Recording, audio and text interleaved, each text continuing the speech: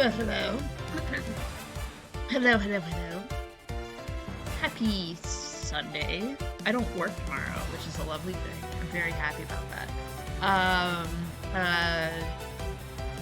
What am I saying? We are currently going to be playing Ace Attorney Investigations 2, Case 4.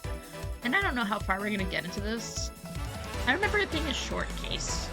So, but I'm also not entirely sure how long it is. I'm just kind of guesstimating, so we'll see. I know when I played this, last time, it took like 2 streams or something to get through it, so I don't know. We didn't really get far last time because I was tired, but we'll see. Anyway, I'm just gonna go game because I just want to get into it because yeah. Also, I plugged in my controller and it seems to be working. So maybe I'm wrong, in which it actually does, you know, it does let me do the things and stuff with the controller. Because if so, that's great. I want it. I want to use a controller, because controllers are better. Ooh, yes. Yeah, okay, we lost our badge. What's new? I'm gonna lower the volume, it's a little too loud. Okay. She's not here either. Where are you? Oh, hey, Ray.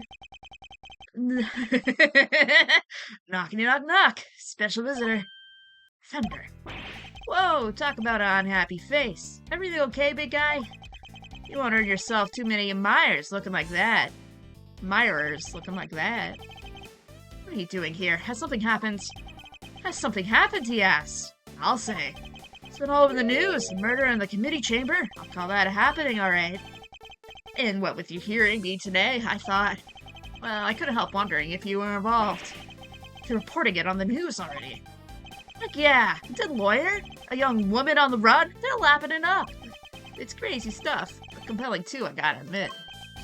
So are you gonna give me the lowdown or what?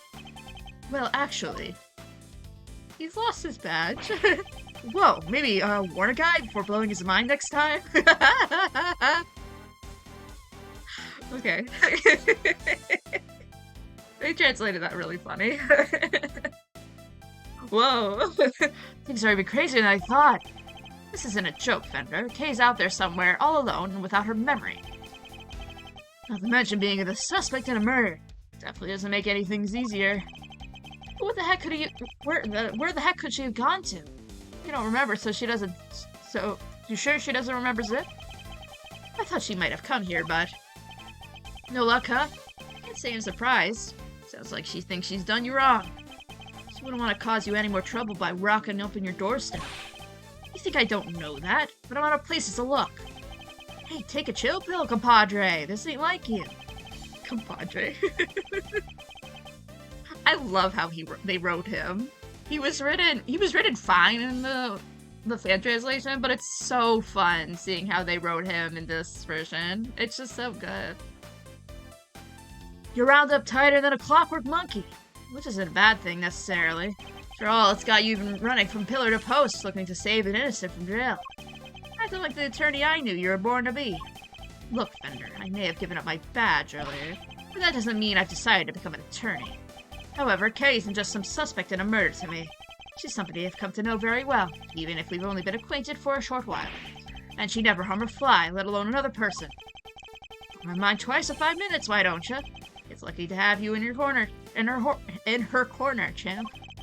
I hope you don't mind me saying this, but that's quite the bond that's sprung up between the two of you. Enough to give me and your old man's run for its money, even. Cute. It's nothing like that, really. She just likes to involve herself in my affairs. Huh. Say that again. From what I've seen, she likes to charge those things, no holds barred. She's done you so good, I can tell. You two make a great team. This is really cute. This is a cute little conversation. Can't say I'm not a little jealous. My partner not around anymore. Anyway, you need to track her down. Connections like that don't grow on trees. You should know. Alright, how about this for a plan? Fresh out ideas about where she could be. Can't just walk to the street shouting her name. Gotta go back to the source. Get to how she lost her memory in the first place.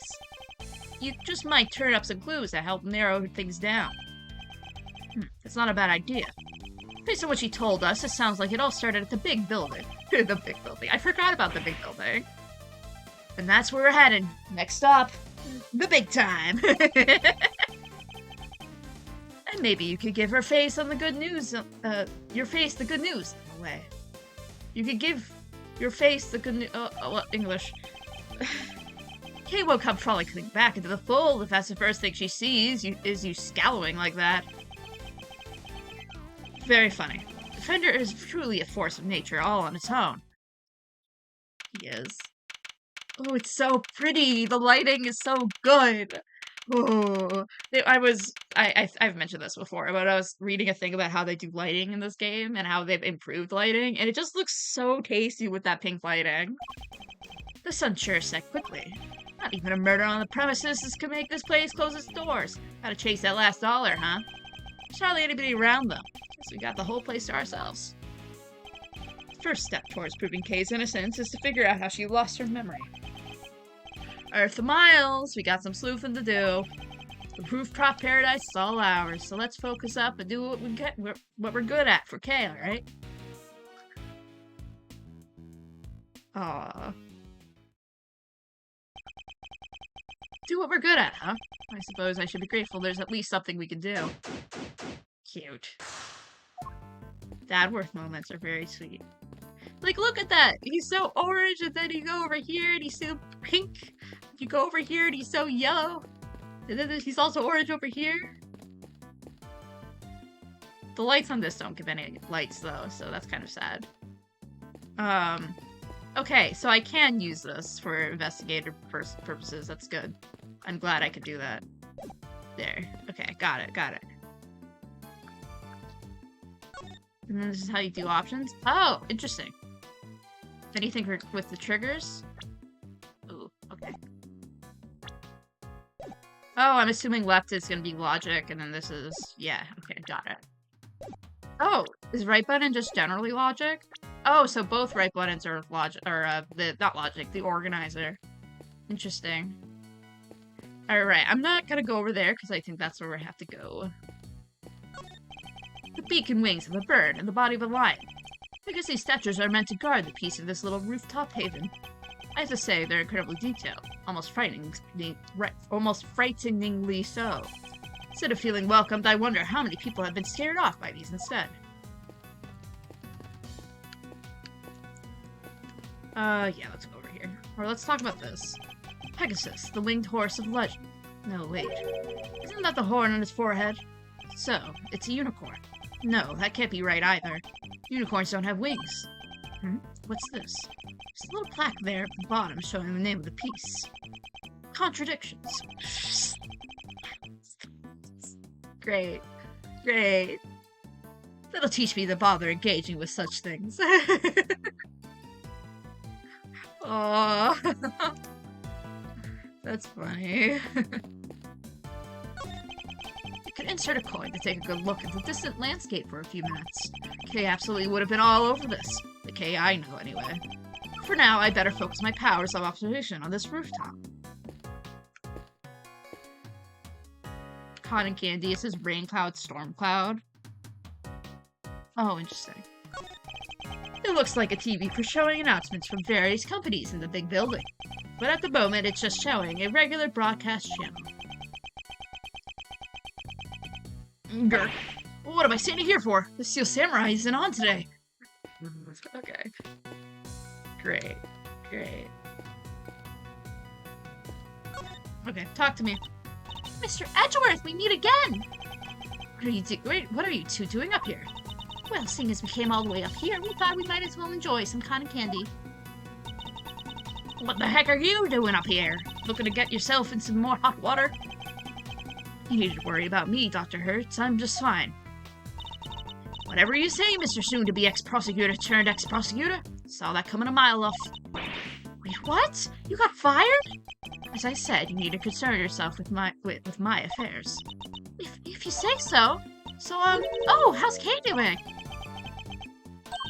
Uh-oh, did something happen? Maybe I can help, how about an injection? No injections, thank you. Unfortunately, a jab a day does not keep the world's troubles at bay.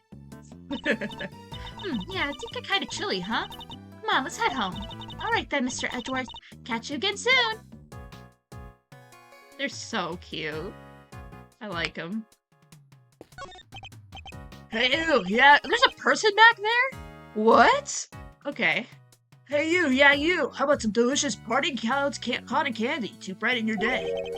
Parting clouds is a name for the fact that we're so close to the clouds up here. Our gimmick is we take a normal serving of cotton candy and we split it in half. Part it, if you will. Half the candy, same price, double the profit. And we're laughing all the way to the bank. I don't think your customers will be laughing if you keep sharing that information quite so freely. Great. Okay, let's look at this the tree. Is it gonna let me look at the tree? No. It's a pretty sizable cherry tree. Its flowers are just in the cusp of full bloom. According to what Kay told us.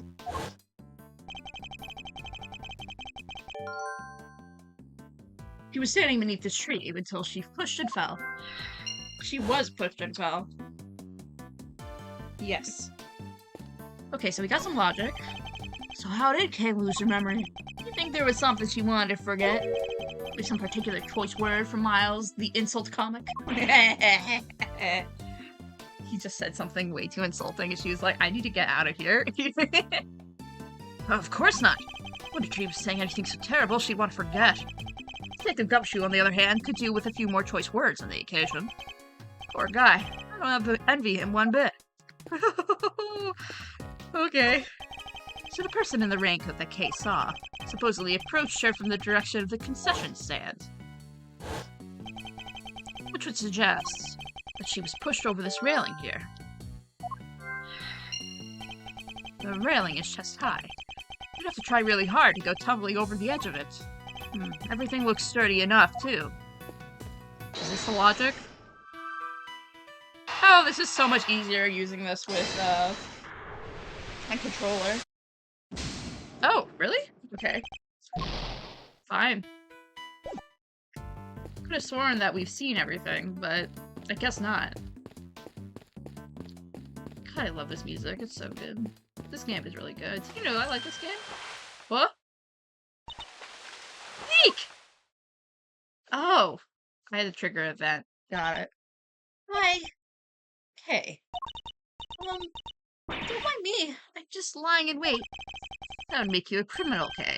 Perhaps you meant to say laying low. Oh, yes, that.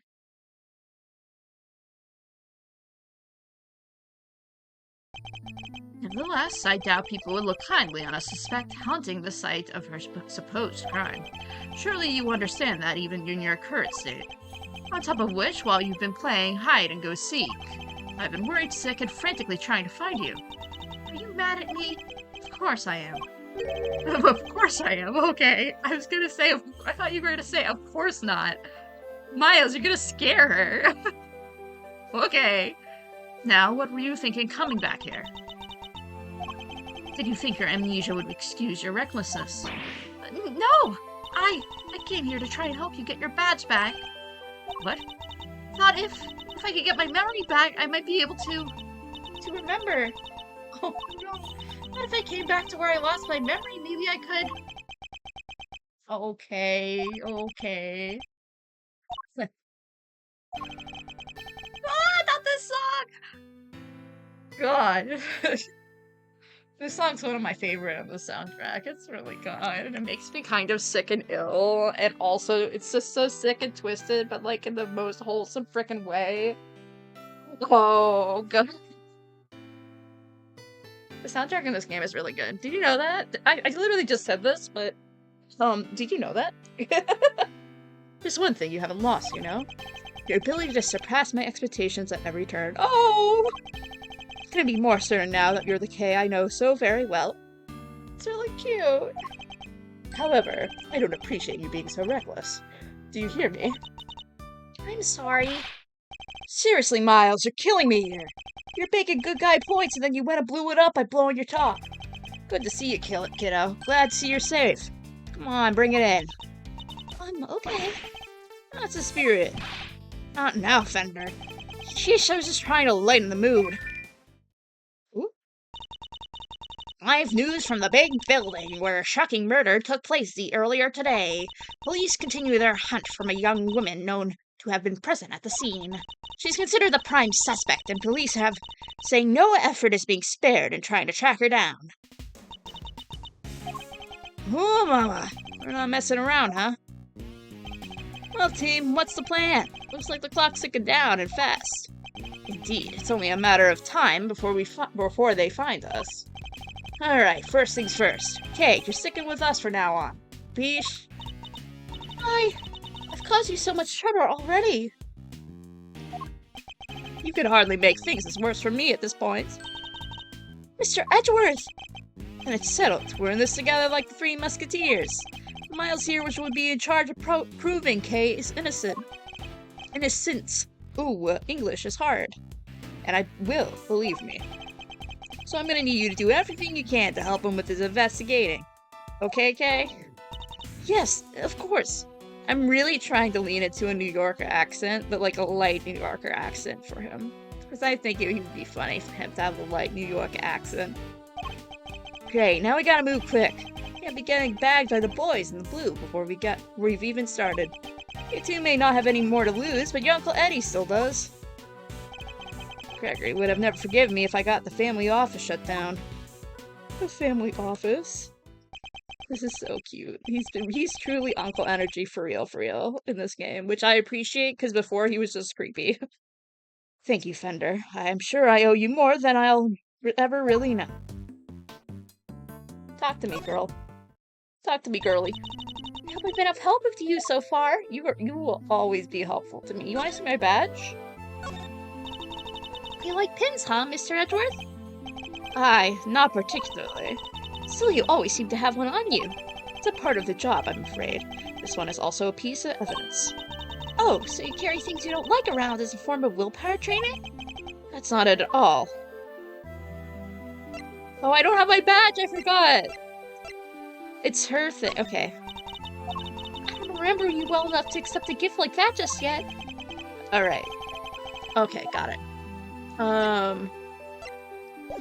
I think we've... What do you remember? I came back here because I thought it might jog my memory. How about we go over what you remember one more time?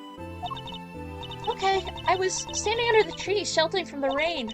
Then I saw a person in a red raincoat. And then they pushed me. Can you remember anything specific about the person in the raincoat? I'm sorry, I just can't recall anything. Oh, but there is one thing. I could see the moon over their shoulder as they came closer and closer. The moon? Yes, it's all very fuzzy, but I was in the exact same place as it is right now, floating up there above the cherry blossoms. So the moon was visible over the mysterious figure's shoulder. That's new information. I should keep it in mind. I keep feeling like there's something just on the edge of my memory. There is, and that could be the clue we need. Alright, just let it float to the top of your mind. Say whatever comes in your thoughts. Alright, I'm seeing... It's very faint, but... I'm seeing a small restaurant. Just a counter and some seats. And there's this incredible smell. Beautiful golden soup. Not too thick. And it tastes just right. It's filled with delicious noodles. They're firm, but not too firm. That's when the thought crossed my mind. I'm gonna order another bowl. Captivating memory, but sadly one that has nothing to do with this case.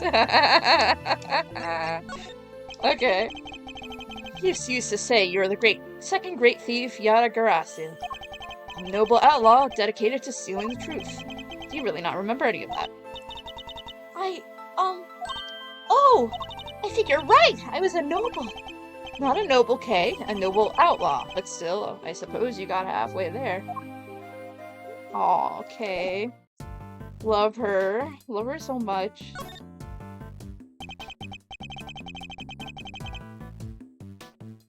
As you can see, they're still hard at work up on the 53rd floor. That's where the Committee for Prosecutorial Excellence holds their disciplinary hearings, correct? That's right. There have been people walking by the windows all evening. This one serious investigation. Well, this doesn't make our chance of getting out of here with Katie rosier. We'll have to find a way to slip past the press. A cool, mysterious customer, Mazzarino, but I am no spy. Maybe we could use him as a decoy if things get desperate.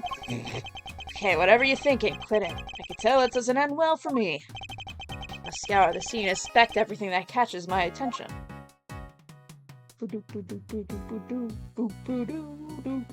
Oh, it's really hard to be very specific there. As you can see, they're still hard at work on the 50th floor. Right. Right.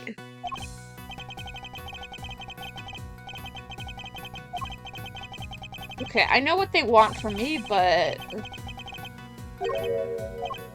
Wait, something's very wrong with this picture. I can use a certain piece of evidence to help me deduce exactly what. Do we have it?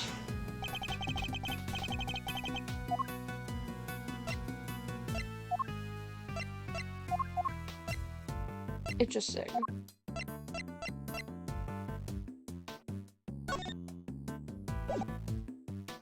Eureka! Question, how many floors does this building have? Easy, 50, right? Kind of ironic that it's a few feet above where the committee works its ugly little schemes. It's a place where starry-eyed young romantics come to wish for everlasting smoochy times. Then what's that dark space above the 50th floor?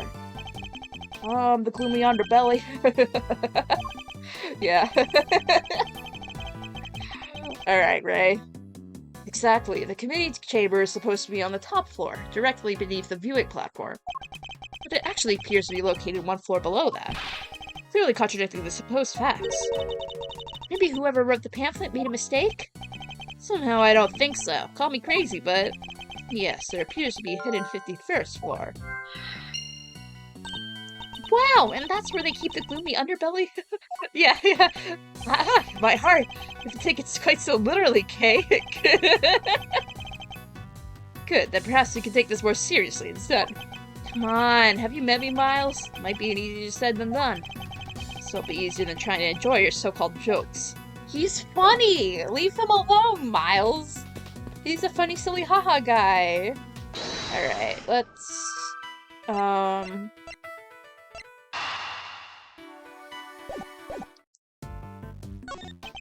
Can't believe this thing's made news already. How they do it, huh? Hey, I think they're filming us from the chopper there right now. Go check the TV for me, Mazzarino. I need to make sure they're catching my good side. Now, and at a time like this.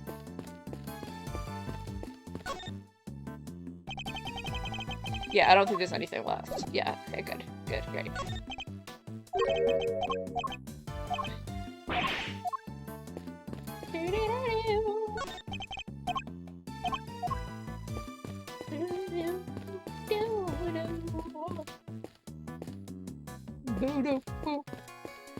Okay, I think it's logic time. This might be wrong though.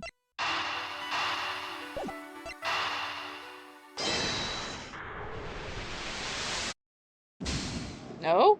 Really? I'm saving, because I'm scared.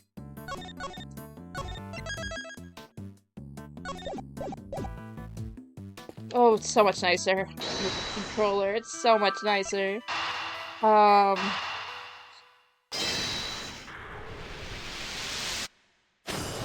Really?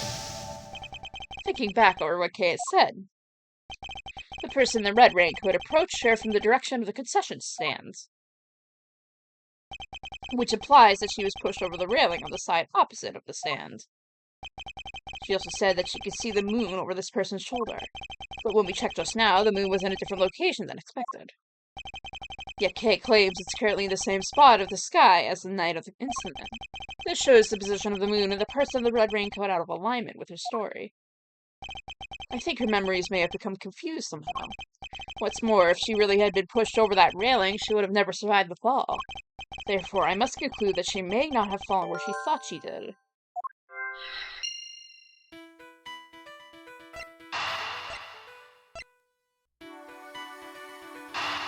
Maybe?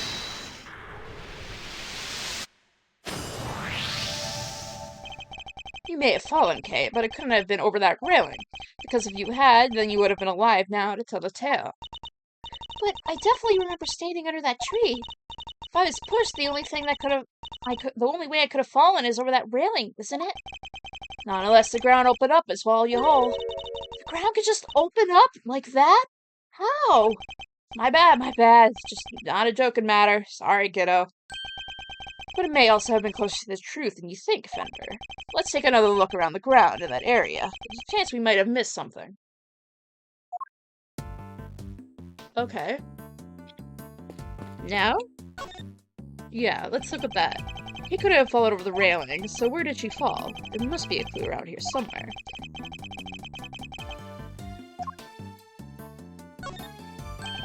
What's this?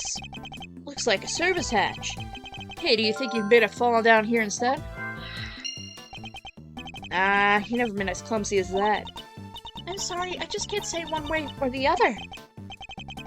My bad, kiddo. Just another one of my silly musings. You don't have to take me so seriously, you know.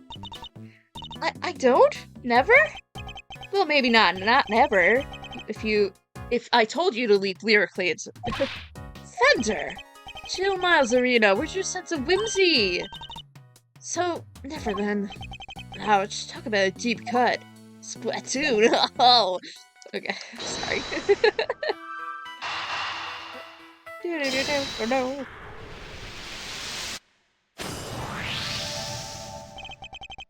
How has nobody known? Oh my god, words. How has no one noticed the floor beneath the 50th floor on the viewing platform until just now? You got me there. Kinda hard to hide a set of stairs going up into it, if you ask me. That's precisely it. Things like stairs are normally out in the open, going unnoticed by people seems a bit implausible, which could only mean 51st floor is no ordinary floor and can be reached by ordinary means. Then we must have to reach it through extraordinary means, right? I don't know about extraordinary means. Let's go for unconventional. Indeed. Consider, if you will, the hatch we found by the cherry tree. What will you expect to find on the other side of such a hatch? A room of some kind, perhaps? Oh, a secret room. Now you're talking my language.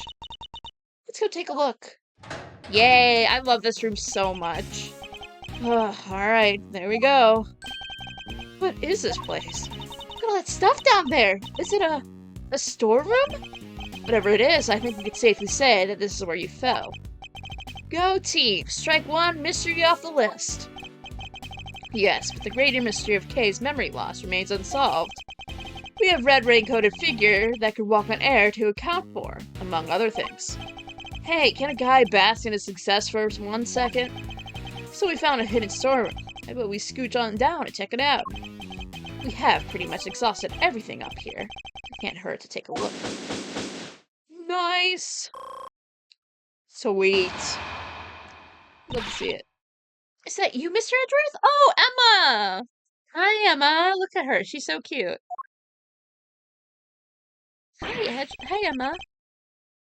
Emma, what are you doing here? I heard about what's happened from Detective Gumshoe. I was in the area, so I thought I'd come by and see what's going on. This is Emma Skye. She's a high school student currently studying in Europe to become a forensic scientist. The younger sister of the former superior of mine. We've also stood in court together. The detective called me up in a panic. He said your badge fell off the big building and that Kay was in a man's suit. And... Hold it right there. Didn't you just leave to go back to Europe a few days ago? You're back again already. Yep, I'm here with one of my professors. But not to do any schoolwork or anything. Just some interpreting. Then shouldn't you be off doing that instead of gallivanting around a crime scene? It's fine. There's this wonderful thing called body language after all. Sorry, give me 1 second. There. Made it a little quieter. It was peaking a little bit. That's an actual language, Emma. Anyway, never mind me. This isn't okay. How is she? Where is she? Ah, shucks. And that sweet Kay Meister. Your little friends are worried about you. Oh, yes. Who's this guy? Don't tell me you went and got a new assistant, Mr. Edgeworth. Very funny, young lady. It's actually the other way around, I'll have you know. Ray Fender, attorney at law, senior partner at Edgeworth & Co. Law Offices. Edgeworth? So you are his assistant. Wait, attorney? Since when were you a defense attorney? Well, let me tell you. I'm not. To say it's complicated is an understatement. Yeah, it is complicated. Let's not sweat the details for now, yeah? First things first. But an attorney, Mr. Edgeworth, really? Oof, it's like I'm not even here. What is this, some kind of weird experiment? Perhaps we should head down below. I'll explain there. I agree, the police could be here any minute. Who's this? I'll explain later, Emma. Come on, well, time to go. Oh, alright, but you better explain yourself, Mr. Hot Top Pro Attorney? Trust me, I'll explain that too. Okery-dokery-doo. Down the hatch we go. To be continued, yay!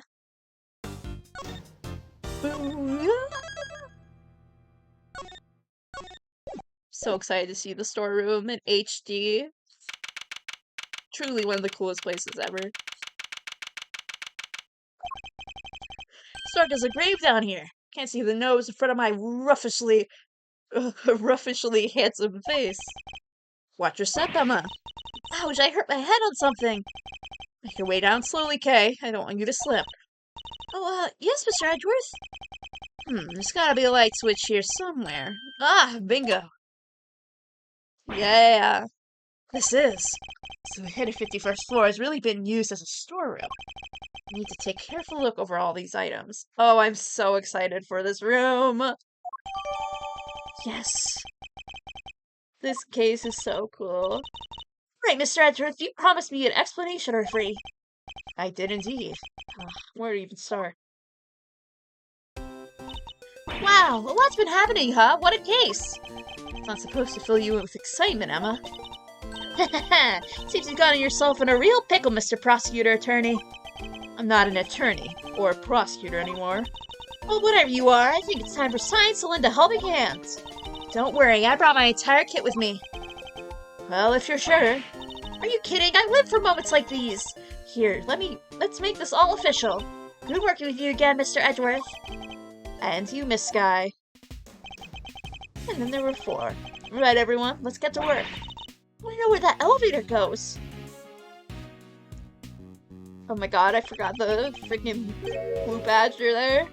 Looks like it goes down. Something we'll certainly want to investigate further. We should look around up here first. Aye, aye, Captain. Let me know if you find anything juicy. I'll keep trying to see what I can remember. I'll let you know if something comes to mind. Thank you, Kay. Emma? Ready, willing, and able to investigate, Mr. Edgeworth. Very well, then let's begin. Yay!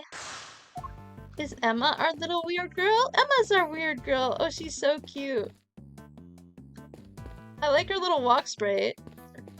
Hi, Emma. Hi, Emma. Someone needs to make a gif of her twirling.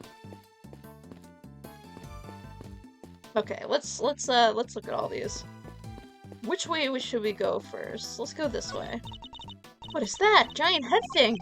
It's the head of the great Mrs. Monkey. I remember the case well. But how did they even get it up here? Huh? Mrs. Monkey? Doesn't sound right. So you didn't get the name wrong, Mr. Edgeworth? Or misremembered it somehow? Ugh, don't be ridiculous! As if I'd ever make such a mistake. Has a banknote just left out for all to see. A little tasteless, wouldn't you say? No way! These are $100 bills! That's a fortune right there! How many years would it take for you to make that much money, Mr. Edgeworth? Please, Emma, I don't even want to think about that. The statue. What is it? Got some new data for me? Not exactly, it's just something from a case I worked on, a piece of evidence. I believe it's called the Alfred statue. And there were 2 of them, a real one and a fake. Whichever one this is, it shouldn't be here of all places. An old case, huh? You see, I've worked on a bunch of different...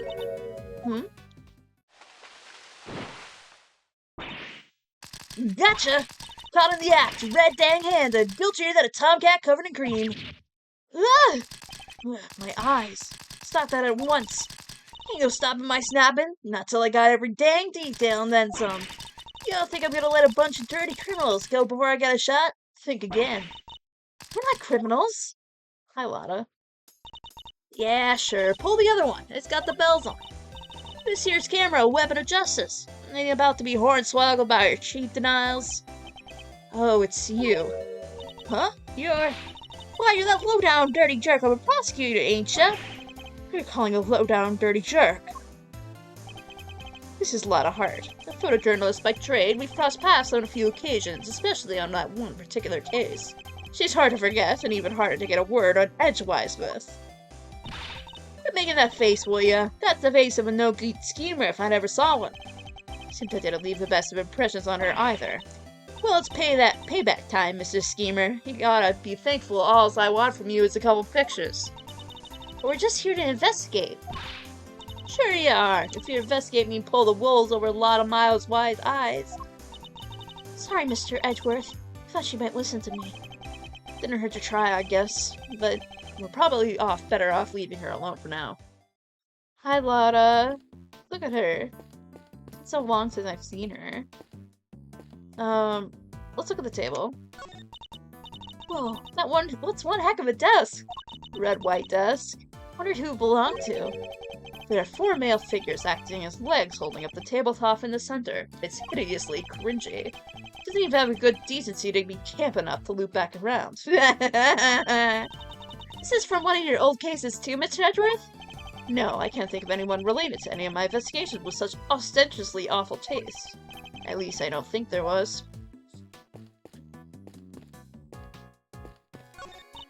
You said the statue was a piece of evidence from an old case of yours, right? It's pretty weird looking, I have to say. It's known as the Alfred statue. The what? The Alfred statue. But it says here that it's called the Alfred statue. Alfred. What are you muttering about? Oh, nothing. Let's carry on looking around, shall we? Okay.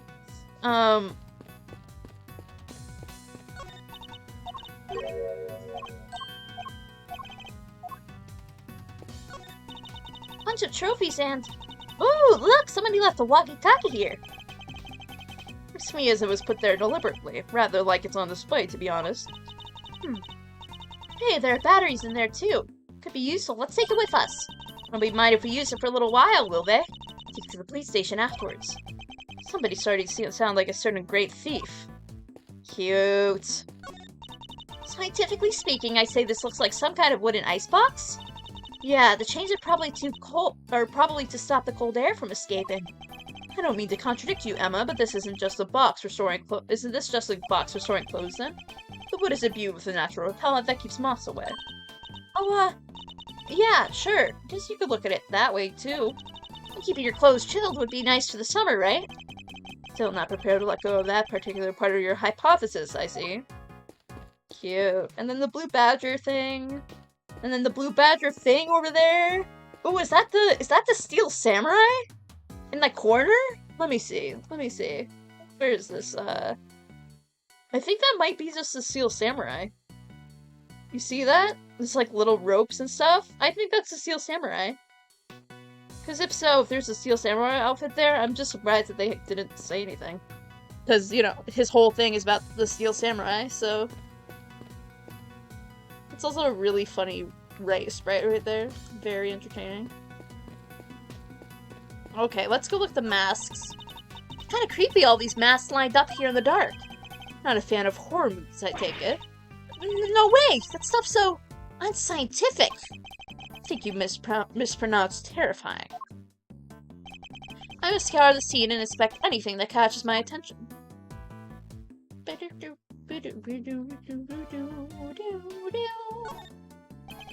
These are all case files from various murders. What? But why would they be in here? They should be safely under lock and key in the courthouse or the prosecutor's office, which would suggest that somebody removed them without permission.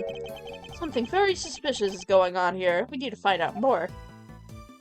Okay, let's look at all of them. That mask! The global hero Anya Kwan! And why is that so shocking? You really don't know? Everything about the show is secret. When it's on TV, who makes it? So the merchandise is super, super rare.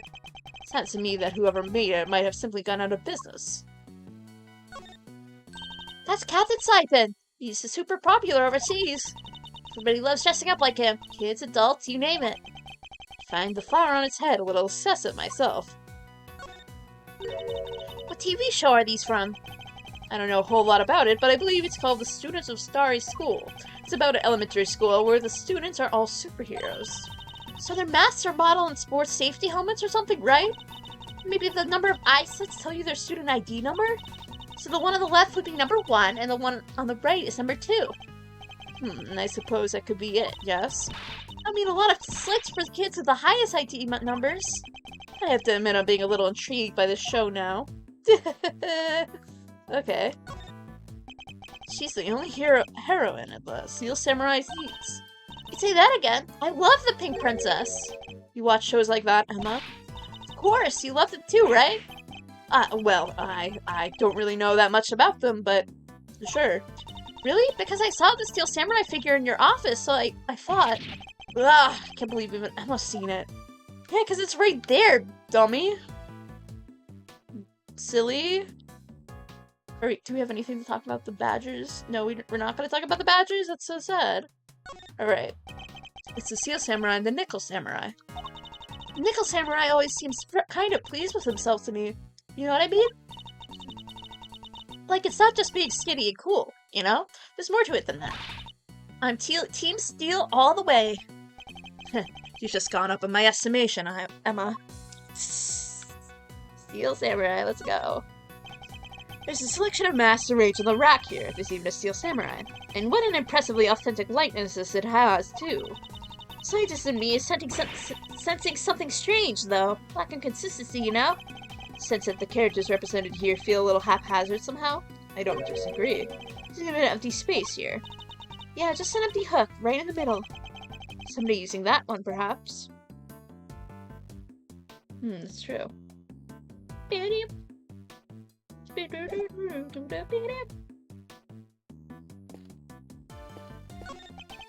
These are. What's the matter, Mr. Edgeworth? If I'm not mistaken, several of these items on display here are pieces of evidence from old cases of mine. But what are they doing here? Maybe this is where the committee stores stuff it's looking into? It can't be. Evidence like this is stored at the police department. You don't keep stuff at the prosecutor's office, too? When a case is ongoing, yes, but once the last trial has finished up, it's supposed to go right back in the precinct, unless there's a very good reason for it to go elsewhere. And yet, here it all is. There's no point in trying to figure out the whys right now. I should take a closer look at it all. They all have labels. Labels with numbers printed on them. Exhibit numbers, maybe? You said they were all pieces of evidence, right? Yes, but judging by how the numbers are written, and by the items themselves, I would guess these are prices. Prices? I would have never guessed that. Wait, but none of these stuff could be worth that much money, could it? Prices are very high indeed. It's no wonder she's surprised. I must examine these all in detail. Look at the blue badger! He's so silly. Really? Okay. Bottle of ink and a lantern. Both pieces of evidence from a previous case of mine. Why? Why is this all stuff that's related to you doing here? It's true. It's not as if any of it was in my possession for any length of time. Duration of the case, and no longer. Perhaps this is all nothing but coincidence. Seriously? A coincidence? I never heard those words coming out of your mouth. I must keep a face up on the facts of this, to the facts of the situation, however strange they may be. Isn't that what scientists believe, too? Oh, you want to talk about what scientists believe? Settle in. This may take a while. She's so silly. It's been so long since I've seen Emma in, like, anything. Oh, God, she's so funny. It's a small bottle, one I've seen before. Oh, that's all? Nothing else to add? Well, no. What else do you want me to say? Hold up, I've got to write this down. Mr. Edgeworth can turn even the most boring topics into something picturesque with his explanations. Next time, try taking those kind of notes as silence. She's so silly. She's so, so funny. She's so, so funny. That's a cute little doll. It's kind of like the Steel Samurai. It's actually the Iron Infant, son of the Steel Samurai and the Pink Princess, who's born burdened with the knowledge that he too would be one day called upon to fight for justice. I can imagine the pressure that might have been that must have put him under, more than most people could bear. Yes, he's young, but you could sense nonetheless a certain tragic refinement. Edgeworth, Mr. Edgeworth, are you even listening to me? Oh, of course. Great. Aw, isn't he a cutie? Look at the fluffy little guy. He is a cutie. That's a stuffed animal we found at Gourd Lake. Right. It should be in the possession of the prosecutor in charge of that case. So how did he wind up here? Aw, but look, he's missing his left horn. He is, but he never had it in the first place. At least not as far as we've ever seen. Defective merchandise, huh? We need to contact the manufacturer. I demand a recall. Now that I come to think of it, why would anyone give a president a broken toy to begin with? This is true. So the storeroom is actually more of a stock room? It seems so, much as it pains me to consider such a thing. What kind of person sells off evidence from serious criminal cases? And who too? And who would want to pay for all this stuff? Somebody, clearly, and the price tags are proof of that. Ooh, I like this sprite. I do not remember this sprite at all. It's like she's typing on a DS. That's really cute. She would type on a DS. That's where she puts her notes, clearly. Wow, people really would collect anything, huh? Fascinating.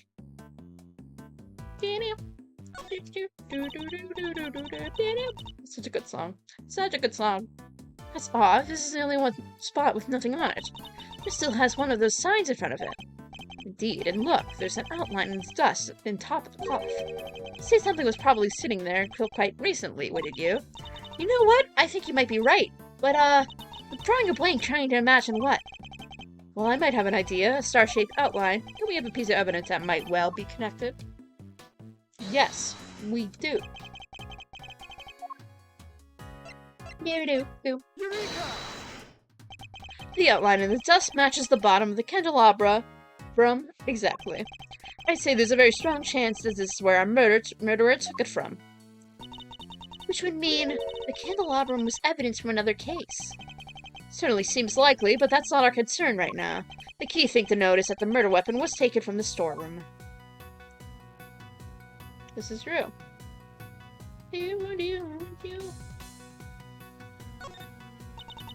Mannequin, huh? Wait, I know. All thanks to my powers of scientific deduction, of course. It's evidence from an old case of yours, right? Not this time. I've never seen it before in my life. It doesn't seem to fit with the other items in the room either. For one thing, it doesn't have a price tag. So why is it here? It's gonna hold clothes of some sort. Miles, that's what mannequins do. You know? Catch my drift? Let's talk, Lotta. So, what are y'all doing snooping around fishy old place like this, anyhow? I think it's us who should be asking you that. Me? I'm in it for the truth, for the good of society. For little old me, of course. I'm what you might call a photographer for the people. Snapping here, snapping there, snapping every dang where. Just leave you to it, then. You talk once you've gotten it out of your system later.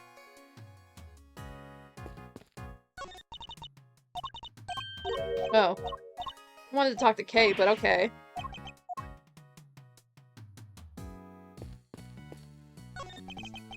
Oh boy, this whole experience is enough to boggle a guy's mind. Mysterious storerooms, damsels in distress, it's got a lot. Could you at least try to take things a little more seriously, Fender? Hey, I could try. No, but seriously, I'm as keen to help Kay out as you are. She's safe with me. You go do your thing. It's not Kay I'm worried about, it's you. Wow, this is some sturdy construction. Fake floor plates, sturdy supports. It's a rough estimate. I say it will hold 50 of you easily, Mr. Edgeworth. Except for the fact that it's nowhere near big enough. Say that, but pack yourself in tight enough. I think you might be able to just do it. I really don't think so. Anyway, we have more important things to be investigating. Good theories about the elevator once we're done. Maybe you're right. Slide. 45, Mr. Edgeworth. 48 tops. Okay.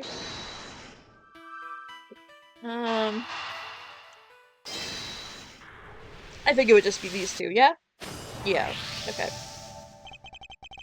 These 10 items of old evidence marked with price tags, along with a huge pile of cash. I think it's pretty clear that somebody has been running illicit trade in judicial goods.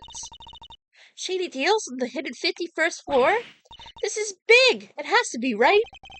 I think it might be, but we'll have to do some more investigating. That was totally not what that said, but it was the gist. We need to find more about what's going on here. If only there was an eyewitness we could interview. An eyewitness, huh? An eyewitness, huh? Why exactly are you here, Miss Hart? Me? I told you, I'm in it for the truth, for the good of the society, and for little old me, of course. A photographer for the people. For the people? If you won't tell me the real reason you're here, perhaps I can hazard a guess. Somebody was carrying out an illicit police evidence trafficking scheme here in the storeroom. Oh, so she's after your juicy story.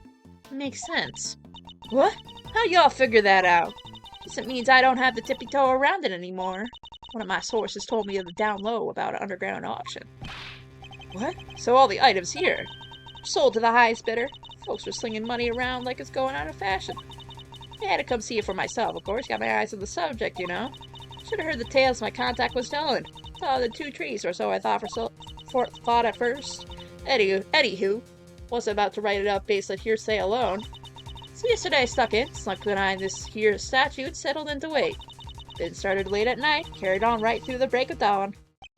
So the auction and the murder happened on the same night. Coincidence? Dirty secrets in a secret storeroom. Talk about a story. Was there anything else on sale apart from the items and the evidence in this room? Sure, there were regular old stuff too. Shady artworks from who knows where, that kind of thing. What way are shady artworks regular, exactly? Give me 1 second. Oh. There we go. The evidence was a big draw for sure. I reckon they were selling them faster than crooks could smuggle them out of the cop and prosecutor shops. I bet you got pictures of the whole thing, right, Miss Hart? Well, you see, the main event was down below. I had to try to see what I could get from up here. I haven't been up here since yesterday. I assume you witnessed the entire auction from start to finish, then. I was underground fair, like I said, so folks weren't giving much away. All the customers came down from up on the roof there. Threw on masks just as soon as they got down the ladder, and that ain't all. They had voice changer doodads on them, see? Teeny tiny ones, dinkier than a bug's behind. So you couldn't see their real faces, and you couldn't hear their real voices. Surreptitious and all that heck. You mean surreptitious, right? I surely do. Sweet sweep, surreptitude. Also not a word. Anywho, once they had their gear on, they went right on downstairs.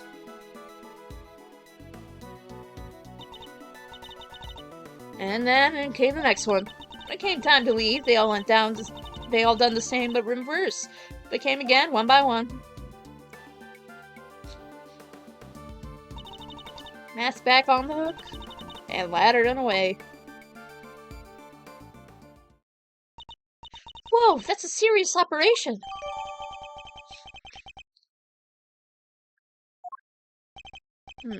How many participants were there? 11 altogether. I counted them when they came down the ladder. I didn't just hide behind a stupid statue the whole time, you know. If you didn't, then where were you? Well, when I first got here, you know what? That ain't important right now. So you were hiding behind the statue from the very beginning. Anywho, I watched all those folks come in the spot there in the shadows. I see, so you were watching from behind the statue. They used that here elevator to get down below. And once they once they was all down there, I stuck up and took me a peek at what's going on. Maybe the elevator remains in the room beneath. Nah, they set it back up, but there's a little peeky hole if you know where to look. Elevator don't quite sit flush with the floor, see? And if you bend down, it's just right. You can see the whole shebang. Did you catch sight on who was in charge? Alright, sir, I sure did. Ain't half as good of a story if you don't get a glimpse of the evil ringleader, after all. I wonder who this ringleader is. Let's ask her some more. You mentioned a ringleader. Can you tell me any more about them? should know I came here to get me an exclusive. Exclusive ain't dang good if you done spilled the beans already. I see, so you don't actually know anything about them. Think that's why she won't give us an answer? Makes sense, I guess. You got me. Couldn't see if I was a man or a woman or a kid or an old-timer. Nothing. What were they wearing? Could you see that at least?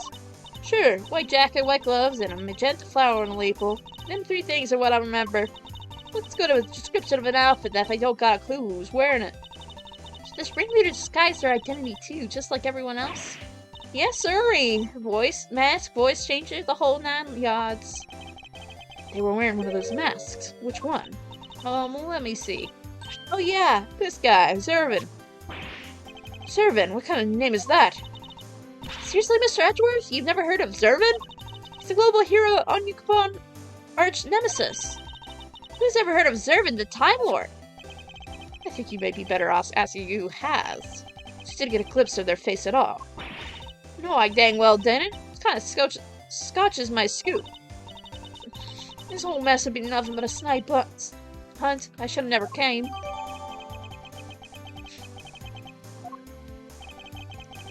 We know of somebody who was dressed like that. Maybe I should try showing that evidence to Miss Hard. That's a good idea.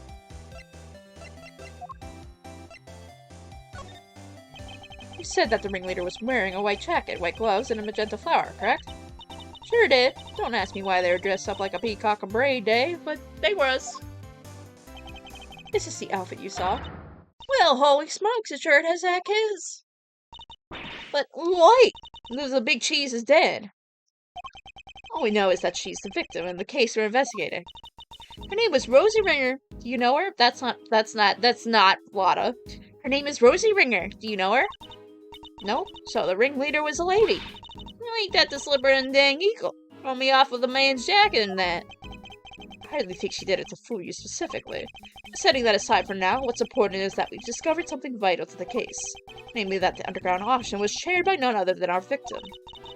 Somebody done bumped up the boss, huh? Then that's what was happening. But what was happening? Oh, nothing at all. You let's go back to your business now. No offense, Miss Hart, but that made you sound about 5 times more suspicious. Suspicious my foot. I told y'all it's nothing. You won't get nothing more out of me than that. Wait, until there is more. How many dang times I gotta tell ya? It ain't nothing, okay? It ain't nothing either way. Aw, you can tell us just a little more. Pretty please. I'll tell you this, okay? I'm a journalist, a news hound, a scoop hunter you hear. Exclusive articles go out, money comes in. That's how the game is played. Tell you more? Heck, I done told you all too much already. Wait, what if I examined some fingerprints for you? Pro bono. Give me 1 second, sorry.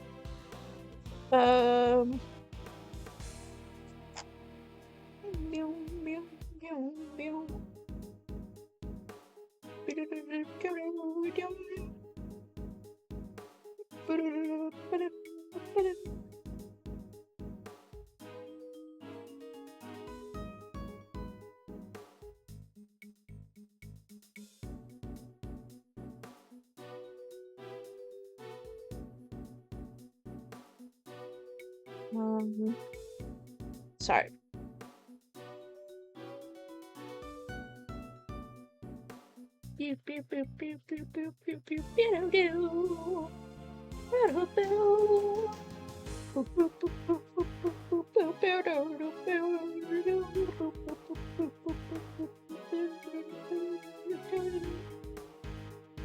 Okay.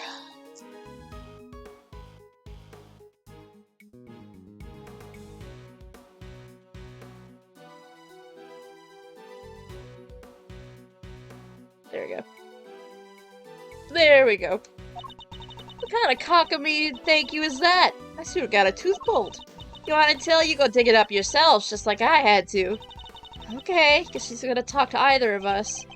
Oh, she will. I'll handle things from here, Emma. There's a certain technique I find useful when dealing with difficult customers such as her. She may not give up the information voluntarily, but that doesn't mean she can't be persuaded to.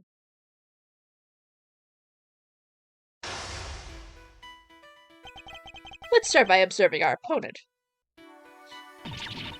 I ain't telling y'all nothing you hear. Now quit wasting my time before I really blow a fuse. As we've seen, she's very quick-tempered. That's not Edra's voice. As we've seen, she's very quick-tempered. She'll try and cut the conversation dead whenever possible. I don't have much time to think, so I have to be swift and decisive. Miss Hart is definitely hiding something from me. So my first move is to discover what that something is. Mind chest commence! You need to tell me everything you know, and don't you dare leave anything out. Go jump a creek, you big bully. Why should I tell you anything? You don't got nothing to do with me, nor me with you. Neither. I don't have a clue. Okay, got it. Okay. So you're a little agitated, Miss Hart. Just calm down and try to think reasonably. I am calm, dang you. Leastwise, I will be, just as soon as y'all yank my dang chain. That's better. Being a news hound's all about keeping a cool head no matter what the world throws at you, see? Speaking of news hounds, this might interest you. I met one a few days ago. Said she was a very hungry young reporter indeed. Reporter with a very particular turn of phrase, similar to yours, in fact. Oh yeah? She spoke like me, huh? Guess that could be someone I know. Her name is Tabby Lloyd. And if I had closed my eyes, I could have believed I was listening to you. She told me about something she called the chief. Talking about you, wasn't she? Oh, yo, so y'all met Tabby, huh? Well, ain't that something? Where do y'all bump into her? She's a great kid, reckon. Wait, oh no, you don't. You get on my good side, bring her into this, you sneaky snake. Oh, you nearly had me too. Interesting. Talking about Miss Lloyd seems to make her lower guard a little. I think we could use that to our advantage. I need you to tell me everything you know, and don't you dare leave anything out. Time to deploy my clue. I know your apprentice pretty well. I don't have anything to do with you. That's a little unkind, don't you think? After all, I know your apprentice. I know her pretty well, in fact. Yeah? Well, I guess it does seem kind of cold to me to say that if you know her pretty good. I don't want the poor kid thinking you don't give a rat's behind. Good that you tell me what you know. Fine. See, it's like this. Wait, what am I saying? Dang it, Lana, you can't let her bamboozle you just that easily. What was that about a school? Oh, forget it. It was nothing. How embarrassing. A professional journalist making a careless slip of the tongue. You have a scoop, don't you? Now tell me what it is. Ah! Alright, I got me a scoop. A big one. I can't just go blabbing about it to y'all. I got bills to pay. She may be hiding something very important. I have to get it out of her somehow. I need to know the details of the scoop. She's quick to anger, but she's also quick to let key information slip. Now that we know that, the rest shouldn't be too hard. Now let's see what else we can get out of her. Your big scoop involves something criminal in nature, doesn't it? Meh. Might be it did, might be it didn't. Which is it? This is important. Alright. You don't gotta holler at me like that. I ain't done nothing shameful or nothing. Just not gonna do some undercover boarding. I'll be the judge of whether your actions were shameful or not. An unlawful entry into private property is very shameful indeed. In fact, it's a crime. Hey, you did the exact same thing, genius. Oh, but I guess you're a prosecutor, huh? You're allowed to do stuff like that. Let's not mention the fact that I handed in my badge, shall we? Still, it don't amount to a whole lot of beans. Whole hill of beans, right? There's folks out there who've done way worse. Murder, for one. Next to murder, trespass ain't hardly nothing. From your mutterings about murder just now, I gather that your scoop has something to do with a homicide. No, I just talk it all hypothetical like. Who's sending me a message? There we go. You know about murder being the big one and all. Nothing worse. Ain't nothing worse than murder. That's the most skillful evasion I've heard in my career. Look, I done told you alright. I suck at the action. I'll cop to that. But murder, I don't know nothing about no murder. Ain't seen nothing, ain't heard nothing. Scout's honor. Ooh, really? Okay.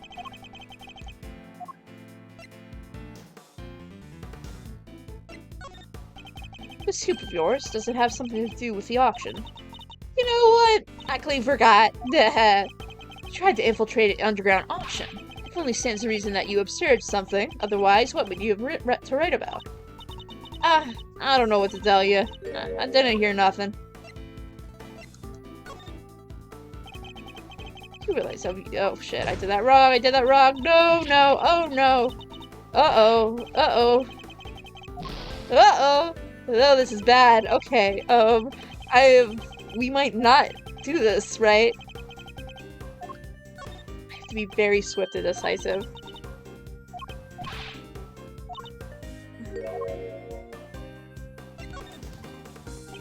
If you didn't hear that sound of nothing, does that mean you did hear the sound of something? Something during your time in this room? Well, see. It wasn't nothing, really. Just little noises all. It wouldn't even make page 16. Forget I mentioned it. Something happened during the auction. Something that made a noise of some kind. This could be a valuable clue. PIC could involve something criminal in nature, yeah.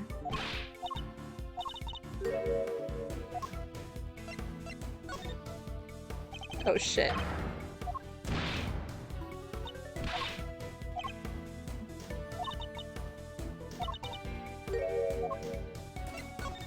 Oh my god.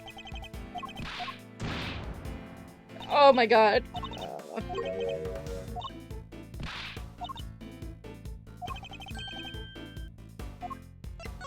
Oh my god. Okay. Okay. Oh my god. That was the closest I've ever gotten in a logic chess, or mind chess, whatever they call it. You told me you heard something during the auction. You claimed it wasn't important, but it must have been. Otherwise, why remember it?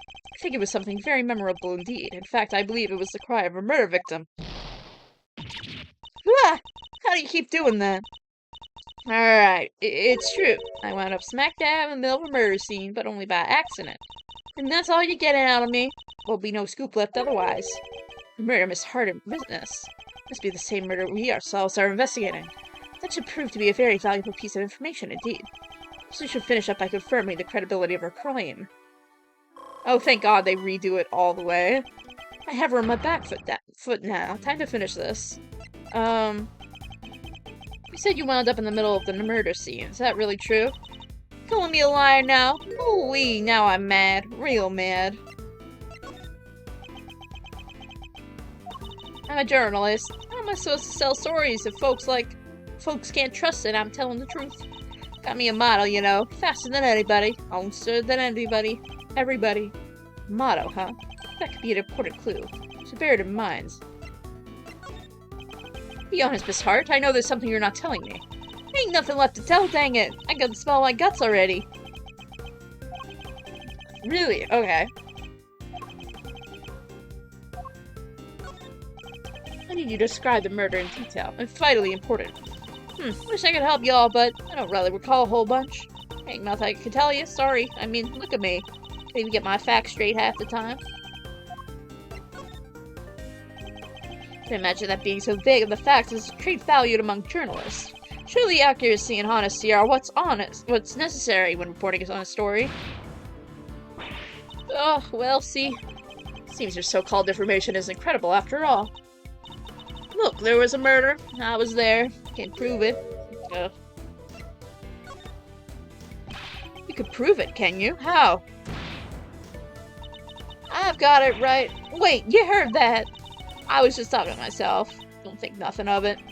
Still hiding something. This is a very vital clue. You need to use it for maximum effects. Be honest, Miss Hart. I know you're something you're just not telling me. Ain't nothing left to tell. Right, okay.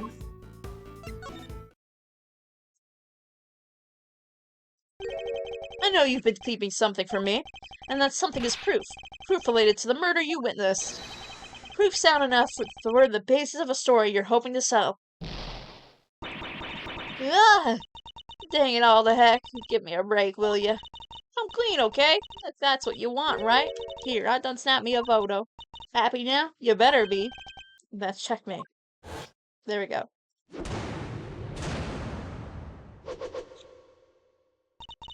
Can't believe I let that happen. Betrayed by my own big mouth. Well, it happened, so it's time to tell us everything. I saw the whole thing. Watched the auction from start to finish. You didn't just watch it, right? You took pictures, too. Oh, yeah, about that. So, like I said, I was spying on the whole thing right from the get-go. You're all shot out big since somebody wins something, and then bam, come down the hammer. Head on upstairs and pay, shouts the old ringleader, and then the whole thing starts over again. Anyhow, as soon as that happened, I had to think quick.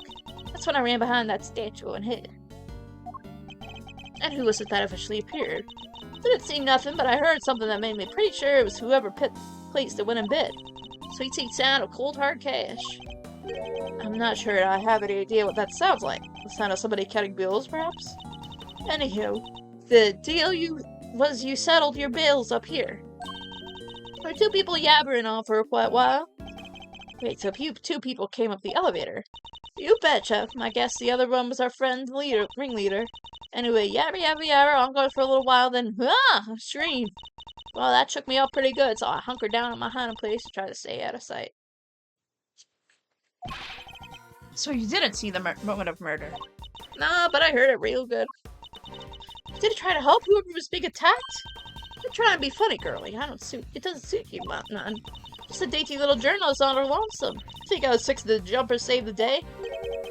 Dainty? Anywho, there was a whole bunch of rustling sounds. But then was what happening, I got feeling pretty bad what I'd done. Makes sense, I guess. For all you didn't remember to get my dang camera and snap it even in a single picture. Skip like that drops right on my lap and I'll miss it. Somebody ought to tame my hide. Anywho, then a little more time goes by. Just all this whole clattering noise. I'm there thinking, God got a shot this time, so I grabbed one real quick in the shadows there. Can we see this photograph? Oh, do I have to? So here. Text. Person in the red raincoat! The person who attacked Kay! So Kay's raincoated assailant also attacked the victim here in the storeroom. Proceeded up the roof where they assaulted Kay. There's only one person in this picture. Where is the victim? Weird, huh? I thought the same thing. Heard two people, but there was only one in the shot I got. Didn't see nobody else in the room, neither. That's the killer, alright. Leastways, I'm pretty sure it is. So are we saying the victim disappeared? How do you know it was the killer just by looking? Because they're literally red-handed with blood. How else would it get there, huh? The auction just carried on after that. Sure did. We just went along like nothing had happened. Rich folks is crazy like a box of frogs. I've heard her say it how they think. Funny, I find journalists struggle to understand as well. Interesting. Alright, cool. Alright, so then what else do we gotta do with this? I know we have to go down the elevator.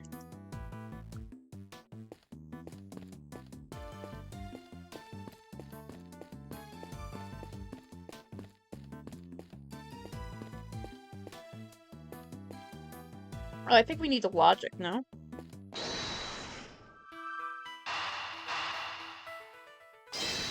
I don't think this is it, but maybe it is. Oh, it is. Never mind. The storeroom was the actual scene of the crime. Then you'd expect the body to have been up here at some point as well. Huh? Well, yeah. Think back to what Miss Hart told us about how the customers left the auction. Do you remember? Of course, they came up from downstairs back to the storeroom hands. Whoa! Exactly, the killer would have to hide the body in order to avoid its discovery. The question is, where did they hide it? Emma, do your thing.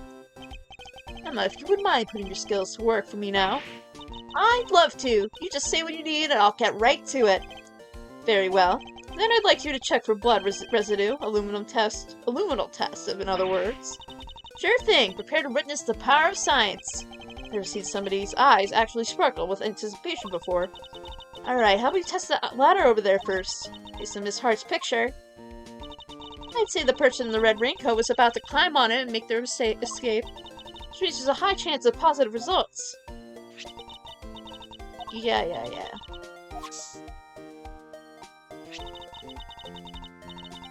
Right.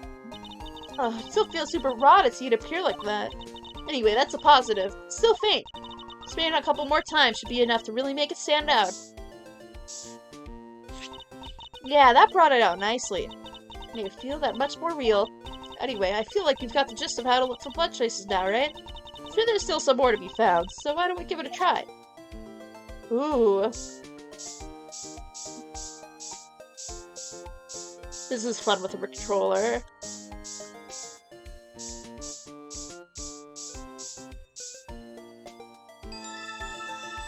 Not that much blood.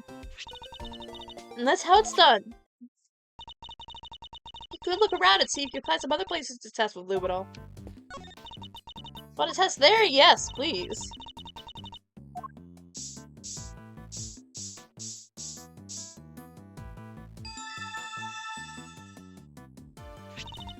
Mr. Edgeworth, blood! But how could it have gotten there? Maybe somebody put something with blood on it there? Right. There's still places we haven't tested yet. See what else we can find.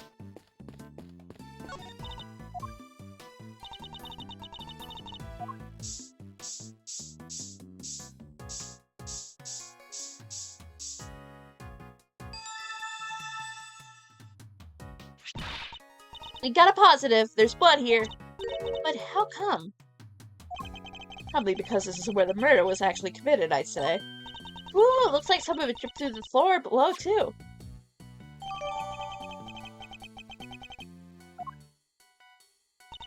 I think that's all the blood that there is to be found. Alright, that concludes this phase of our investigation. Sorry, I'm scratching my hands.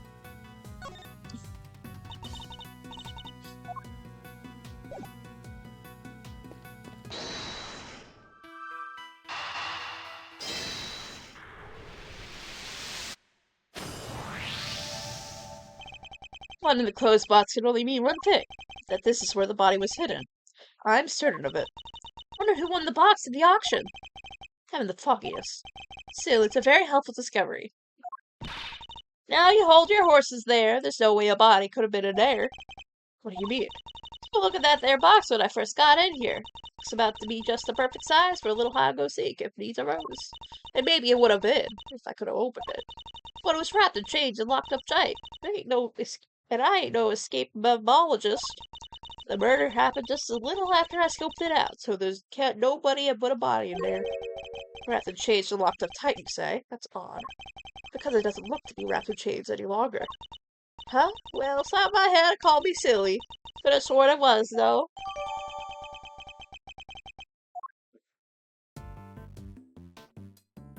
Okay.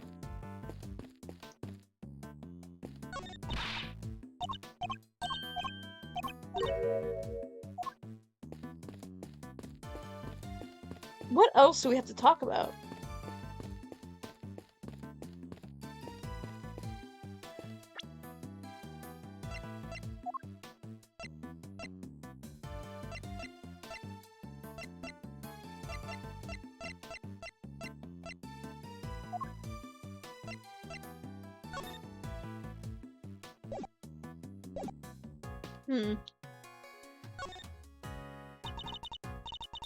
Ask me anything, I'm all ears.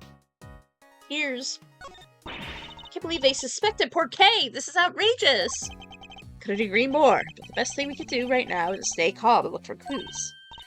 Except, I've been excitedly processing the situation. I think I found up with a better idea.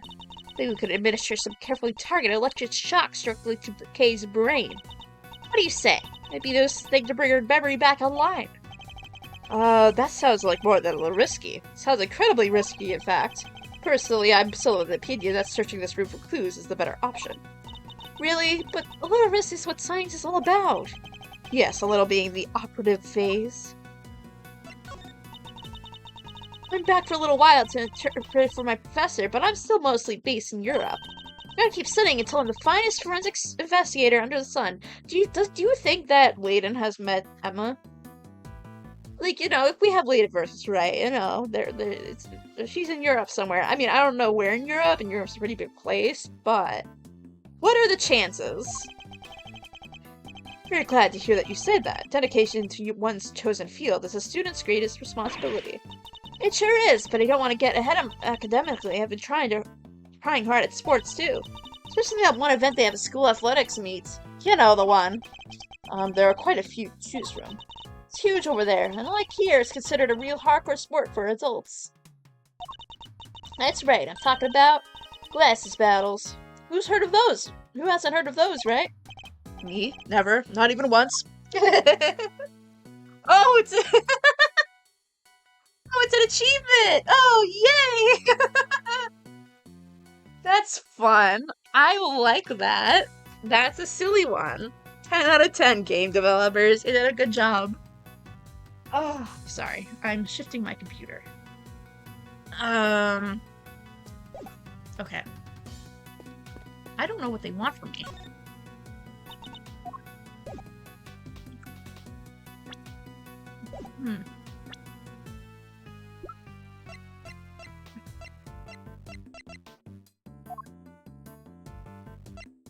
She's 25. Interesting. Like, ages in Face Attorney are just so weird. Oh, Excelsius, you look so gross. Hate you so much. Florence is 22. The Fairy is 26. Dear Lord.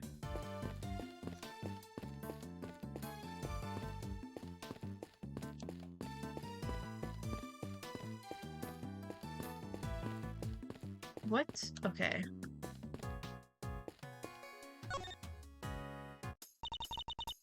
Y'all need something? Yes, I need help. No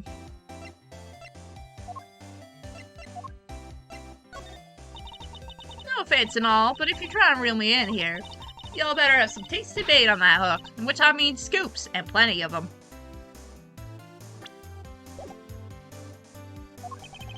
Didn't seem interested in that at all. Oh, okay. So that's the same thing.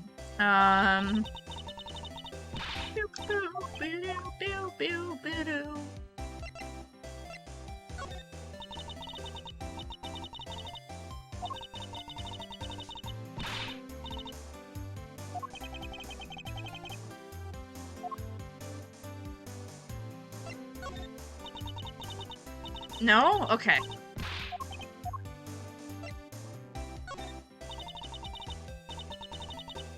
They hate me. Clearly. This game hates me. That's in my head.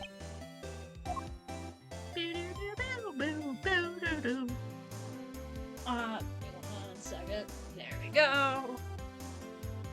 I have to plug in my computer, and I did not set it up correctly. There we go. It's okay. It's all good. Everything's all fine. Pretty good shot, right? Real humdinger, if I do say so myself. You didn't see anybody else after you overheard the two people talking. If I had a Donna, I would have snapped their picture too, dummy. Or nobody else around, for sure. That for sure at the end is nothing but sure. A murder victim that goes poof. Well, that's a story that'll get some serious eyeball time. That'll be the identity of the ringleaders, a real scoop here? You were wearing a mask with a voice changer attached, correct? Yup, and a little white coat with a pretty magenta flower. Man, gotta find out more. This story's dead. I've always managed to get a story one way or another, it seems. And what's so wrong with that? Chasing leads all the time and taking pictures takes money. And a day without pay is a day without dinner. Oh, I can feel my belly grumbling now. If you're so sure about scooping this, I'm sure you could hold on a little longer. Could be the identity of the ringleader. Oh. We've seen this one.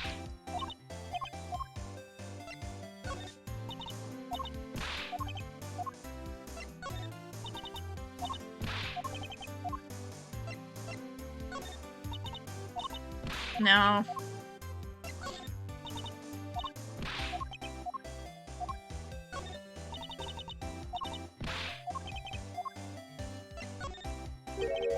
Didn't notice his blood before we found it.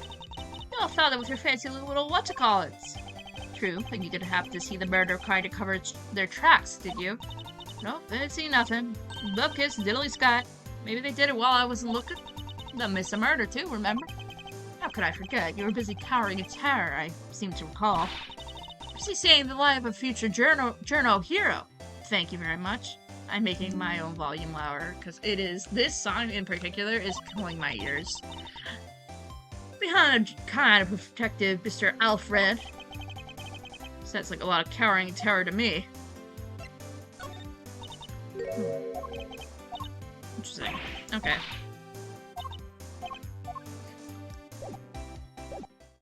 Really? We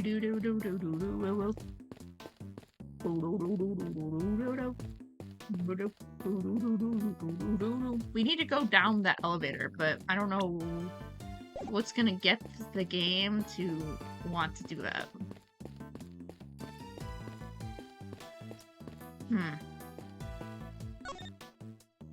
Oh, you want to look at a million things?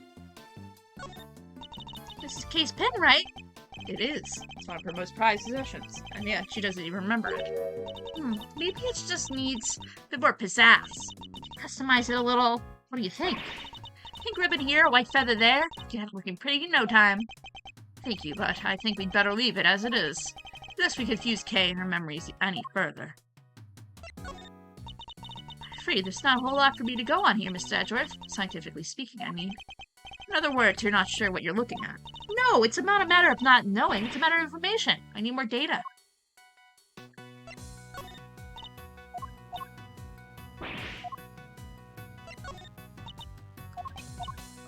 Okay, well.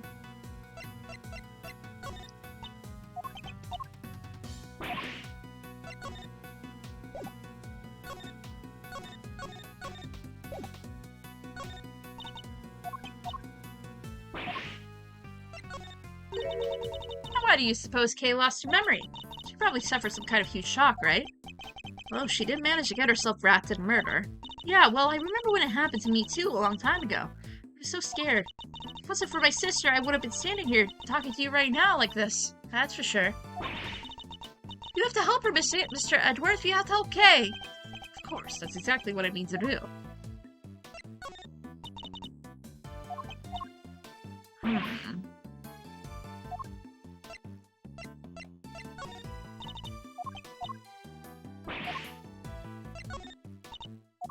Yeah, I don't think we're gonna get much, but I'm kind of at a loss about what to do right now.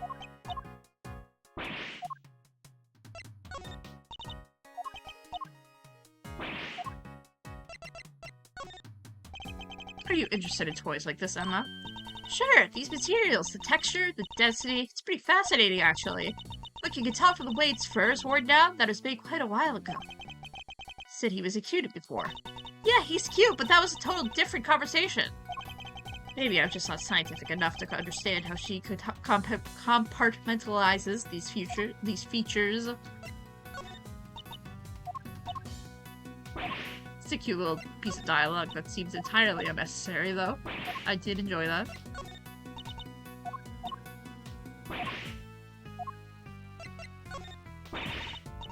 Auctioning off evidence? That's just wrong! Indeed, and inside the Committee for Prosecutorial Excellence own house, no less. It's not like we don't all want to look at this stuff and play with it. It's sprayed with various regions. But selling it to the highest bidder? It's going too far. I more or less agree with a portion of your statements. When we finally catch who's doing this, I'm going to punish them scientifically. As long as you don't break the law while doing so.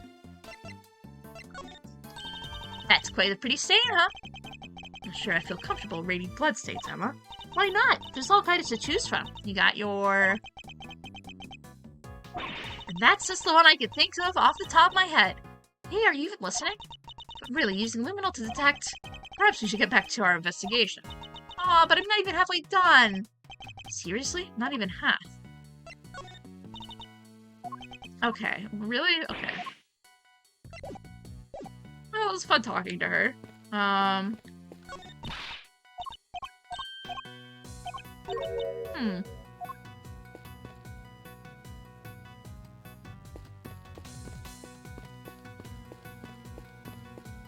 I'm not sure what to do.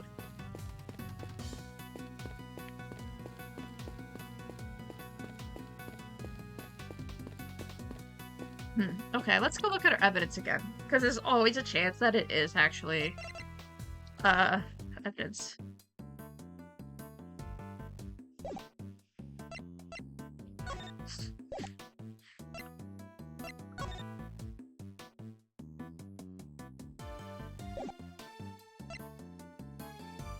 Sorry, give me 1 second.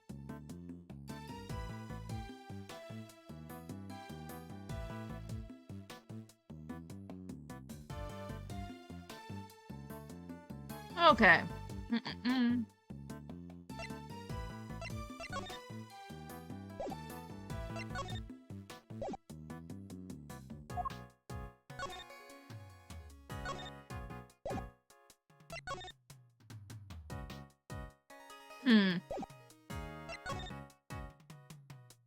Really founding some death. Prominent burn on the vans.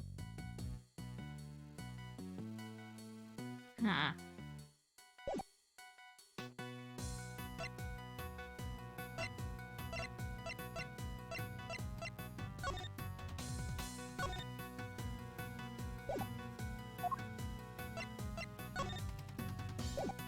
Weird, okay.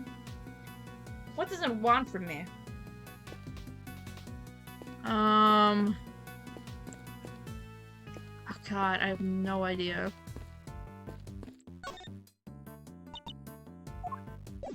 We don't have any logic. We also looked at the evidence. What else? We literally just need to go downstairs. That's literally what we need to do.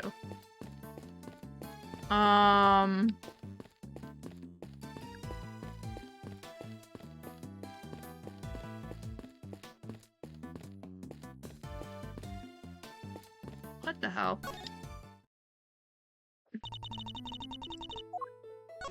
I can present things to Kay. You like pins, huh? Oh, we looked at this.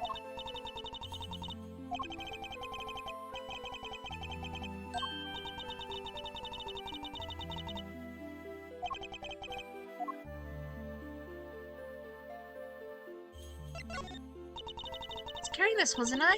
I'm sorry, I don't remember anything about it. Nothing at all. Even the tiniest clue could help.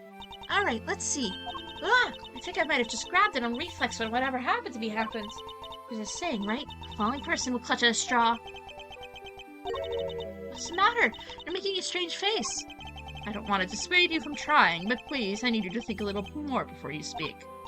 I understand.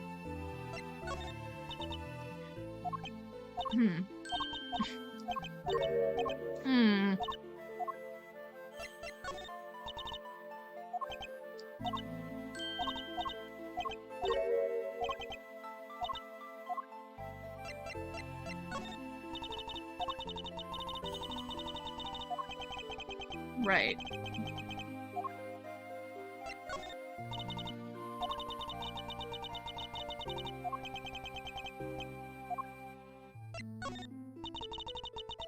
Remember the person in the red raincoat? That much I'm pretty sure of. Were they really coming towards you from beyond the concession stand? Yes, they were walking right towards me. And I have proof. Of course I do. I remember they had legs. There's nothing out there beyond the stand. How could they have been walking up there? I don't know. Maybe they were a ghost? Ghosts? I'm sorry, Kay, but ghosts don't exist. There's a very antithesis of science. This is why we need Ghost for Gaze Attorney game. I want Edgeworth to see a ghost and freak out. And this is one of these contradiction things, huh? It is contradiction.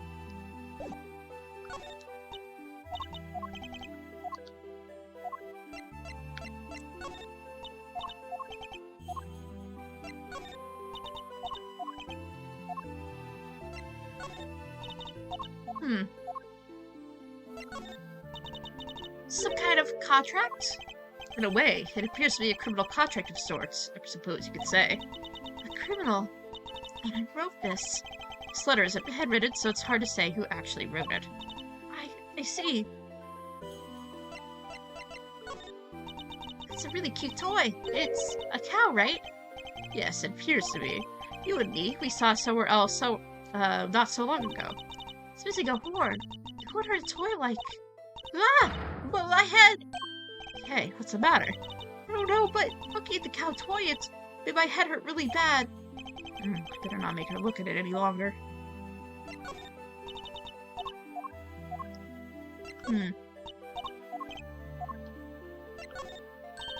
That's them! That's the person who pushed me! I still don't remember their face. No, but the raincoat, It was. I'm sure it was. At least I think I'm sure. Maybe? Which is it, Kay? Are you sure or are you not? I don't know. When you look at me like that, I might just go blank. Remind me, what about the person in the picture? I don't know. Riku's all I'm sure of. Which means that Kay can't be the murderer. Just have to find more evidence to support my case. 1 second.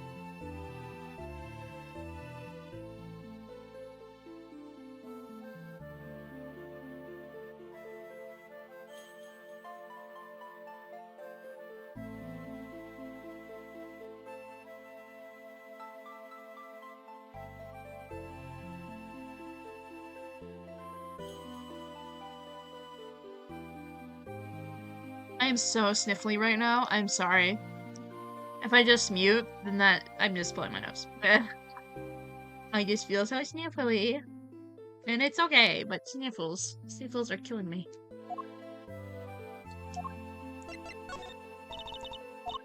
Alright.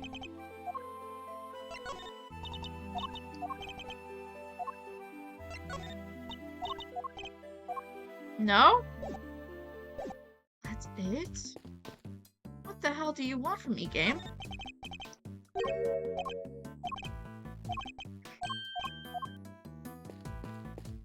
What do you want from me, game? I'm like at this point gonna look it up because I've played this game before, I don't care.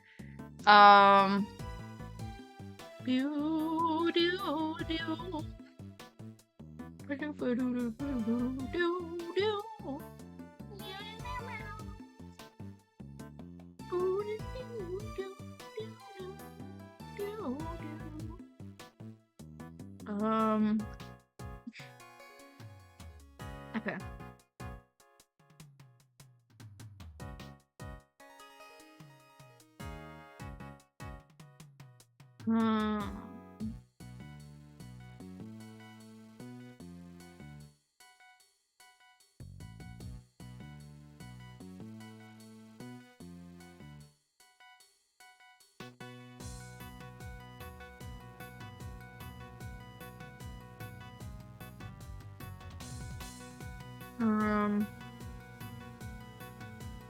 Ace Attorney Investigations 2 for a walkthrough. What the hell am I missing? I am like at this point just ready to just... Oh, okay.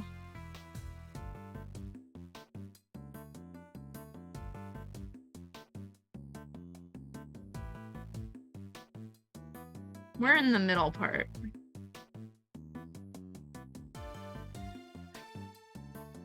Middle part 1.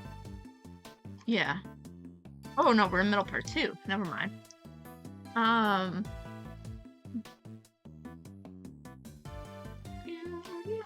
Okay, that's mine chest.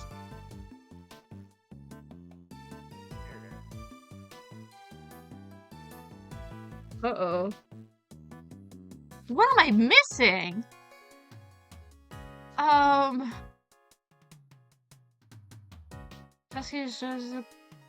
Wait, what? Okay. I must have missed something beforehand.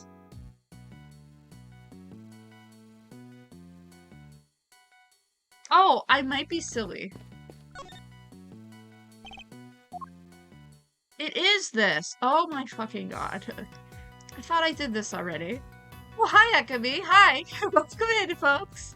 I got stuck on Ace Attorney Investigations 2-4, but we're here. Welcome in, folks. Hi. How's it going? I was looking it up because I kind of got to a point that I was like, you know what? I've played this game before. What in the world am I missing? What were you guys? You guys are playing Mario Kart 8? That's pretty awesome. That's pretty cool. Pretty swaggy, if I do say so myself. Yeah. I swear to God, I have just been running around the room that we're in right now in this game for like a solid 30 minutes. Because I played this game and I know where it wants me to go, but I had no idea what I was missing. Just some co-streaming? Oh, that's so fun though. Mario Kart 8 would be really fun to co-stream. That is awesome. I have never co-streamed before. I have co-streamed before, but there's like the way that you can have like two icons on top of each other, like with Switch settings or something. And I've never done that before. It's pretty interesting. Yeah. Pulled an Ekami. I did pull an Ekami. I sure did. I sure did. Okay, this is what it wants from me. Dear freaking lord. Okay. This shouldn't have been too hard. That really shouldn't have been that hard. Yeah, yeah. Yeah. Fantastic. Kay was carrying a gem and ninja mask when she was found, but it looks like it might have been originally come from this hook. Scientifically speaking, that doesn't seem like a crazy hypothesis, which would mean that Kay was really here. As you put it, it's not a crazy hypothesis, but why? Did she come to steal something, maybe? There's all kind of stuff here. Because she's a great thief who steals the truth, I suppose. No, I think it's too early to jump to any conclusions. Are we finally done?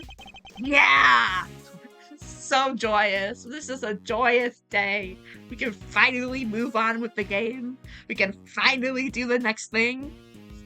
We're pretty early in Ace Attorney 2-4, so if you guys do not want to have any spoilers for this really amazing game, then just so you know, there will be spoilers after this point.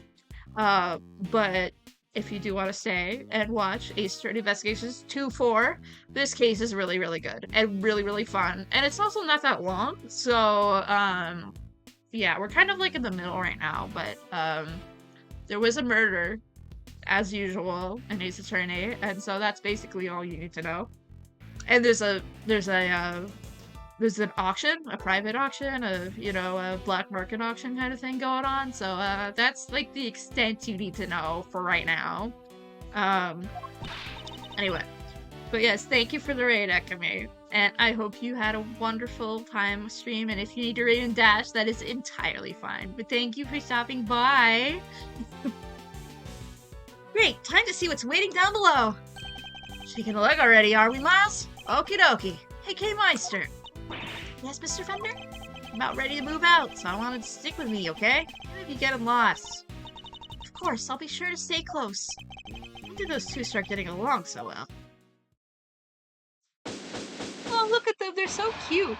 They're so cute in their little box. Right, okay, there we go. Yeah, there we go.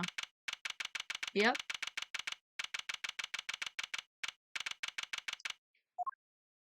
Oh, hi, Eustace. Oh, what?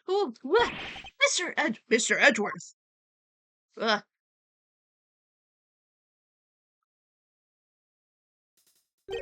This room. This is the auction room? No, this is the committee chamber. Way to chop right into my lap, Kay Faraday. You've got real guts, I'll give you that. Arrest her, men. Arrest her right now. Wait, but she's... As for the rest of the riffraff, throw them out in the streets where they belong. Eustace, no! I like them just slowly edging closer. They're just like, hey? Are you gonna get arrested? Hey? You can't do this! This is going way overboard! Yeah, what she said. Oh, Miles? This is looking too good, I gotta say. Francisca, please save me. See how the blinding light of justice? Ah! Owie! What did I do? You'll have to forgive me. I meant to hit a certain Calvary, ex-prosecutor. You weren't aiming for him, you were aiming straight at me. Something keeps getting my way. Something. Yeah. Right there. Francisca. So what are you doing here, Mr. Ex-Prosecutor?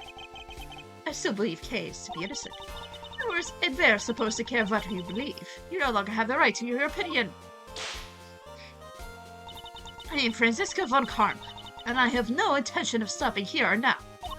With you chose to stop giving up your badge. You chose to stop by giving up your badge, and so our game has already come to an end.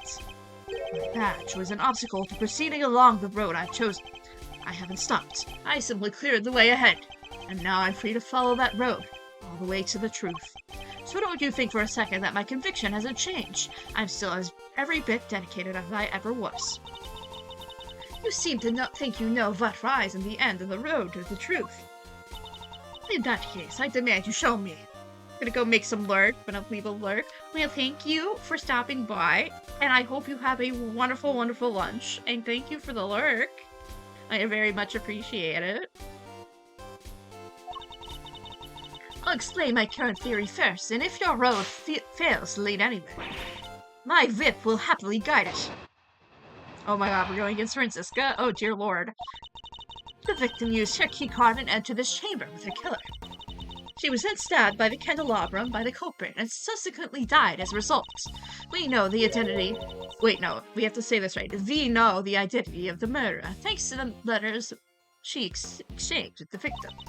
And we know the location of the murder is here in the committee's trial chamber. The blood on the floor of this room proves my theory. Game, set, and match, Miles Edgeworth. QED. QED? That was a very funny end line. She seems pretty confident, huh? She doesn't lack the courage of her convictions, that's for certain. And I gotta say, I can dig that vibe. Can even give her a no hard feelings. Eek. Pathetic. Well, Miles Edgeworth, do you think you could bring my case crashing down around my ears? If you really have found the road to the truth, perhaps you'd be so kind to point me to it. Be very happy to. Settle in, Franziska. I'm about to pave that road with incontrovertible evidence.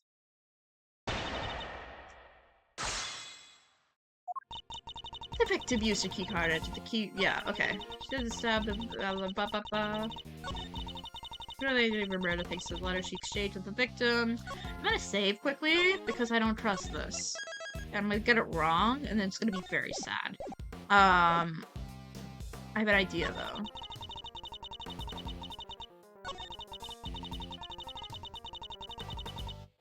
Blood on the floor of this room. Well, let me tell you about this.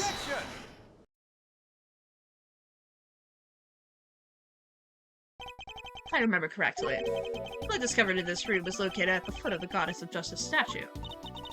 We're under the gaze of the divine, a brazen act even for a cold-blooded killer. Except that may not be true at all. Take a look at this, if you will. It's a bloodstain we discovered in the storeroom directly above the committee chamber. This is a really high ceiling for a committee chamber, which is really interesting because, like, the view from the outside was not that big. Like, they're saying that these are the same height, which I don't know if I would say that this room that we're currently in is the same height of the storeroom that we were just at, because it really felt like it was way shorter. I don't know. It's interesting. As you can see, the blood we found looks to have dripped through the room below. And the elevator it dripped from descends directly to the foot of the statue. Ah, so you notice. Then you will agree that the murder cannot have in fact happened in this room. It would seem that the victim was killed in the room above, and only afterwards was she moved down here. The Goddess of Justice did not witness a murder. She witnessed a killer trying to cover their tracks. Why is she smiling? Sorry, I was just thinking about a very similar situation. Well done, Miles Edgeworth. You've proven yourself, and even more foolish than I thought. Mr. Edgeworth is anything but a fool, sir, and you know it. Ouch! Have you forgotten the picture you just showed me? Or are you really that airheaded? For the cursory glance shows that there was far more blood here in the committee chamber than upstairs. Oh, whipped and ignored again. Wish I get some too. You're trying to tell me that all the blood dripped down from above, Miles Edgeworth. If it had, your storeroom stain would need to be 10 times as big. I say the murder happened down here. There's no way it could have happened anywhere else. And insightful as ever, Franziska. You played right into my hands. How so? You're correct. There are far less blood upstairs than one would expect. The question is why? A trifling detail in the face of my previous explanation. Alas, your explanation doesn't account for why there was blood in the storeroom in the first place.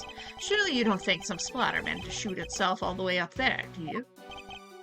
Whoa! Like some crazy fountain of blood? No way! No way indeed. It's completely impossible. So how about this? What if this explains the difference in the amounts of blood observed? There was far more blood in the committee chamber in the storeroom above because the weapon was removed here. The victim died of 3 stab wounds that could have bled profusely. Exactly, as proven by the amount of blood we found on the floor of this room.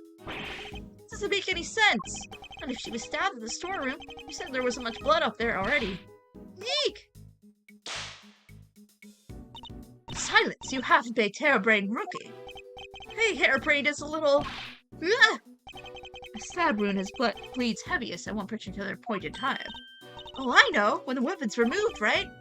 Precisely. I believe the body was brought down to the committee chamber with the candelabrum still in its chest. And then, when it was finally removed, created the difference in the amount of blood we see between the two locations. Why? Why was the killer trying to do? Imagine they were trying to give the impression that the murder happened down here. As we know, Miss Ringer's key card was used late last night. Judging by the time listed in the record, we had hazarded a guess it was used by the killer when they entered the room to create their elaborate setup. Why would they have needed to do all this in the first place? Wait, let me say that again. But why would they have needed to do all this in the first place?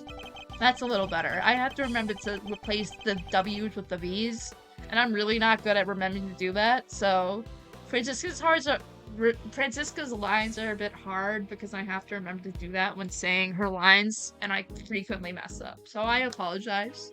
Sometimes it's just like that, though, and that's okay. Perhaps because a person with a face to hide would fear the storeroom being found in the investigation.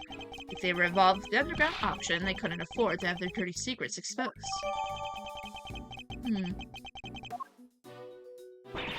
Underground auction? You should take a look at the storeroom for yourself. The items up there tell quite a story. One that should more than explain what was going on here last night. It's almost endearing, Miles Edgeworth, how desperately you want to protect your friend. There's something just beneath the surface in this case, something bigger than all of us. The K's only crime here was to have bad fortune to fall right into the middle of it. That's quite the hyperbolic claim, Miles Edgeworth. Hyperbolic? Me? Surely you're the one making a mountain out of my perfectly reasonable molehill. You're working with Interpol and international cases, so why are you investigating a domestic murder? I'll tell you why. Because this case has something to do with the smuggling ring you've been chasing. You followed the trail of items being smuggled by the ring and wound up here. Tell me I'm wrong. Tell me that's something I sensed wasn't related to any of this. I'm very happy to learn that you giving up your badge should have completely relieved you of all your senses. Scruffy here told me about the circumstances that led up to that, by the way. Sorry, sir. I just thought it might help, you know. You did the right thing, detective. So I am right, Francisca. Is this incident part of the broader case you're working on? Was the underground auction already on Interpol's radar? Wouldn't you like to know? What you don't know, don't need to, so you won't. Then you knew, didn't you, that the auction was being held here in this chamber? Hey, y'all, mind if I butt in for a second? Your victim over there, the lady in the white. You!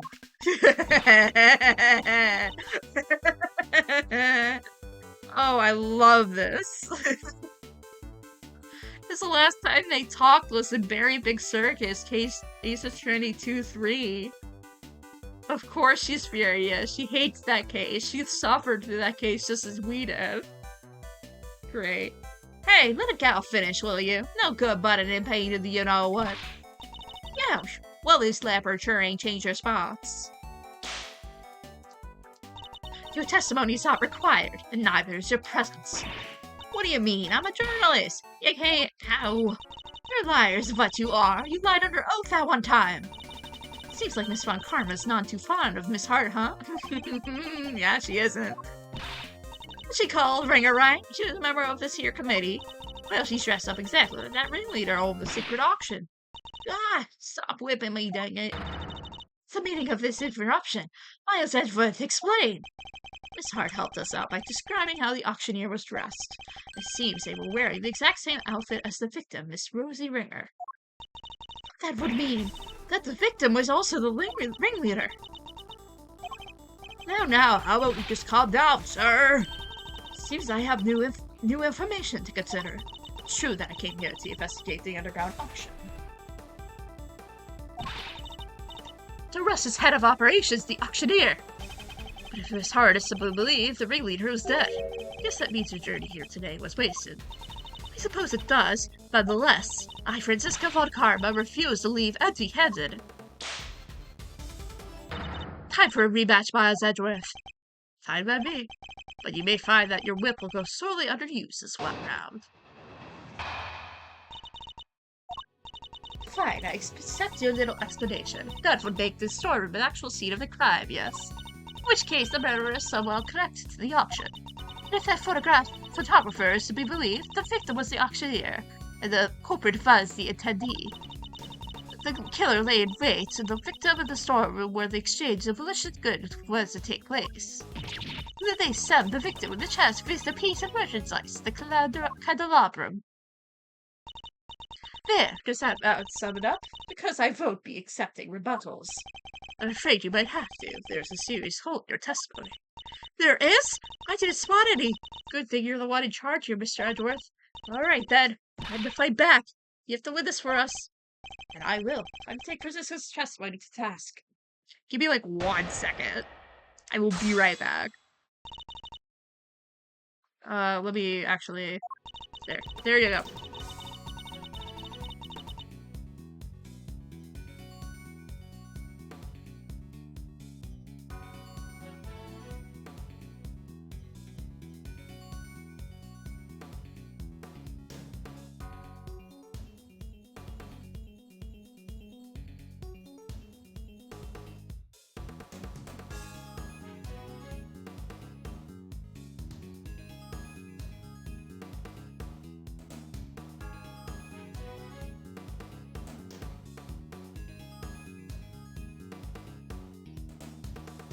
Okay, I'm back. There we go.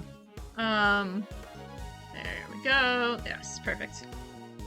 The storeroom is actually seen in crime. The murder is somehow connected to the auction, and the photographer is to believe the victim was the auctioneer and the culprit was the attendee. The killer lay in wait for the victim in the storeroom when the exchange of illicit goods were to take place. Was to take place. Is this... Hold it! Let me press that. This is interesting because when it vibrates when I present things on my controller. This is weird. This is very weird. I mean, it's fine. I just think it's an interesting thing that they did that. How exactly did they manage that, I may ask? Miss Hart was in the storeroom too, remember? This is so weird. You can't tell what you like. Obviously, you can't tell what's happening. But this controller is just like freaking out every single time there's any objection on screen, and I think it's really immersive and funny. Yes, hiding someplace. And if you've seen the storeroom yourself, you'll know that there are plenty of other places to hide too. So you're saying the killer was hiding out of sight while they awaited the victim's arrival? I believe we could reasonably assume that the murder took place after the auction had concluded. No. After all, the victim was the auctioneer herself. She would surely have needed to be present throughout the proceedings. She thinks it happened afterwards. Would you mind adding that statement to your testimony, Francisca? Okay. Let me see.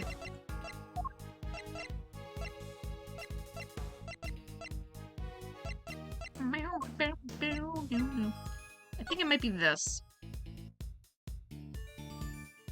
Yeah, because that's what it goes against what Lotta said. She's not gonna like this, though. Seems you're the one step behind yet again, Francisca. How so? The auctioneer was not, in fact, the victim, and I can prove it. This is the statement Miss Hart gave us. Well, as she made it, it's not worth the air she used to say it.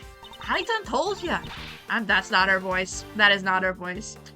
I'm a journalist, dangnabbit. My word is... Did I ask you to open your mouth? I suddenly can't do her voice.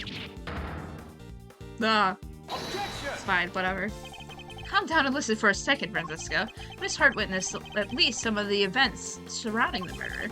She confirmed that the auction continued after the murder had occurred. You bet it did. Went on like nothing had happened at all. How would that be possible without an auctioneer, It wouldn't. So you see, the victim couldn't have been the auctioneer. She was one of the attendees. No. I've been saying since the start, there's no way Kay could be the murderer, because she had been pushed down the hatch by her assailant and knocked unconscious by that time. So then, who was the victim really? Right, well, if the auction carried on after a murder, the victim might have not been the auctioneer, but an attendee. That's enough! I know that sounded all too well. Hi, Justine. Order in the courtroom. All rise for the chairman. Oh, ew, he's here. No, there's no need for that lap pomp and circumstance, Verity. Please, everyone, feel free to call me Celsius. Celsius? Fascinating. Fascinating nickname there. Yes, that'll do nicely. Hey, Celsius, what are you doing here? Huh? Oh, I just stopped by to see how my bone-headed boy was getting along. They say there are all sorts of families, but I'm not sure these two are what they meant. I thought I might need to light a fire under this under this investigation, but it seems not. The suspect everybody's searching high and low for is right back here where we started. Then, detain the suspect immediately. Wait, Mr. Faraday is innocent. Shut your meddling mouth. You're becoming something of a problem, Miles, my boy. I thought I told you. The committee wants this matter cleared up as soon as possible. It's a matter of trust. We can't have our organization being seen to drag its feet. This is so hard for my voice to see this voice. Christ alive. Let me sip some water. It's bad for us. And it's bad for me too. Personally. Sorry, it must be my age.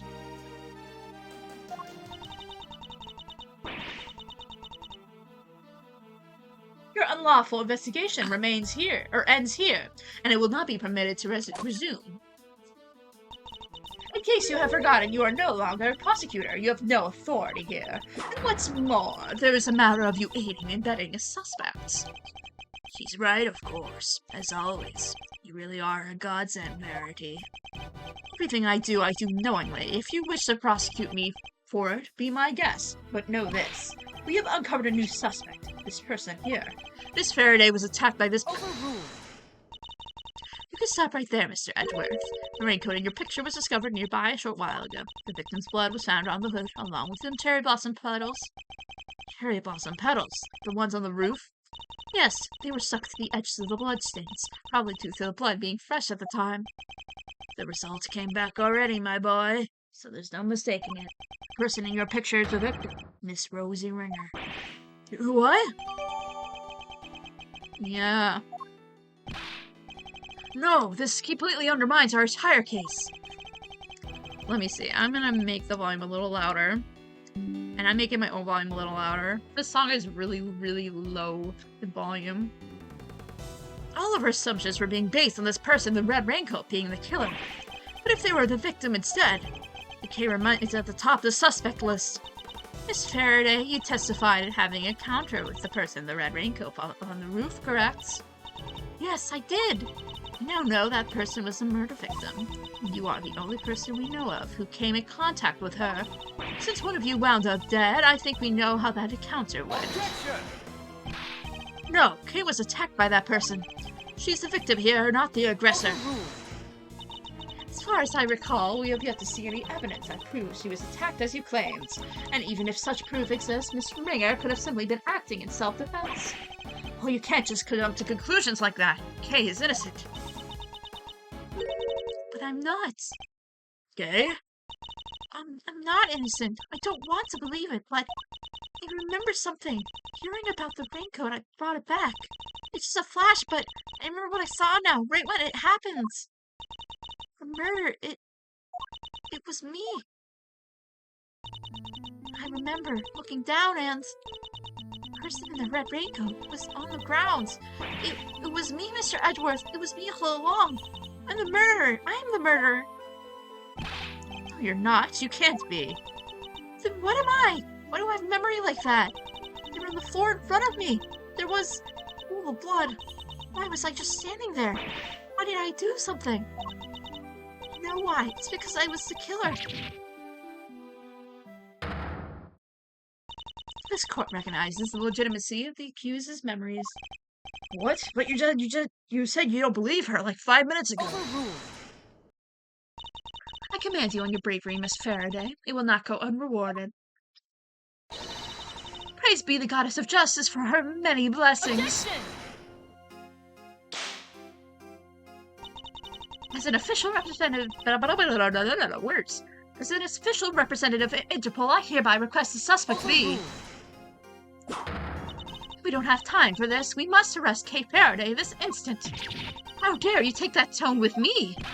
This is a gross overreach of authority. I demand you give us more time to investigate. You say my investigation is unlawful? What could be more unlawful than this? Unfortunately, you no longer speak for the law. Indeed you don't, but I do. And while I can't help but be moved by your dedication to your threats, I have to agree with Verity. Speaking of the law, it seems there's one other we must arrest. Ah, yes, I almost forgot. Miles.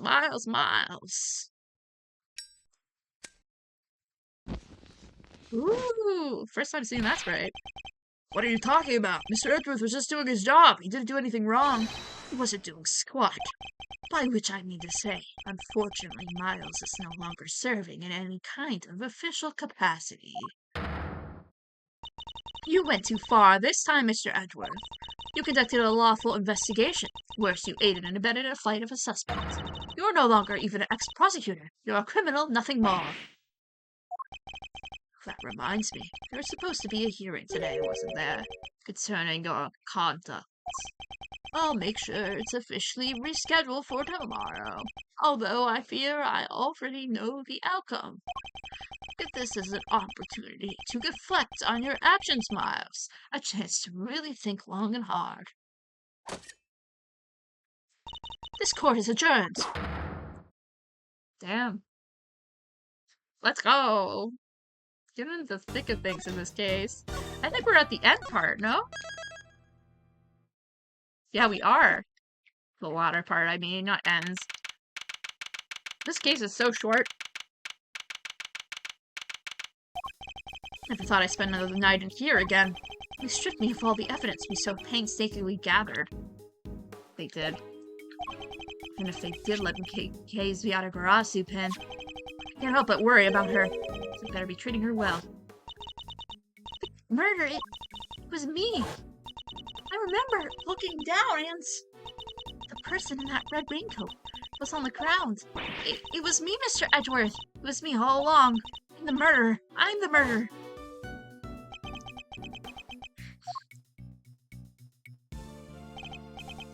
Come on, let's go. You got a visitor. A visitor? Who? Somebody in the name of Dick Gumshoe. Want me to send them away? No, though I'm not sure what to even say to him. We're on the other side of the glass. This is so exciting. Wait there. They're leaving me unsupervised. Forgive the intrusion. Judge Gavelle. Please, Mr. Edgeworth.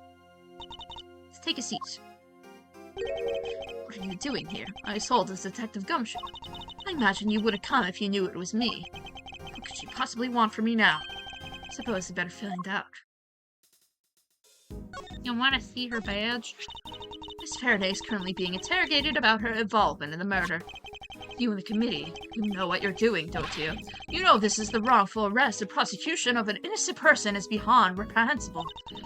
That's quite a slanderous remark. I would ask that you frame your outburst with a little more care. Perhaps, besides, she is not innocent. You merely wish that she was. You can't say that. You don't have conclusive proof. Nor do you have conclusive proof to the contrary. So let's not retread this tired old topic again. She will go to trial, and the goddess will pass her judgment. There is nothing you could do to stop that. There's nothing more to say on the subject. Instead, let us speak of the matter at hand. Fine. Jeez. You may not be aware of this, but you are only permitted to meet with the specifically approved visitors. So I'm to be treated like a dangerous criminal, am I? I suppose my reputation has rather plummeted. It has indeed, for you, of course, and your friends. That attorney and the other girl were raising quite the fuss earlier. Fender and Emma. I saw them launch some extremely heated words at one of the guards. No, you didn't. You may thank the goddess that in that regard, for even she is too busy to deal with each and every infraction. They will not be punished for their bad behavior. Did you come here just to chit-chat with me? You must have a lot of time in your hands. Speaking of which, Miss Von Karma is continuing the investigation where you left off. I just thought you would like to know. I figured you'd be worried about how they were all doing. I hate to admit it, but she read me like a book. Let's cut to the chase, Your Honor. Why are you really here? I'm here simply to talk, nothing more. There's something I wish to know about you. Me? Yes, who else? Objectively speaking, you are highly intelligent and quick-witted, and a born prosecutor at that. Please, Judge Gavel, your sarcastic praise is but salt in my wounds. But I sincerely mean every word, Mr. Edgeworth, and that's why I fail to understand you. Take this latest case, for example. You were up against the very committee itself and had no hope of succeeding. Even a child could have seen that. And yet... I don't imagine the old me would have ever been so reckless. The old me had power, and because of that, I thought that justice was always on my side. Just as you and the committee believe now. But a certain person changed my mind. He made me reckon with my selfish and skewed sense of justice. And once the scales had fallen from my eyes, I began to look at people differently. I saw that I was only able to be an effective prosecutor thanks to the efforts of those around me. Detective Gumshoe, the many investigative officers of the force, and even Kay. It changed me. The degree of which it changed me still surprises me to this day. I see. Thank you. I feel that perhaps I understand you a little better now. You understand me? I highly doubt it.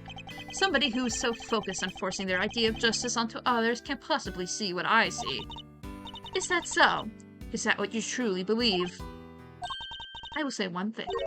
This has been a very interesting conversation. That is all. Before I go, there is one remaining matter. I was asked to inform you that the date of your hearing has been confirmed. It will be held today in the trial chamber. The committee sends its warmest regards. If that was all you had to tell me, you could have just sent a message. And I trust the goddess words to another. That wouldn't do now, would it? Until then, Mr. Edgeworth, I'll see you again very shortly. Damn.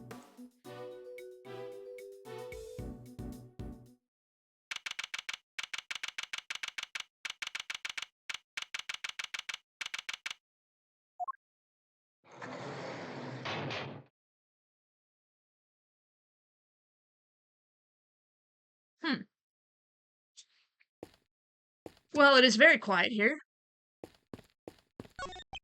Very basic bed. Can't say it was very comfortable to sleep on, however. Imagine Detective Gumshoe would sleep soundly on it nonetheless, loud snoring all the while. I suppose we'll never get to work together again, but I don't have any regrets about the bed I've made. I will follow my own path to the end. I've barely spent any time in here, and already I can feel my personal experience slipping. I may have given up on my badge, but I mustn't give up on myself. My collar, it's slightly creased. There, a tidy outside begets a tiny inside. Which is why it's more important now than ever to take care of myself. There's a menu here on the table. It seems the detainees are able to pay for having their meals brought to their cells. What looks good? Spaghetti and mac and cheese lunch. And linguine for only $1. Basmati and brown rice special for no limited cost only. Add regular white rice at no extra cost. It's probably for the best that I'm not very hungry. There's a note on the wall next to the toilet. Sorry, we're currently out of toilet paper. Please make the necessary mental preparations before using the toilet. What kind of mental preparations can one even take? I remember reading that they changed that in Knightley's cell versus this cell. They didn't really change anything else visually, but they did change that specific detail, which I think is a fun thing to change. The window is barred with heavy steel. It reminds me of a movie I once saw. The prison inmate hatched a plot to escape by using a file to cut his cell bars. Won't be doing that, of course. For one thing, I don't have a file on me at this moment. What am I saying? I wouldn't do it even if I had one. Is there a hole under your bed?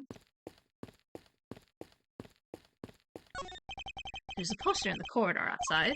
We forgot to announce that due to the warden's arrest, the Die of Destiny game will be discontinued. Inmates will no longer need to roll a dice every morning to determine their meals for the day. We wholeheartedly apologize to those who were looking forward to the daily casting of the die. Did anyone really need an apology for the cessation of such a ridiculous idea in the first place? Oh god, it's this scene. Do I have another visitor? Oh god, okay! Thank goodness you seem alright. That's a load off my mind. Ah, such a heartwarming scene. It's enough to make a grown man cry. But you're still not your usual cheery. I mean, you have to stay positive, Kay. You didn't do anything wrong. In fact, I guarantee you didn't. No, you have to let it go. I'm the murderer. I know that now. But you're not. You can't be. Why don't you have any faith in yourself? How could I, Mr. Edgeworth, when there's no me left to believe in? None at all. I don't think that's true. Before you lost your memory, we spent quite a bit of time together.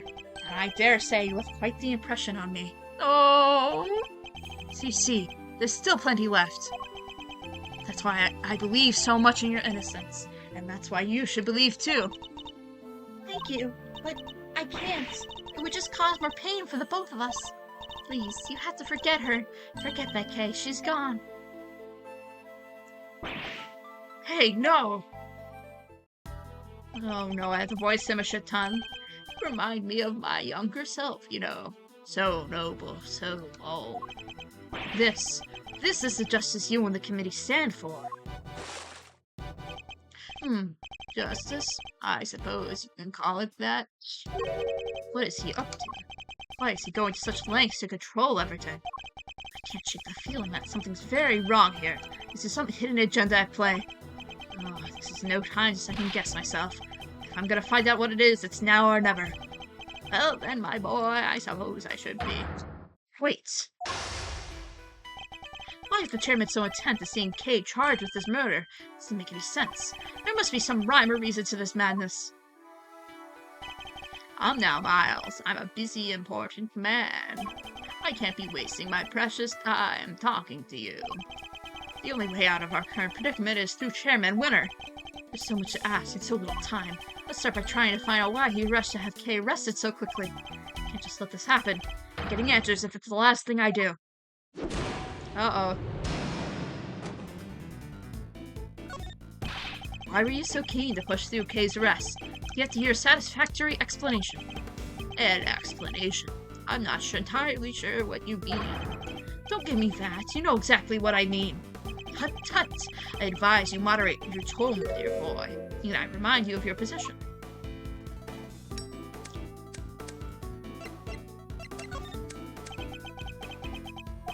I suppose we can let your friend go free.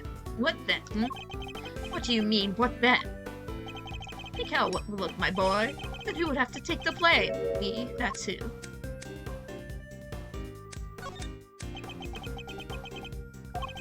You're right to keep your mouth shut. That way, you won't say anything foolish. Sorry, but I can't stay silent forever. Not while Kay's innocence is still in doubt. Ah, you're breaking my heart. Look at these flood of tears. Spilling out. Please, just leave it alone, will you? Things are coming along nicely until you interfere. Coming along nicely? That's a pretty strange way of putting it. It's almost as if you wanted Kay's arrest to happen. It certainly did sound like the statement of an impartial representative. Blah.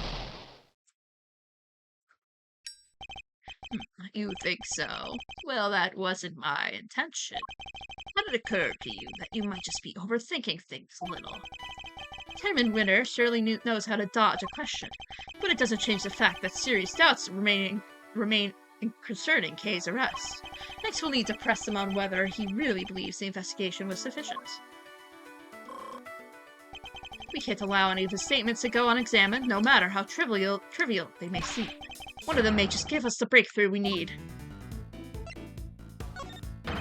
You could hardly say your investigation was sufficient, and you're the one who called all the shots, weren't you? Who made the decision to have Kay's arrested? Oh, I'm afraid I'm nowhere near as influential as you think, dear boy. You're the chairman of the committee. It doesn't get more influential than that. Not that I care about such things. You wound me. It's enough to drive an old man to tears. You have to forgive me. I'm not the deferential type. Well, if you're going to insist on being so blunt, then I'm afraid you won't be seeing your prosecutor's badge anytime soon. Let me make something clear once and for all. The badge isn't a be-all end-all for me. Far from it. Not concerned with the titles or roles. Even you must understand as much.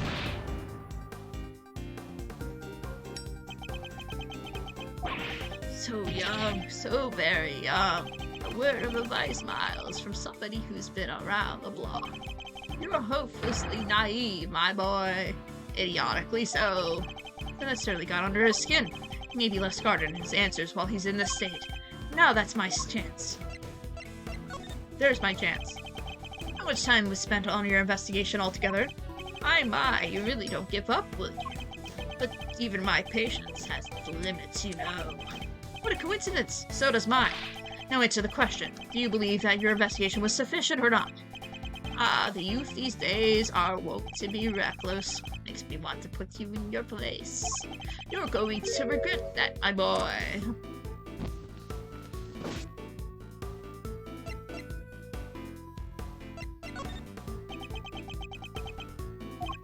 Oh well, maybe you do know your place after all.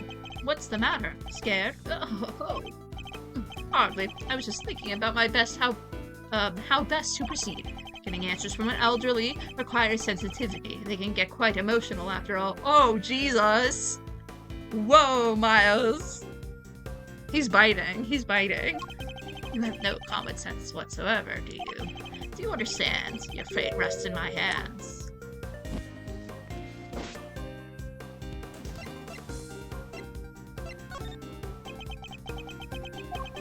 Say you do manage to get some answers from me.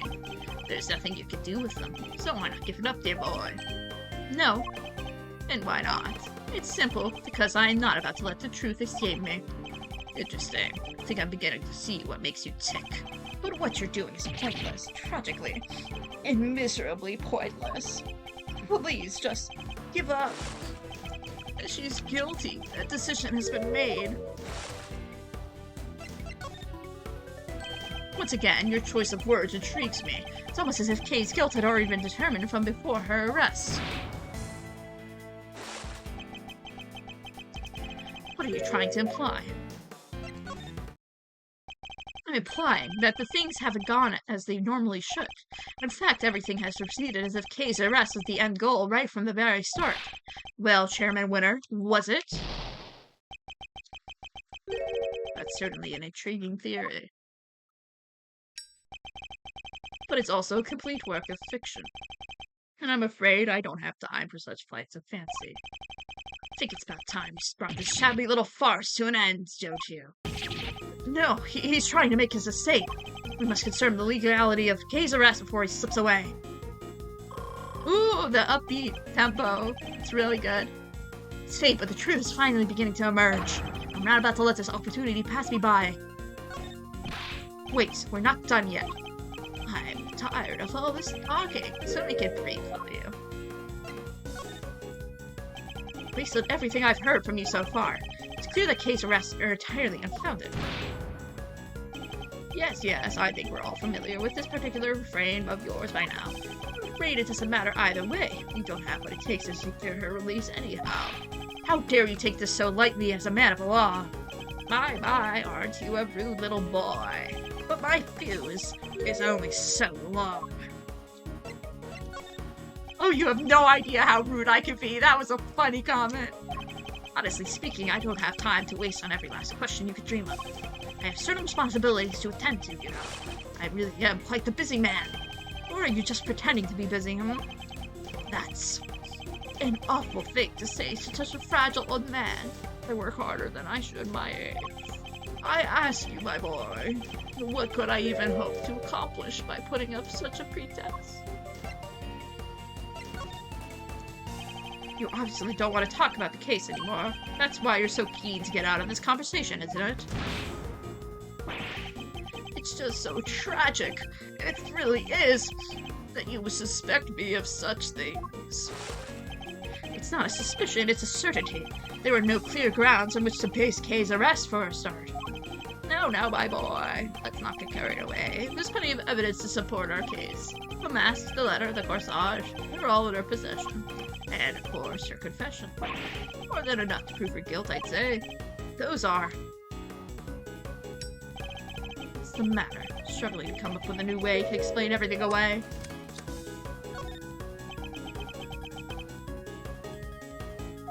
Well, there we have it. Your silence speaks volumes. Yeah, true, I can't counter your argument right now. He did let something valuable slip. Suspiciously detailed knowledge of the evidence against Kay. He rattled out that list like he knew it inside out. That might prove to be a valuable clue. No, my boy, that's just clumsy. Anyone can blurt out a baseless assertion like that, even a great superstar prosecutor. Nah.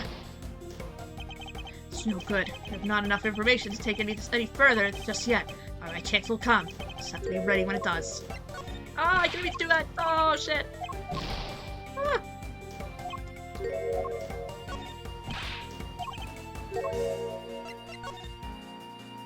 Who gave this order? Who decided that Kay should be arrested? Who knows? Can't seem to remember. Don't ever get old wounds, my boy. It wrecks havoc on the memory. I appreciate it if you stop playing the old man card. You remember the details of the evidence against Kay pretty clearly.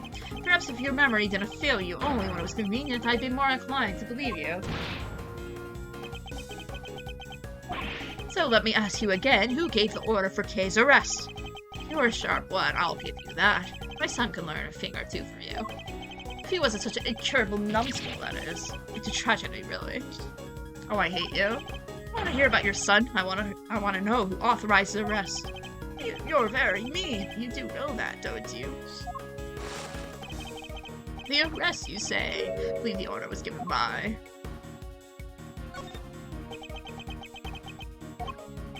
nothing more to say. Wonderful, then I'll be on my way. Oh, shit. It's fine. We'll... Oh my god, we have to do the whole thing again.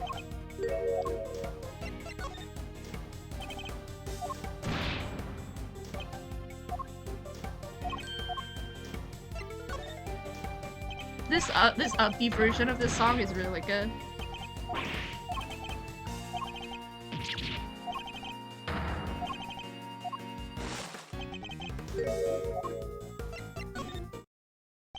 Come now, Chairman Winner. We both know it was you. Alright, you got me. You make it sound like it was somehow a bad thing, though. I have a reputation to uphold, so I better clear up this little misunderstanding. I'll entertain your questions for a few more minutes. Let's see if I can't put your mind at ease. The key thing to do now is to establish how intimately he knows the details of the case. Just have to ask the right questions.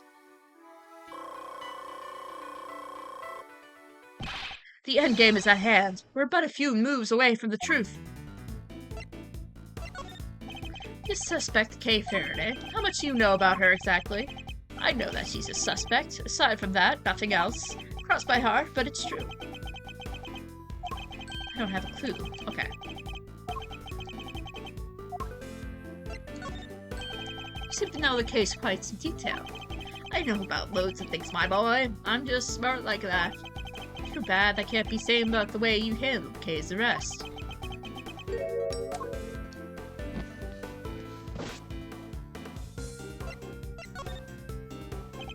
Got you now. You're back to the corner and you don't even know it. Oh, shit.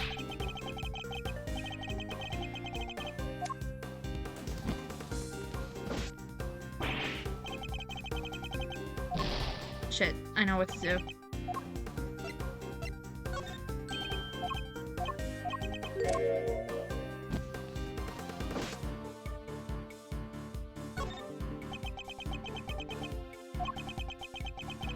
I'm a very busy man. I try to remember that I can bring this little chat to an end whenever I so choose. It's only taking so long because you won't give me a straight answer to any of my questions. If only you stopped giving me the runaround, we'd be done already. So let's try this again. You seem to know the details of the case quite intimately. Why is that? Because I read the case file. Not exactly the most thrilling use of my time, of course, but it's part of my job. I have to be a good role model. I can't seem to be slacking. I could be so hard. I had some time on my hands, so I read the whole thing from cover to cover.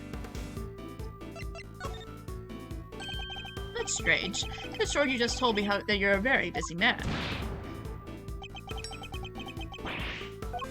My I'd say the cracks are finally starting to show, wouldn't you? If you're so keen on being an upstanding leader, you could start by releasing K, you know? You really don't give up, do you? It's a moving sight, my boy. But a tragic one, too, after all your efforts are for naught. I'm afraid your little friend was found unconscious near the scene of the crime.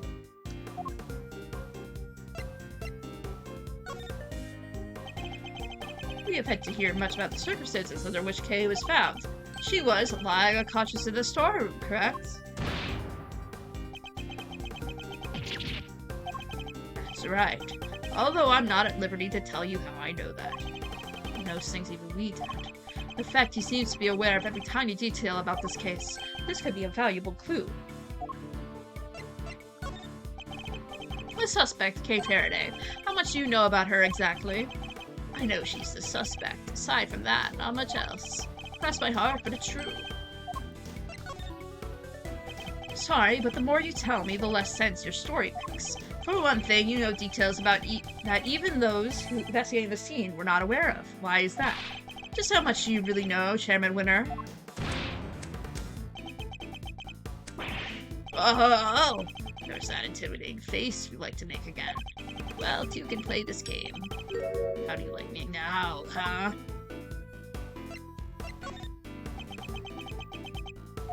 I do have to commend you on your doggedness. It really is something. I'll take that as a compliment. Take it however you like, but wrap this up, will you? I just don't have the stamina anymore. She's the culprit. The only possible suspect. Just accept that already. How much more evidence do you want us to load her down with, for goodness sake? Load her down with? Yet another interesting turn of phrase. One that makes it sound a whole lot like the guidance K we're carrying might have been foisted upon her. Impressive. You really do pay attention, don't you? It's no wonder they used to call you a prodigy, Mr. Ex-Prosecutor. I think you know the answer to your own question by now. Why don't you just go ahead and say it? I want to hear it from you.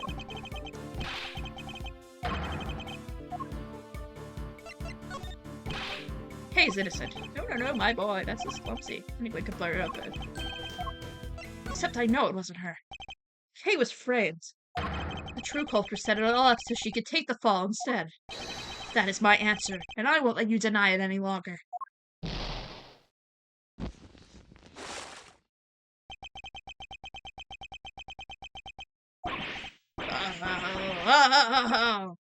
My, you really are a sharp one. It's a bit of a shame you chose to hand in your badge.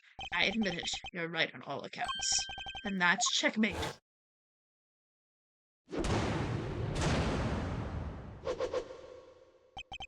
You know Kay was the real murderer, and yet you still had her arrested.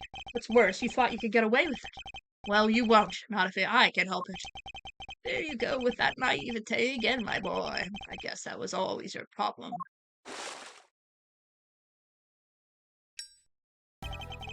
The girl arrested and the conviction is secured. This whole mess goes awry, and that's what will happen. But whose interest does a conclusion like that serve? The committee's, I suppose. And mine? You know, listening to you just now. Well, it's really got the tears flowing, I must say. It was poignant and heartfelt and sincere. Utterly infuriating. Look, I'm not perfect, I know that, but your lack of sophistication in these matters are beyond the pale. You insist that the truth is more important than anything else. But would you say the same if you knew the real value of the truth is? What are you trying to say? When you get to my level, you don't uncover the truth. You make it little by little. Kay Faraday, murderer. That's the truth. The truth I created. Ha! Yes, my boy. That's what we like to see. You're so sincere sometimes, it's painful. It just makes me want to put you in your place. Knowing the real truth will get you nowhere. Because that's how much it's worth. Nothing. Shocking, I know. But why not go after the real killer? How much do you even know about what really happens? You're still not getting it. That's your truth, and it's worthless. Mine is all that matters. You understand what I'm saying, don't you, Mr. Ex-Prosecutor? I have all the power here. Curse you! What are you menacing? You and your little friend are just as bad as each other. Violent criminals who deserve to be locked up. You'll pay for this. And with that, yet another person disappears from my life. Oh, it just makes me want to cry and cry and cry.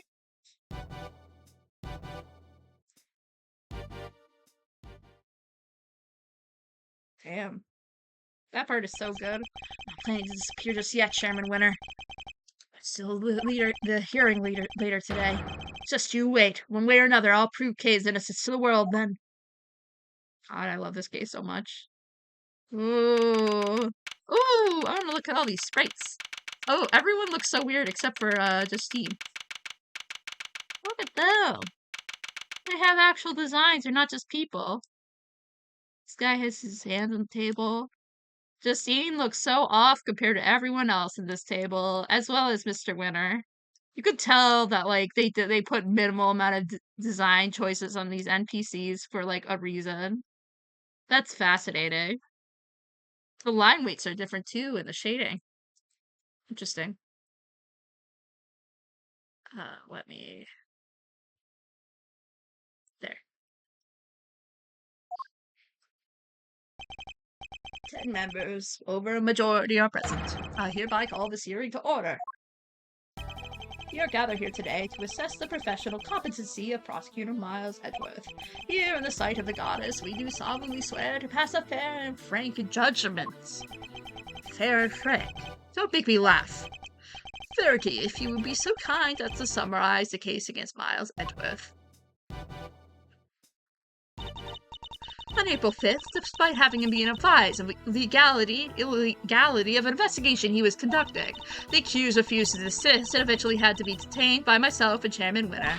His actions compromised the investigation into a murder of a surviving defense attorney, and despite having been presented with copious evidence on her guilt, he continues to insist that the suspect, Juan K. Faraday, is innocent of all charges. Perhaps you could explain the details of the murder to us as well. Of course, on the morning of the 5th, the body of the victim was found here in the committee chamber. Further explanation will be provided by me, Eustace Winter, Premier Prosecutor. The floor is yours, Mr. Winter. The murder itself happened late on the night of the 4th. The victim was Miss Rosie Ringer. Ooh, new picture. Oh, fascinating. Let me zoom in.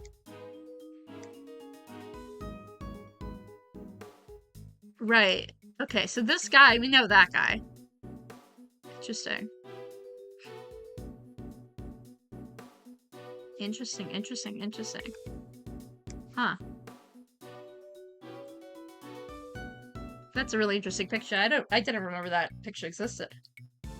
That same night, an illicit auction was being held here in this very room. Ringer took part in that auction, I think. Yeah. Meaning that the murder took place sometime during the auction. When she was found, Ringer was dressed in an outfit that matched the description of the auctioneers. However, due to the fact that the auction carried on after the murder occurred, we deduced that Ringer was not in fact the auctioneer. We deduced nothing of the sort. And what about the basis on which the suspect was detained, Mr. Winter? Yeah, I got this. So Faraday was overcome by crushing remorse, Eustace. Yeah, that. Tons of crushing remorse. So she confessed. According to her confession, she was on the roof of the building when she encountered a person in a red raincoat on the viewing platform. And that person was Miss Ringer, I take it.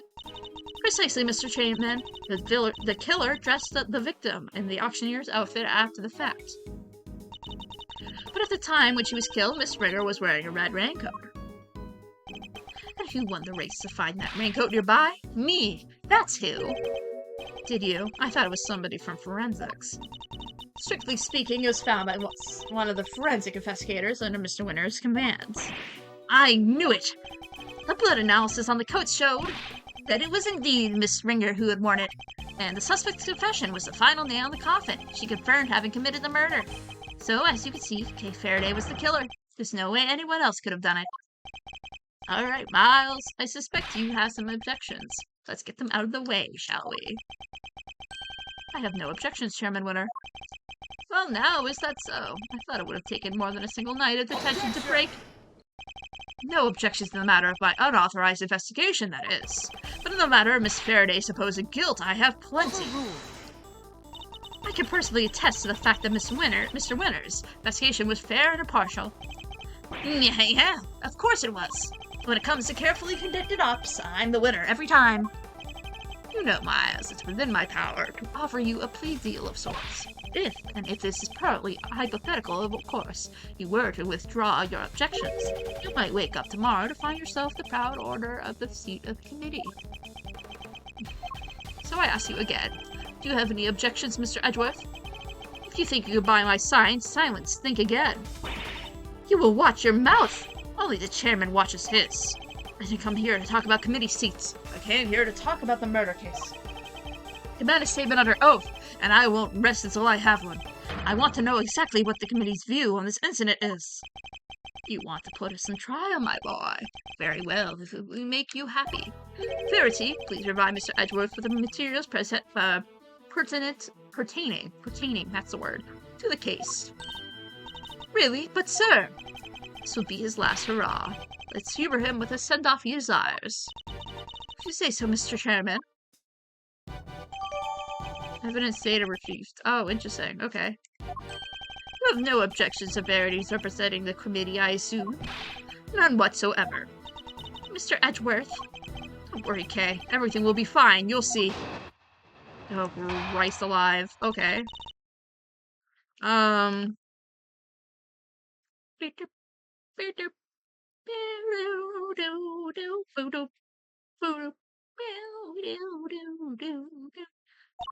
Mr. Ringer attended the auction as a potential buyer. The red raincoat was one of the items up for sale.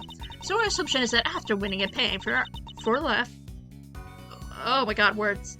So our assumption is that after winning and paying for it, she left the auction with her purchase. The only exit from the storeroom was, of course, the hatch leading up to the roof. After she emerged to the viewing platform, that's when Miss Ringer was attacked by Miss Faraday. Shortly thereafter, her flame went out, and therefore concludes the committee's view of the case. Well, there's already something wrong. The raincoat wasn't on offer that night. Is that really true? I believe so, yes. You remember the failed assassination attempt on the president of Shanghai, I assume. The raincoat is a piece of evidence from that case. It should, of course, have remained safely under lock and key in the appropriate facility. But our inquiries revealed that it did in fact go missing under mysterious circumstances, and wound up in the auction along with everything else. That makes sense, I suppose. Wonderful work, Verity. Just wonderful. Crystal clear as ever.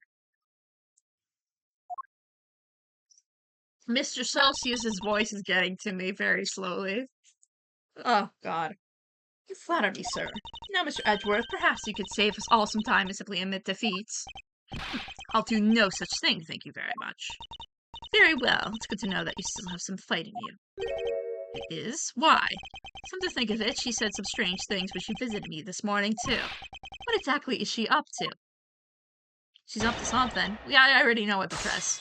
Not even press, I just have to present.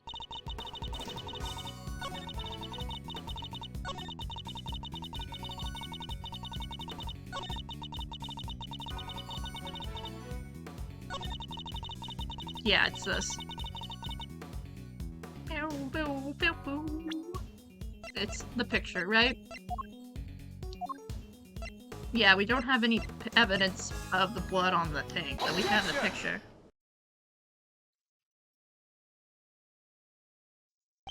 Maybe you could clear something up for me, Judge Gavelle. What is Mrs. Hart doing here on this hearing? She's an eyewitness. I thought it would be obvious. Well, now, I ain't really an eyewitness. More of a air witness, I guess. Huh. She's not exactly the most confidence-inspiring choice to help you make your case, is she? I like to think I choose my allies a little more carefully than you, Mr. Edgeworth. Then you should question them more thoroughly, because there's something she hadn't told you. Take a look at this. It's a photo taken by Miss Hart. Yes, in the storeroom, correct? What of it? According to your theory, the murder occurred up on the roof.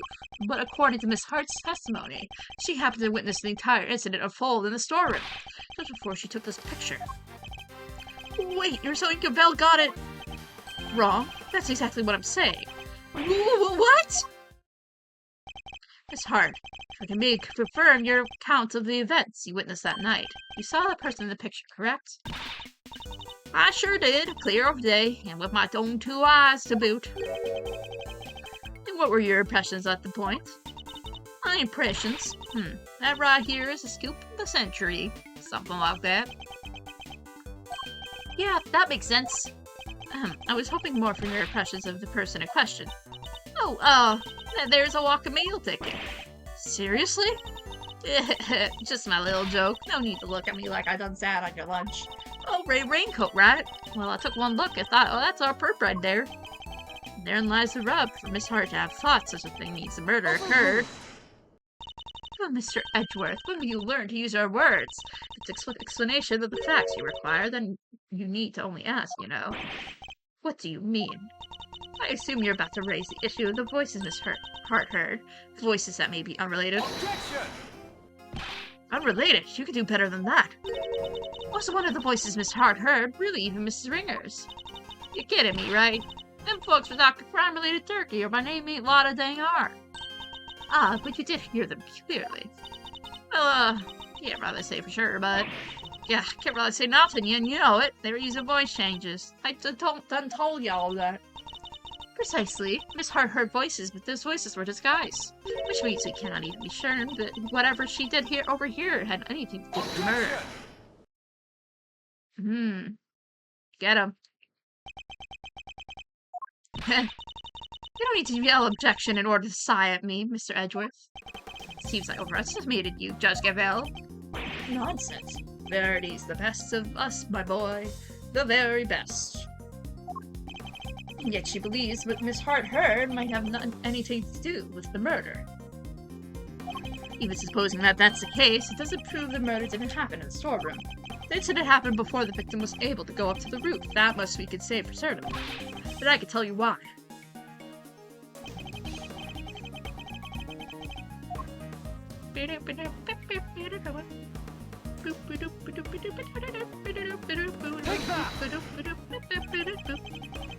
You initially thought the person in the red raincoat was the culprit. Yes, because Miss Hart said as much. Indeed, she told us about the blood she saw in this person's hands, and I doubt many people would have thought differently given her testimony. Ergo, if this person's the killer, then the blood we see would have been from when they attacked the victim. But knowing what we know now, that this person is in fact the victim, it recontextualizes everything.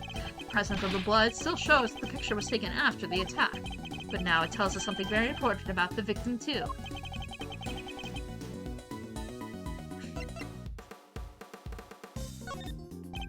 There's no doubt in my mind that the victim was attacked in the storeroom, but here we have photographic evidence of her standing upright and alive, albeit with a bloody hand. This could only mean that Miss Ringer survived the attack. Blood on her hand is from the wound she had sustained. What are you talking about? It dies from a hand wound! The wound wasn't on her hand, Mr. Winter. I imagine she had used her hand to try to staunch her wound. That's right. While it's impossible to tell from this angle, the victim was already mortally wounded here. Oh, well that certainly would change things, wouldn't it? It very much would. Not least by making it absurd to suggest that Kay was the attacker. Her encounter with the victim happened after this picture had been taken.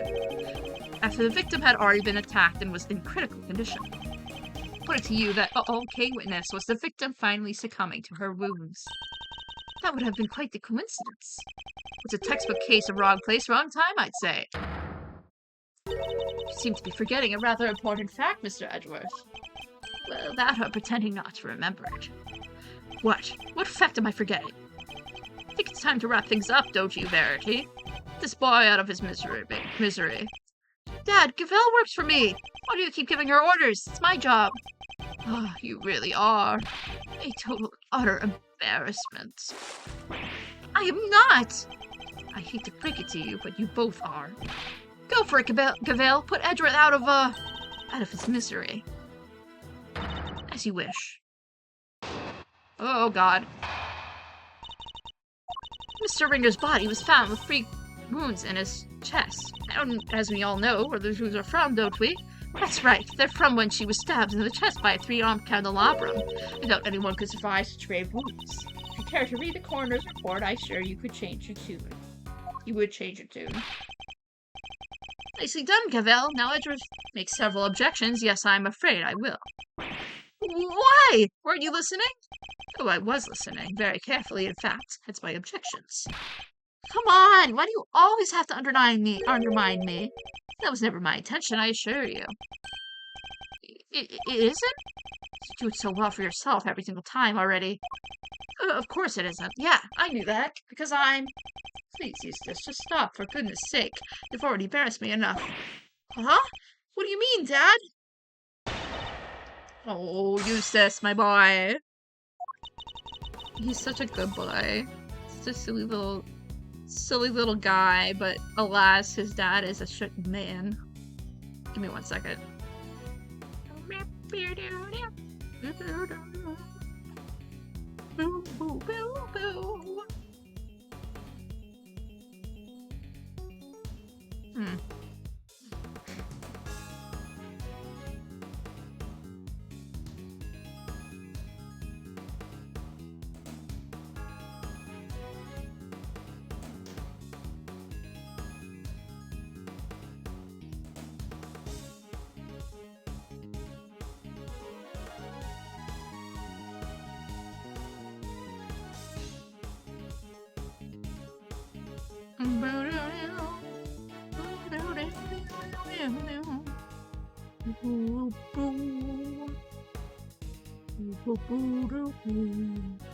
Sorry, I have to go check my notifications.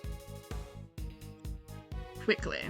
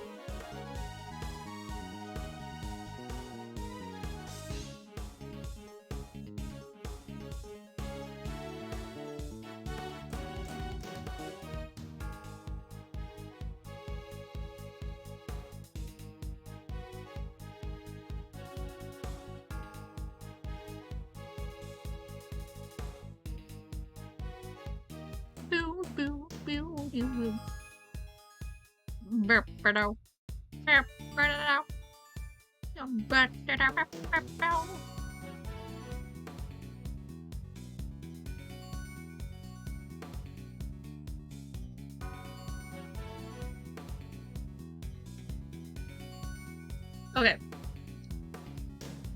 Alright. We all know what those wounds are from, don't we? That's right, they're from when she was stabbed in the chest by a free-armed candelabrum.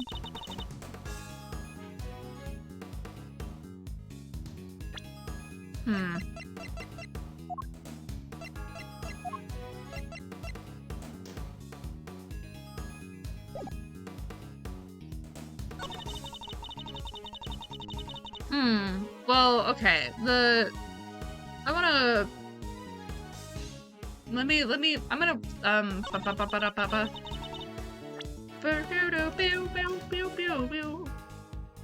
I need to look at this. Oh, you're not gonna let me investigate it? I see. Interesting. There's no stab wounds in this. No, I think this is when she got knocked out. No? I think that makes sense. Yeah, that makes sense. There we go. Chairman Winner, you know exactly what this is, of course. The red raincoat. That's right, of course, Verity. Isn't it, Verity? Yes, sir, the one Miss Springer was wearing. I warn you, Mr. Edgeworth, you will not be thanked for retreading old ground here. Retreading old ground here. I'm afraid I might have to, regardless. Now then, if you'll answer me this, Judge Gavelle, you told me that the victim's bloodstains were found in the coat. Do you remember where exactly they were found? Of course, they were found on the hood and... No! What's the matter, Verity? The hood and the... Was the blood found anywhere else in the raincoat? No, it was not. Doesn't that strike you as odd? The victim died of stab wounds to the chest. Wouldn't that lead to one expect to find blood stains in that area? And yet, there were blood only on the hood. It's a glaring contradiction if I ever saw one. The head wound on the victim suffered wasn't just an accidental injury. It was inflicted before the stab wounds to her chest. Perhaps you are correct. Perhaps the victim did sustain head injuries first. As you said, if she would have been stabbed first, there would be blood in the chest area Of the raincoat. Therefore, Miss Ringer could not have been stabbed before the head injury had been inflicted on her. Even if we could see that point, that the head injury came before the chest wound. What difference would it make? How does it change our understanding of the case? I'd say it changes things a great deal. In fact, it raises an even more fundamental contradiction. That is quite a bold claim, Mr. Edgeworth. I have to admit you have me intrigued. Perhaps you could show us this fundamental contradiction? With some evidence. Which piece of evidence best demonstrates the contradiction in the order of the injuries revealed? The autopsy report? No? Take that! This Dr. Hurt's preliminary findings, according to which the victim suffered a head injury post-mortem. The order suggested by the bloodstains on the raincoat is exactly the opposite, yes. Bailiff, this court hereby subpoenas Hilda Hertz to the committee chamber with all due haste. Until she testifies, this case cannot be brought to a close. Why is suddenly my laptop not charging? Sorry. Apologies, folks. I'm just confused. Let me see it. Stretch. Is it good now? No, it's not. Why is it not charging? Weird. It's full charge. I really don't need to worry about this right now, but I'm worrying about it because it's just weird. There we go.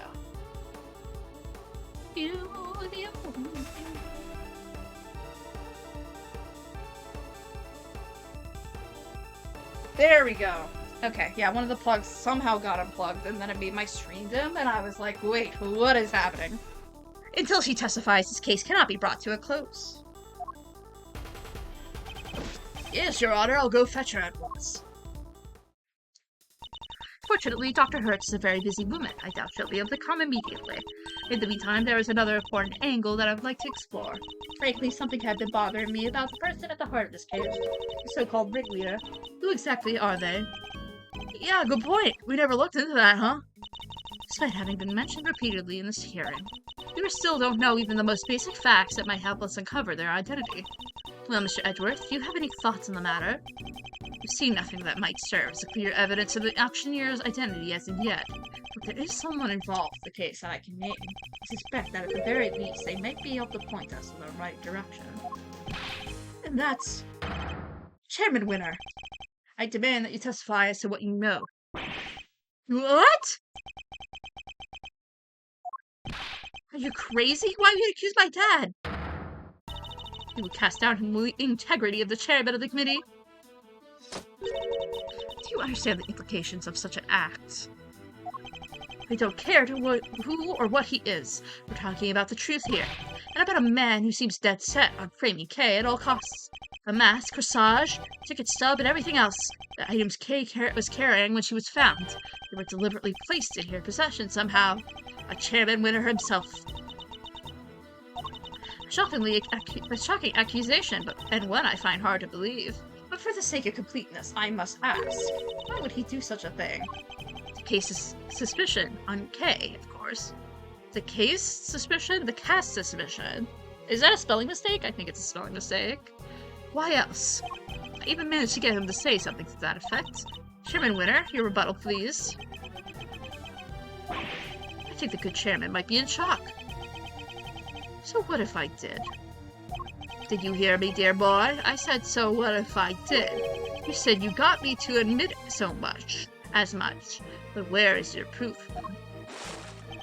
No witness to speak of. Your word alone is hardly enough to make an accusation like that stick. Or do you mean to tell us that you have something more to base your outbursts on? He still has the arrogance he showed back at the detention center, and yet... Mr. Edgeworth? I am going to have to ask you to explain yourself. If that's all right, Mr. Chairman. Not at all. I'll be very interested to hear this for myself. I'm intrigued to learn where Miles might have gotten the idea that I'm some sort of criminal, because you'll never find a more fine and upstanding citizen than myself. He has a lot of nerve acting all innocent like that. Very well, let's start at the very beginning. And the fact that the auction took place right here in this hollow chamber, trial chamber, is a point of suspicion, a location that should be all, by rights, only be accessible by members of the committee. Yeah, they all have key cards to the room after all. Furthermore, these auctions seem to be held on a somewhat regular basis, and for that to be possible, there can only be one winning explanation. That's right, Mr. Winner, the auctioneer is a member of the committee. What? No! Ugh, what on earth is wrong now? What did I do, Dad? I played right into his hands! Oh, you did indeed, you utter nitwit. But Miles, my boy, you do realize that you cast quite a wide net with your explanation. That's true. There's another 11 members of the committee altogether. 10 giving Miss Ringer's unfortunate passing. 10 potential suspects in total. Well, it certainly isn't me. Yeah, it certainly can't be the chairman. Get it? Whoever it is, speak up right now. Come. Calm down, all of you, please. Well, Miles, is that all the proof you've got against me? You're very quiet all of a sudden. But it's too late to back up now. You accuse the former chief prosecutor and current committee chairman of a crime. I would tell you to prepare for the worst. There's no preparing for what you're about to face.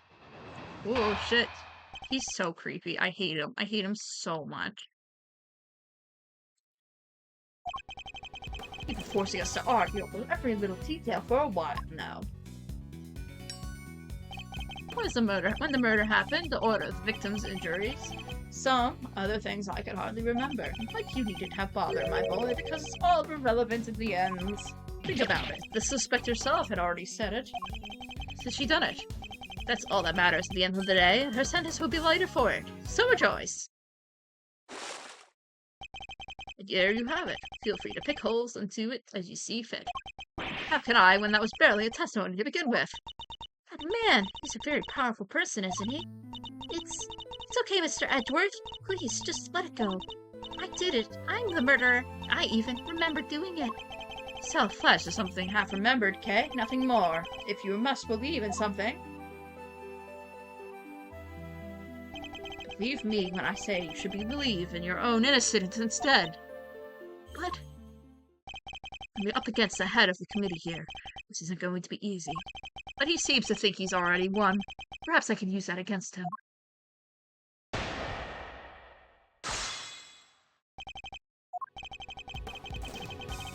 Right, okay, let's press everything. Hold it! Even if the broad strokes are correct, does it make something true?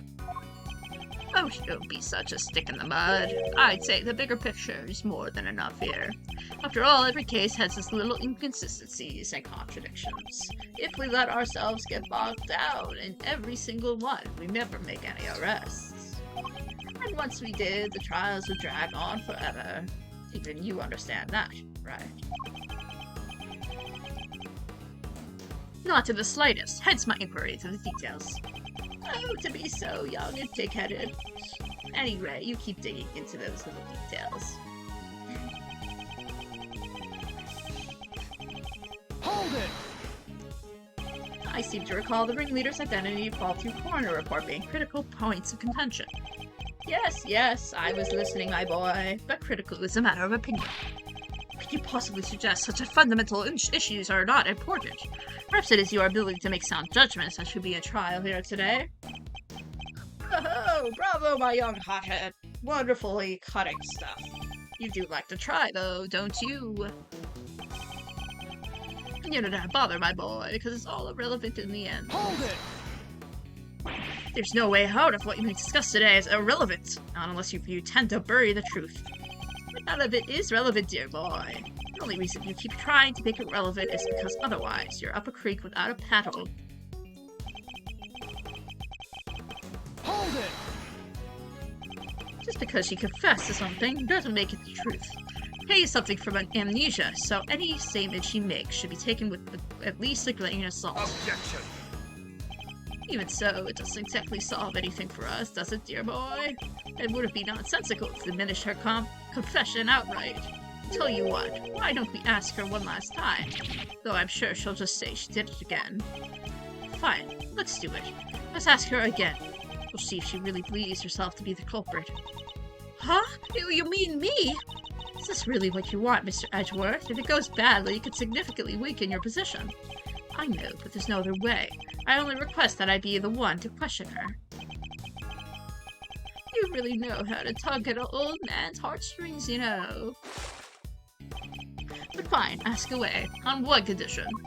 If this turns out to be a waste of time, that's it.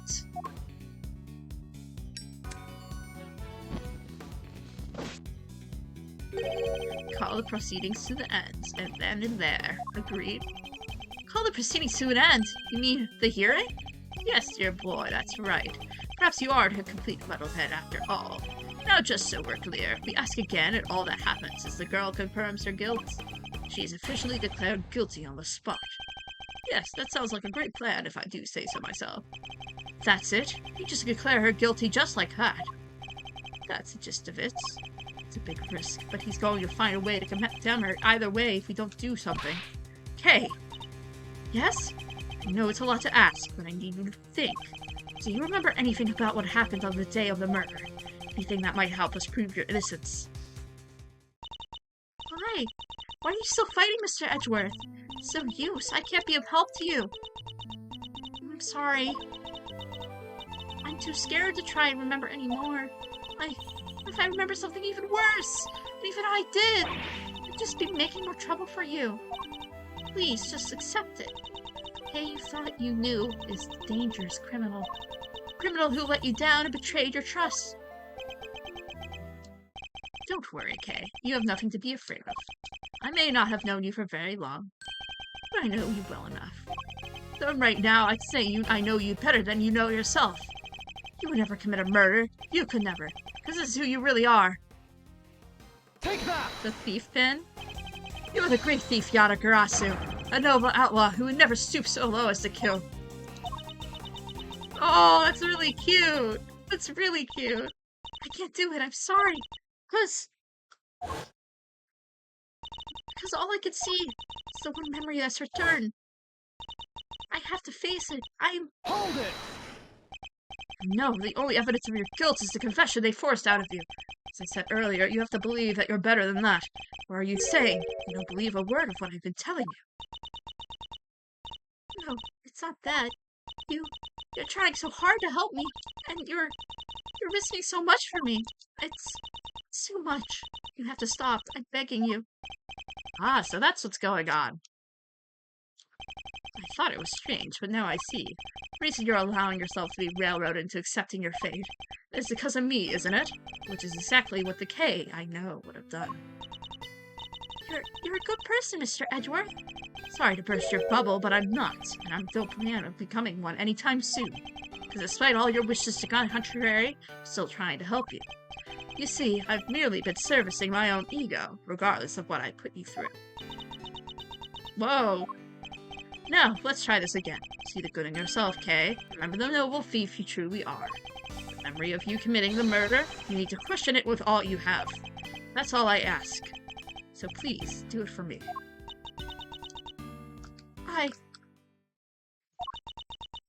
Yay! Ooh. Kay! It's wrong. Did you remember something? Oh, be like some good cliche movie plot if she did. A cow. A cow? Really? A cow? Mr. Edgeworth, if you could perhaps ask her for more details. Well, okay, can you tell us about this cow? I remember now. The person in the red raincoat. She had it in her hands. A stuffed cow. I can see it so clearly now. Are you sure, Miss Faraday? Are you absolutely certain? Yes, I'm sure. Then this court acknowledges the defendant's last statements as new testimony. Have you lost your mind, Verity? We can't accept testimony like this. With all due respect, Mr. Chairman, information pertaining to the victim and her possessions is new and highly relevant. Need I remind you of the addled state of her memory? No, this simply won't do. Addled? But if we claim her memory is unreliable now that our own argument is weakened, sir? You said yourself only a few minutes ago that thanks to your suspect's confession? Yep, that's the word. We need not worry ourselves over the finer details, did you not?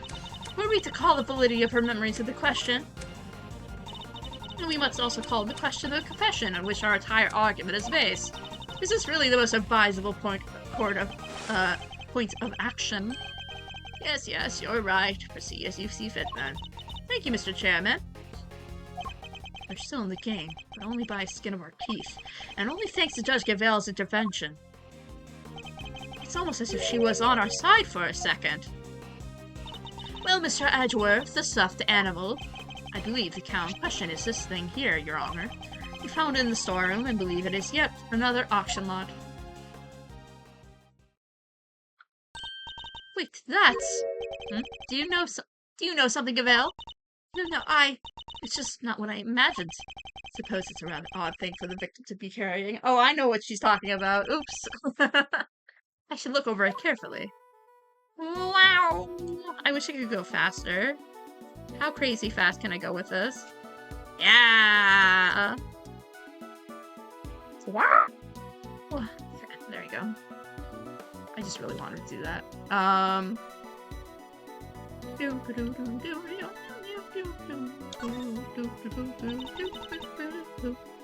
The left horn is missing. This hole. Looks like that's where the horn would have gone. That doesn't look like stuffing in there. So what is it? Let's take a look at the rest of this toy and see what we can find. There's a single Sakura cherry blossom petal. There's a cherry blossom petal cut in the third here. There are petals on the raincoat too. And a cherry cream and bloom up the viewing platform. It would definitely appear that this was taken outside at some point. What did the victim want with this thing? It's so cute. I like it a lot.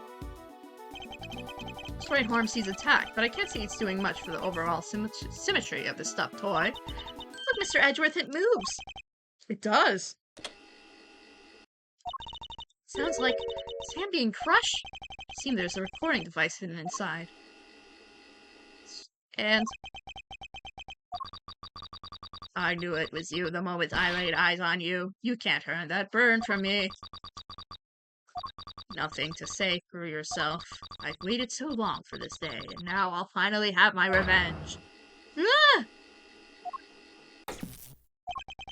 Could this be the moment of the murder? Someone made a recording of it.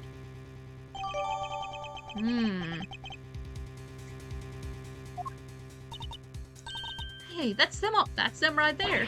Them's the voices I heard. Sure, eggs is eggs. Fortunately, we have no way to verify where these voices were recorded. It's possible they have nothing to do with the murder. If only there was some accompanying footage. You got bugs in your ears or something, lady. I told you. Them's the voices I heard. And we already know the victim was holding that thing, right? So it's gotta be from when she got. Yes, it is a possibility. But a weak one without more than your word to back it up. We need something more. Something credible.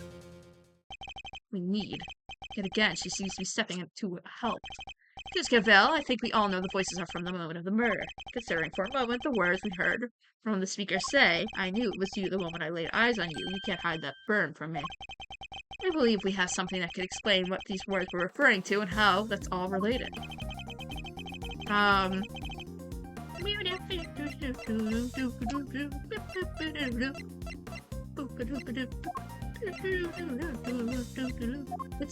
It's this picture, right? Take that! The coroners are preliminary findings. How do they prove anything?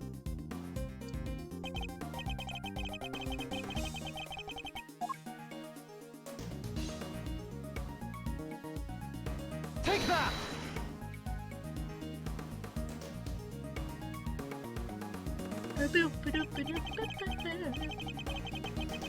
Thinking out of the words we heard, this particular part in particular sticks out on my mind. You can't hide that bird from me. The victim had a prominent bird mark on the back of her right hand. And what of it? According to case testimony, the victim was carrying a stuffed cow toy, and a bird mark, an identifying mark unique to the victim, was mentioned on the recording it captured. It's just coincidence. Stuff like that happens all the time, right? I'm not sure that it does. Certainly not in this case. The court accepts that the recording may be from the time of the murder. In which case, one of the two voices must belong to the real culprit. And based on the content of the conversation, it seems likely the one that we hear the most. But that still doesn't tell us anything about the killer's true identity, or even if they're male or female. Do the voice changers correct? Unfortunate but unavoidable. One thing, however, has become clear. We are now able to say the voices Miss Harter were those of Miss Ringer and her killer. Just like I done told you they were. We could say something else now, too. Then let's hear it. That is, if you don't mind, Mr. Chairman. Do as you wish. According to Miss Hart, just before the murder occurred, two people came up to the storeroom from the committee chamber on the elevator. The ringleader and one of the auction attendees. It seems that this was the point where the money exchanged hands. Murder happened immediately afterwards, and the auction carried on after that. All which points to one key fact. What else does this latest revelation tell us?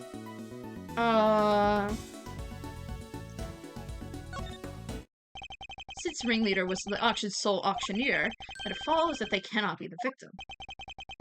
Heck of Phil. Not right now, Eustace. There's a good boy.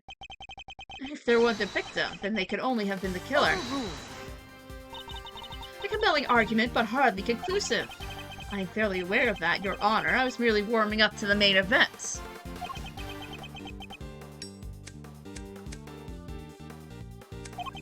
There were certain traces left on the scene that seems to suggest that the ringleader was the killer. Then please hurry up and show us. There is something that was placed on the scene that points to the ringleader of having been the killer.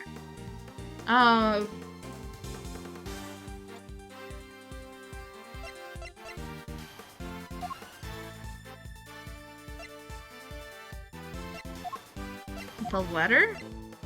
Take that! No?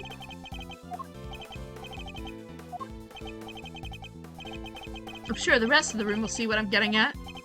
For once, I agree with my idiot boy. How could that be? Shit. There's something that they would have wanted to hide. You present a piece of evidence that suggests that. Mr. Edgeworth, if you wish for us to believe your assertion that the ringleader was the killer, you will need to see some evidence to that effect. I understand, Your Honor, and I'm about to show you just that.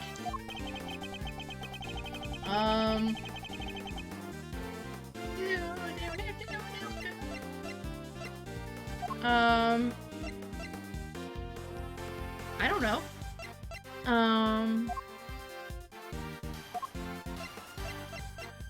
Oop, my cat wants to come inside, and I'm gonna go grab her. 1 second. Beep.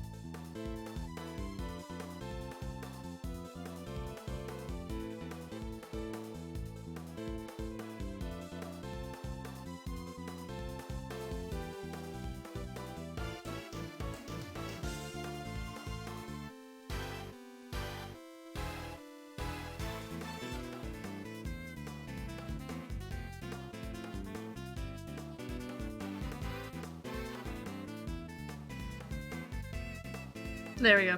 I forgot to unmute my mic. There we go. God, this song is so good. Okay.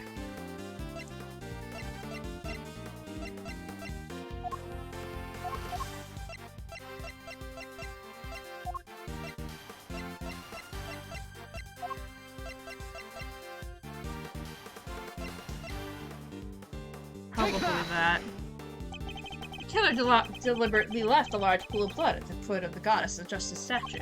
It was due to that blood we originally thought when the murder had happened in this chamber. It was simply a ruse, designed to cover up the blood that had been dripping down to the storeroom. Or to conceal the existence of the underground auction, correct? Correct. If the culprit had nothing to do with the auction, then they would have no reason to cover up the blood. Which further supports the theory that the ringleader and the killer were one and the same. And to the identity of the ringleader, do you have anyone you'd like to name? The auction is always held in this committee chamber, with his storeroom located just ahead. So at the very least, we know the murderous ringleader had some connections to the committee. Yes, yes. You suspect me, correct? As the committee's most powerful member, that should hardly be a surprise, right? Objection. Ooh, that's an interesting objection. It's a good objection. I think it very much fits him. Very disgustingly gross and very evil. You're a fine prosecutor. That much I'll give you. But as I think I might have mentioned already, you're also hopelessly naive. You've got nothing, dear boy, have you? No evidence whatsoever, Unless you've got something to share after all. Gurk. Do I have any evidence to show Chairman Witter is the murderer? I don't know. I have no idea. I have no idea. No idea. I don't. It was Chairman Witter herself who brought up the fact that I suspected him. And he seems confident right from the get-go that he's untouchable, which means he knows. He knows I have nothing. Oh, ho, ho. Well, Miles, my boy, time to play the piper. I've always wanted to say that. Verity, he's all yours.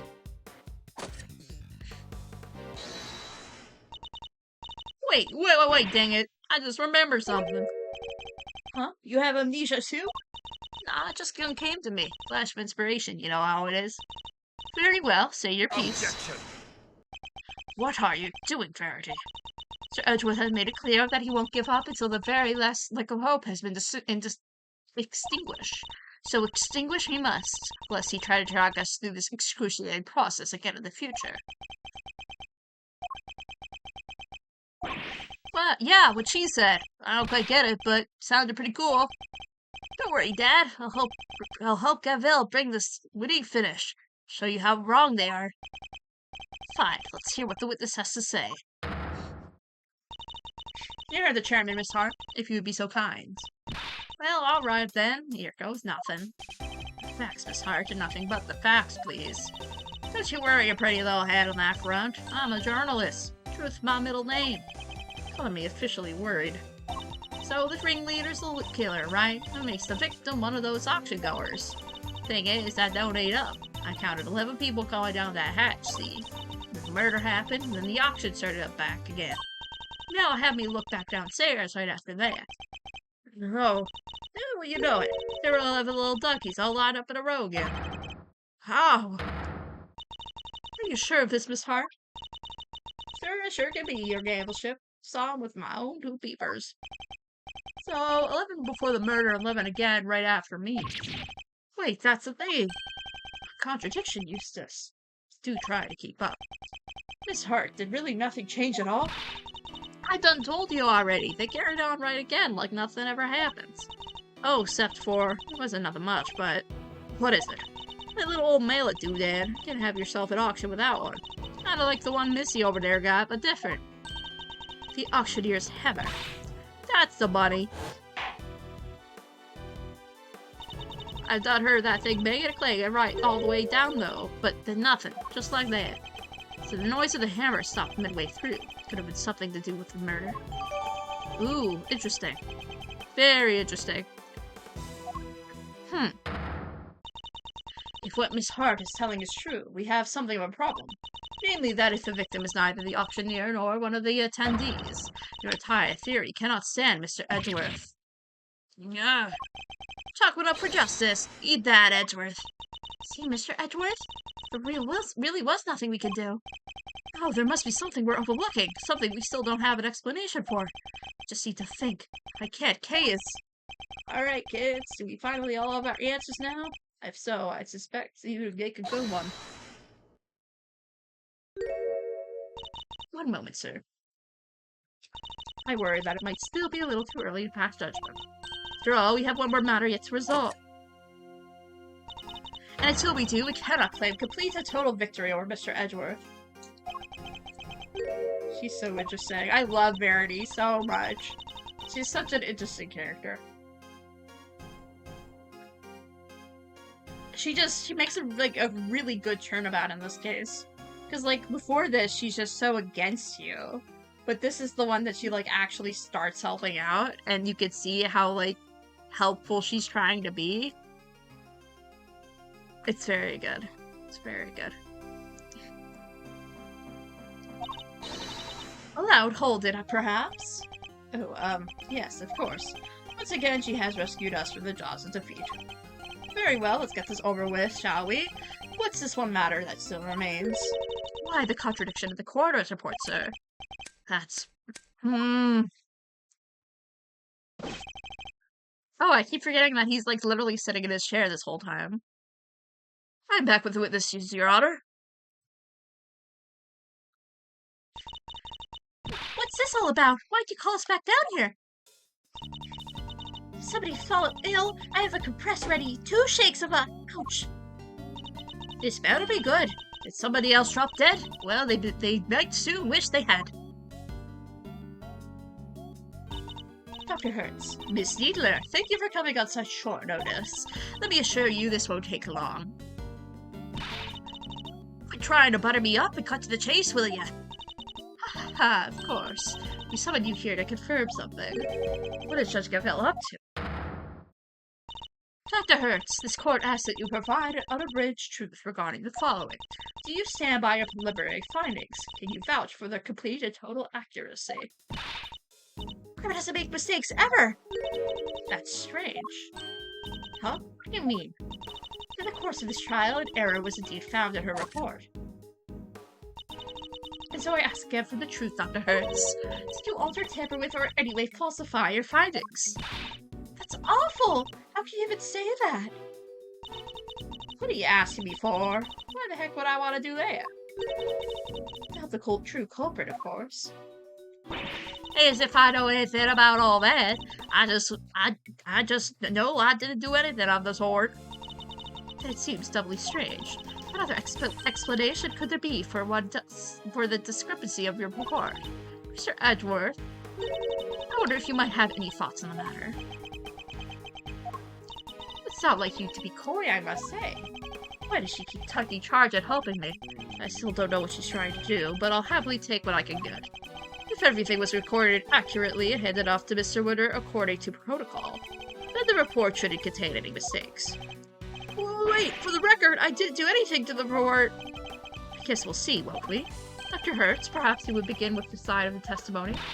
Why do we even need to? This is pointless. I'd be the judge of what's pointless, thank you very much. We have patients waiting back at the hospital. Grandma! Ah! I don't really have time for this. Will you please help us? Can't stress how important this is.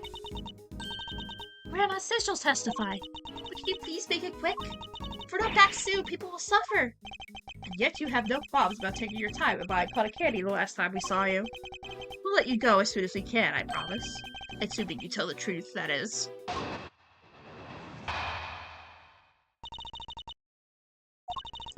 Wait, there's a mistake in Grandma's report. No, not ever. I've been dealing with the dead longer than you've been alive, Sonny Jim. You writing something wrong as well as likely as. Ouch! And what the heck do you think I stand to gain by doctoring a fire? Doesn't make a lick of sense. That's all she has to say. Nothing funky here. See, it's as I thought. There's no chance of a good doctoring her findings. You swear by the Holy Goddess that this testimony is true. Of course! Grandma never told a lie to her. Objection! Your opinions are not necessary, Nurse Needler. Your grandmother is the subject of this inquiry, not you. Not necessary! That's not fair! I believe the only ally poor Grandma has. Go ahead, shout objection left and right, but you best be prepared then, Mr. Ex-Prosecutor. I'm more than prepared. I'm ready to expose the truth behind the error of this report. Okay. Okay. I'm gonna press everything. Never. You're saying that Dr. Hertz is infallible. He has to be. A doctor can't afford to make mistakes. But a veteran like Grandma would be out of job if she messed up even once. So there's no way she of all people would. I got a whole hospital relying on me. Might be, you can bungle your work and survive, mister, but I can't. Hold it! You've really never made a single mistake in all your time. Doctor is all about experience. The longer you've been at it, the better you get. If only the same were true of prosecuting, Chairman Winter would be the best in the business. I think we can all agree that's not the case. Ooh, you really are a devil, Miles. But you're also quite wrong. I've never once made a mistake either. After all, I have people to do that for me. I'm too busy for foul-ups, and luckily for me, I don't have to make them. Isn't having people just grand? Don't you go trying to make doctor and lawyer and about sound the same. They ain't nothing alike. Nothing alike, I tell you. Give me 1 second.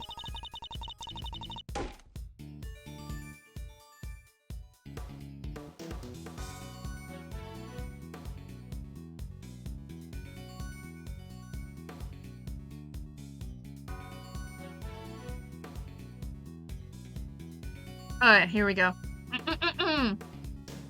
Hold it! The victim appears to have put this raincoat on after sustaining the head injury, and yet there was not a single drop of blood in the chest area of the raincoat.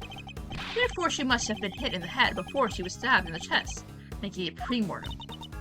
Oh, that's... ouch! I don't need you to teach me how to suck eggs, young man. My dang report already says what you said. Just said, don't it? Objection! The report states that the head injury appears to have been sustained post-mortem, which is the exact opposite of what I just said. Oh. Sure. I diligently dictated that report to Florence here, and she wrote it down just like I said it. Something happened to her after that weren't nothing to do with me. She dictated it. You could please tell me more. I diligently dictated that report to Florence. Anything after that were nothing to do with me. Hold it! Just so we're on the same page, what were your conclusions regarding the body? Well, like I said, sorry, it was, Death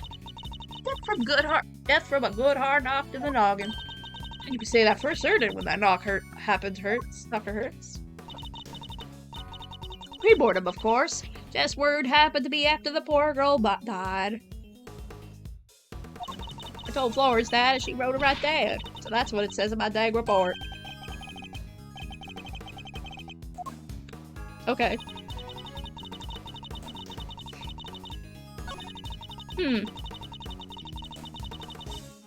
Okay.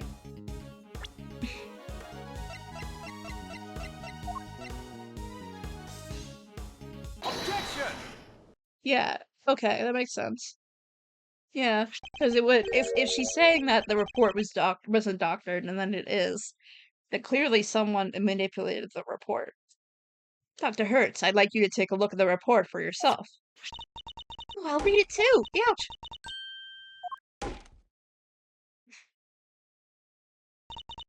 This ain't what I said. This ain't what I said at all. What? What do you mean exactly?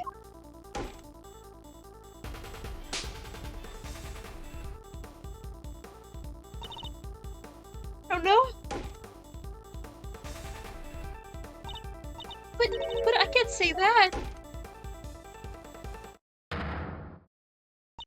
Mr. Ziegler, if you're attempting to bury Dr. Hertz's truth, I will gladly hear your confession myself, on behalf of the goddess of justice. Dr. Hertz seems to be telling Judge Gavel something in private. What? I see. Very well. Allow me to relay to everyone you just have told me. Ain't no doubt about what I said, and I dictated my Florence. I fought it to Florence just like I told you I did. I do a really good accent of this old lady. I'm really good at it. Wow, Judge Gavel, you're really good at that accent. Thank you very much. I am very good at what I do. The fuddlehead young thing must have run it down wrong or something. Wow, that was a great impression. Okay, so the bit was there. Okay, great. Yes, but it wasn't really necessary. Yes, it was. Yes, it was. So, in summary, there's an error in the report. And it was all because of you, Nurse Needler. I... True facts have now been shown to that of the head injury occurred prior to the chest wound. The question now, Miss Needler, is why did you introduce such an error? Just a minute of error, Kate. You make it sound as if the poor girl did it deliberately. Whereas it seems to me she just made a little mistake. Pre-mortem, post-mortem, they're practically the same word, don't you think? Except they mean two completely opposite things. This is deliberate, no doubt about it. Why would she want to change it?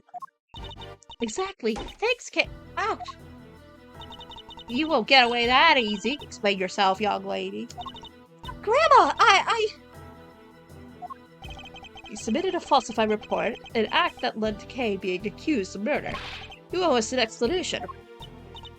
I can't tell you. Don't want to, but can't. This is really rather unpleasant, don't you think?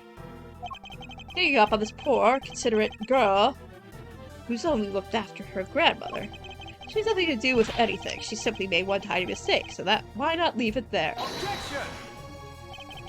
You like that, wouldn't you? I guess the only person her testimony would hurt is you. What on earth do you mean, my boy? Seeing as you're now de facto ex-prosecutor, you're going to need to explain yourself better than that. I'd be happy to. I'll even spell it out for you. Nurse Needler's role in this crime is very important because Nurse Needler doctored the report in order to cover for her accomplice. Ouch! Oh, so she's a co-conspirator. This innocent young thing. To share your grounds for making such a wild accusation, my boy. This murder couldn't have been committed by one person working on their own. Without at least two people, it wouldn't have been possible, too. If the auctioneer was the murder, the victim was one of the attendees. The fact that witness testified to there being 11 attendees after the murder doesn't make sense. Hey, watch it. Y'all call my good word to the question now, too? That's not what I meant. In fact, it's quite the opposite. I'm taking you at your word, which means that there must be a co-conspirator. I know it's hard, my boy, but sometimes you have to accept that you were wrong. Objection! I wasn't wrong. I just hadn't considered the possibility of a killer having an accomplice. But as soon as we do, things start to fall into place. If the killer's accomplice returned to the auction room and placed in the victim, there would indeed have been 11 attendees both before and after the murder. Interesting. Well, so that's your thinking, is it? It's certainly an intriguing theory. I was wondering when this was going to come into play, because I, briefly remember this part, but I don't remember it I don't remember it incredibly well. But I was unsure about when this would actually come into play. Surely the imposter would have been spotted right away. I don't imagine that Nurse Needler looks strikingly different from the victim in build and stature. With the help of a mask, she could very easily have replaced Miss Ringer without anybody noticing. Well, Nurse Needler, is that what happens? Did you take your victim's place at the auction? I'm gonna do something like... Now tell us, the ringleader, who were they? I can't tell you, I just can't! It hurt Grandma too! Ow! Grandma! Don't you worry about me, I can take it. You just tell me everything, child. What? Grandma! Oh my god, I forgot she had a breakdown. Whoa, bro! I forgot about that. Okay. So I was right. She was an accomplice. Miss Needler, why? Well, Miss Needler, can you explain yourself? Yes. Huh? Oh, thank you, Grandma, but I'm alright now. I confess it, I changed places with Miss Ringer. So you admit that you were working with the ringleader? Yeah, I was helping them. I don't know how, but they found out Miss Ringer was going to attack them. The culprit was going to be attacked by the victim. They seemed pretty sure it was going to happen that night, so they made a counterplan. They wanted to strike first, and they wanted me to help them. I was told to go to the storeroom before the auction began and wait there. Now hold on there, right, Missy. I didn't see nothing, and my eyes don't lie. If you'd been there from before the auction, I would have bumped into you. I was there the whole way through, and you ain't there for a little bit of it. But I'm not lying. Well, that's easy for you to say. But you were lying about altering the report just a few moments ago. Objection! I think we're all well aware of the number of potential hiding places in that storeroom. Are we? What exactly are you trying to say our friend the nurse was hiding? Where exactly were you trying to say our friend the nurse was hiding, huh? I know where she's hiding. Take that! In there! She hid inside this clothes box. Oh, she did, should she? Huh? Well, it was there the whole time, even before I mosey on in. Like I done told you all, it all had them chains up around it. Wanted to hide in there myself, really, but I was locked up tight, so I had to go elsewhere. Imagine that's because Nurse Needler was already lying in there by the time you arrived. That's right. I didn't want anyone to open it, or would have really blown a cover. So the ringleader told me to climb in and wait until it was time for my part of the plan. And then they wrapped up the whole box and changed.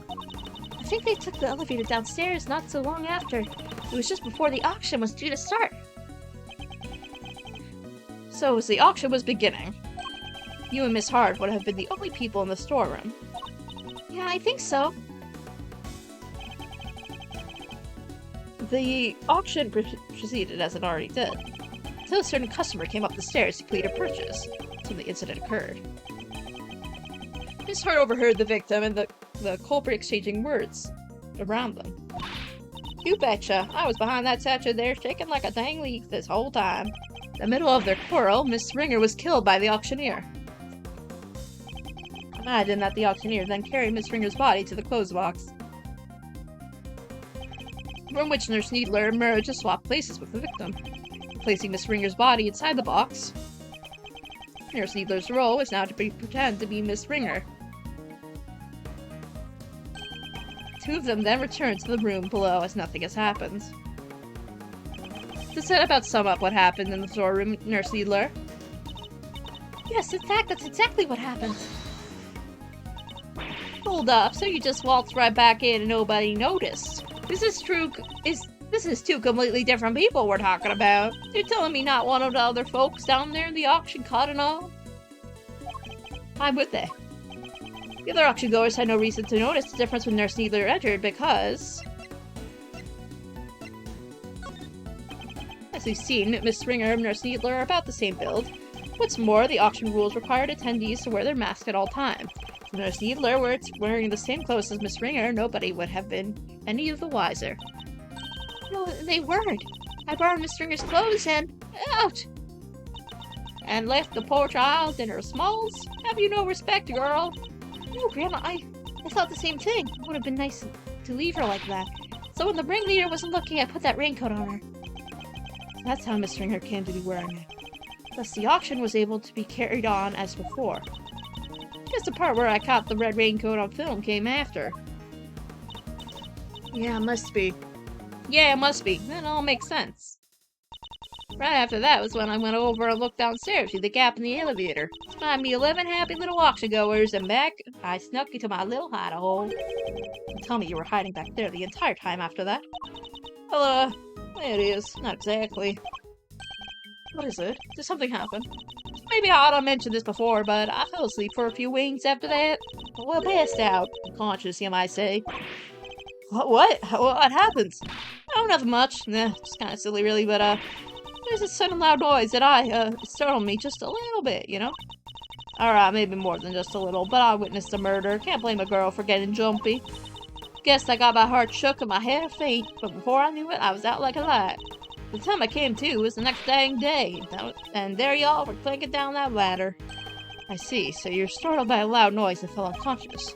Suppose that means you don't know what happened after that. Not per se, but Well, after the auction was over, all the masks were back on the rack, so I reckon the guests done finished up and filed out, one like they were supposed to. Miss Needler, once the auction had restarted, what exactly were you doing? I was pretending to be Miss Ringer and placing bids just like the ringleader wanted. With the window closed box as I've been instructed. If I had a dead body, it had a dead body inside after all. Imagine if somebody else had won it. We'd be in real trouble then. So you had no idea that the victim had vacated the box in the meantime? No, not until we came up and so we could pay for it. That was when we noticed. The ringleader told me to go look for her right away. Except I found some other girl collapsed at the foot of the ladder instead. Okay. Yes, she must have fallen from up on the roof and had been knocked unconscious. Guess the victim must have left that hatch wide open, huh? That would explain it. Kay would have been so shocked by seeing Miss Ringer fall motionless right in front of her. She would have seen the open hatch and fallen right through it. That explains the noise that caused you to faint as well, Miss Hart. It was the sound of Kay crash landing on the storeroom floor. Yeah, I suppose. Can't believe something like that down out me out for so long, though. So in summary, by the time Miss Needler found Kay, you were already sound asleep behind the statue. I think we've got a good grasp of what occurred up until this point now. Nurse Needler, if you would continue. Sure, so I found Kay, and the next I found Miss Ringer, and put them both in the clothes box. Was any of the auction goers seeing them? It would cause a real hullabaloo. Was that your idea, or the ringleader's? But putting the raincoat on Miss Ringer was my own idea, so I tried to get rid of it before they found out what I'd done. I imagine they were not too pleased when I showed out a surprise piece of evidence in this case. And lastly, the ringleader and I put her in the auctioneer's outfit we prepared. Of course, which completed the deception and make everyone think she was the auctioneer. All in all, the auction finished up without anybody noticing anything. And that was that. Now that we know the extent of your crimes, Nurse Needler, if you have anything further to share, I'd advise you to do so immediately. I wish I could tell you more, but I'm sorry, that's all I know. Oh, just for one other thing. It did seem a little strange, I guess. When I was borrowing Miss Springer's clothes, I took everything I could, but I couldn't take her hair, obviously, so, You're dang right you couldn't take her hair. What kind of medical professional are you? That's where you draw the line, so taking her clothes is okay. Her hair was totally different, the style, the length, everything. I kind of panicked. The ringleader thought of everything, including wigs. 2 of them, in fact. There was a straight one and a wavy one. They both stashed in the clothes box. 2 wigs, but why? Right, I wonder that too. Thought that maybe they were worried she would have changed up her hairstyle. Her style. Anyway, I took the straight one. That was the one that matched her hair that day. Leaving a wavy wig in the box. Yes. And that's everything you know. There's nothing else you're forgetting? No. Huh? No, really, Grandma, that's everything. I take it you really have no idea who the ringleader might be? Sorry, I only know that they were in charge of the auction. Didn't really see them without their mask on, and they were pretty careful to keep their identity a secret from everyone. If I could get something concrete on them. Oh, well, Miles, are we about done? You've proven the nurse was part of the murder plot, but sadly for you, it doesn't change a whole lot. Because there's nothing to prove that Kay Faraday is the ringleader. And justice must prevail. It can't change the law, even for your sake. Is this it? Am I not gonna be able to save Kay? Objection! Hi, Franziska. Look at her, she's so cool. Franziska, what are you doing here? As I told you before, Miles Edgeworth, where the case leads, I follow. Your dedication is an inspiration to us all. But don't keep getting the wrong idea, little brother. I'm only here to deliver the truth regarding the suspect. I'm certainly not here to forgive you for abandoning the way of the prosecutor. I understand that. I should have thanked your former subordinate for what I'm about to share. In his desperation to help Kay Faraday, he gave me a valuable piece of information. Detective Gumshoe did that. Prepare yourself, Miles Edgeworth, for the final piece of the puzzle. Rosie Ringer's head wound was the first of the injuries she suffered, not the second. Uh-oh. Well, that doesn't really help us, doesn't it? Really doesn't help us. Okay. Well, say something. Well, yes, there's no easy way to say this, Francisca, but we already proved that ourselves. You what? Yes, just a few minutes. Ugh! Well, why did you say so sooner? You didn't exactly give us a chance. And I suppose you know about the murder weapon, too? No, not yet. Ha, good. Then listen up. The victim was struck in the head with a blunt object bearing a circular surface. And the wounds to the chest were actually inflicted post-mortem. Circular surface. Objection. And you're certain of that, I'm assuming? Your sources are above board? Two trusted medical professionals reached the same conclusion independently. You couldn't ask for more. Objection. That's certainly good to hear. Fortunately, you've overstepped the bounds. Of what? Of what? I am the prosecutor in charge of Interpol's investigation into the underground auction. And this murder occurred during that auction. It would be negligent of me not to pursue leads pertaining to relevant parties. Especially the victim. My, you've really become quite the force to be reckoned with, haven't you, my dear? But all parties are in all agreement. The victim died from a blow to the head. Sadly, the murder weapon itself has yet to be identified. Huh. Based on the shape, I might have an idea or two. But guys, I didn't turn up any other weapon during my investigation. And yet, someone knows only think about the setting and the auctioneer's tools. The answer should become obvious.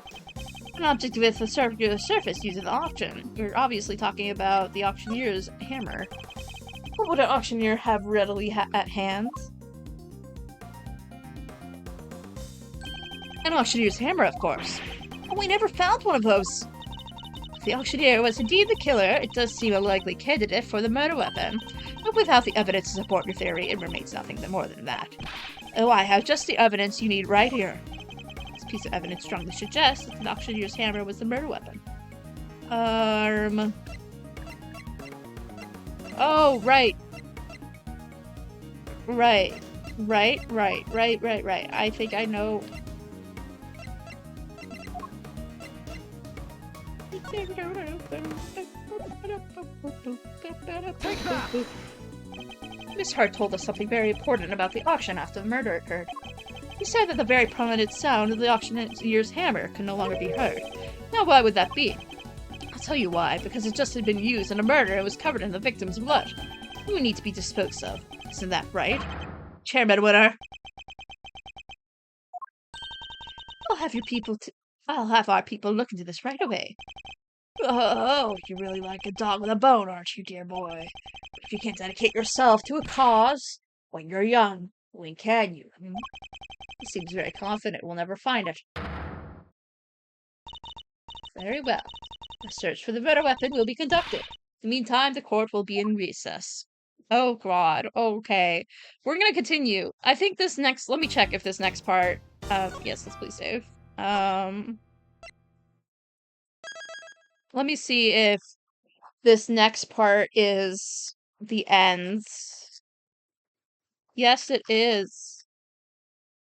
Oh boy. Okay, yeah, we'll continue.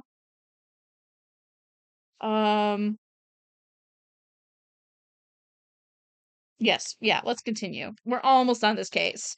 I know how short this case is, so I don't feel that bad about continuing, even though it's clearly 4 hours.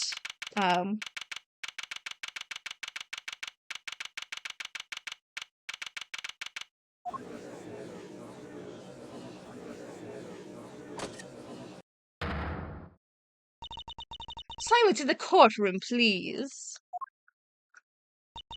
Miss Von Karma, if you would be so kind to update us on the progress of the search. It's not good news, I'm afraid.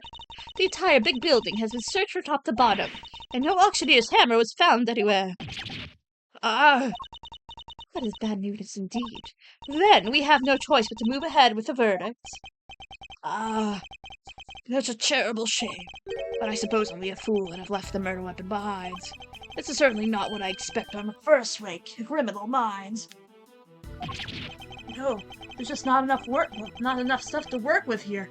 I can't carry us on any further on my own.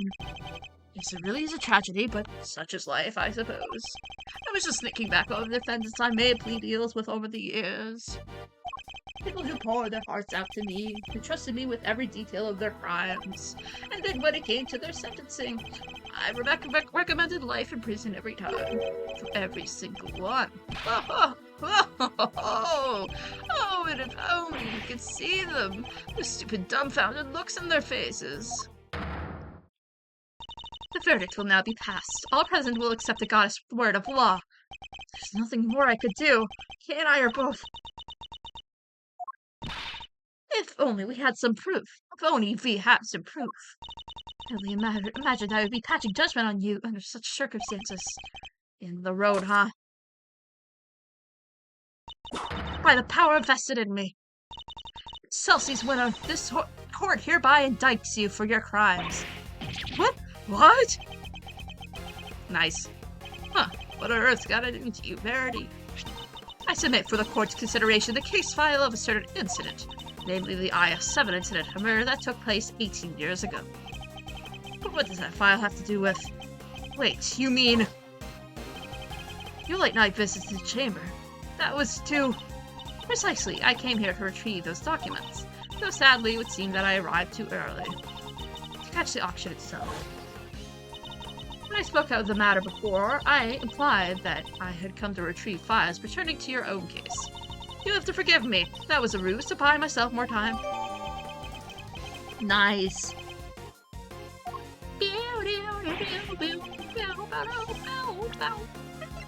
Okay, let me read this. Defense attorney. Oh, this is literally just a what? How does this relate? How does this? I am unsure about how that relates to this whole case, actually. What the heck are you doing, Gavel? You can't just accuse my dad. On proper grounds, it's defamation. Excellent observation, Eustace. Well, it is. And of course, I have the grounds to make such an accusation. 18 years ago, Mr. Manfred found Tyramet had some details about the victim's body fabricated. Details he was forced to fabricate when the sculpture Artie Frost's body went missing. My papa, fabricating information! What is the meaning of this? I and Sideman, the detective originally assigned to this case, did in fact report that the body had gone missing. I'm really enjoying how frequently I and Sideman's name is coming up, given that it is clearly a name pun and this guy is practically irrelevant except that he exists.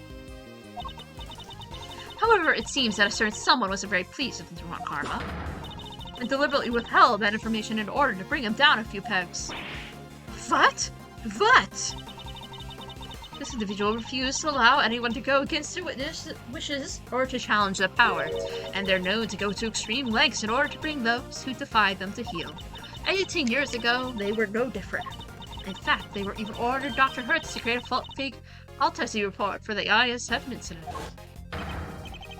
What? She was responsible for the fake report? Wait, you have to understand, Grandma, she's not a bad person. She had to do what he said. She didn't have any choice. He? Person in question was the chief prosecutor at the time. Excelsis winner. The chief prosecutor 18 years ago. No, the man who gave Papa the first penalty of his career. You. Excelsis winner, it was you. Wow.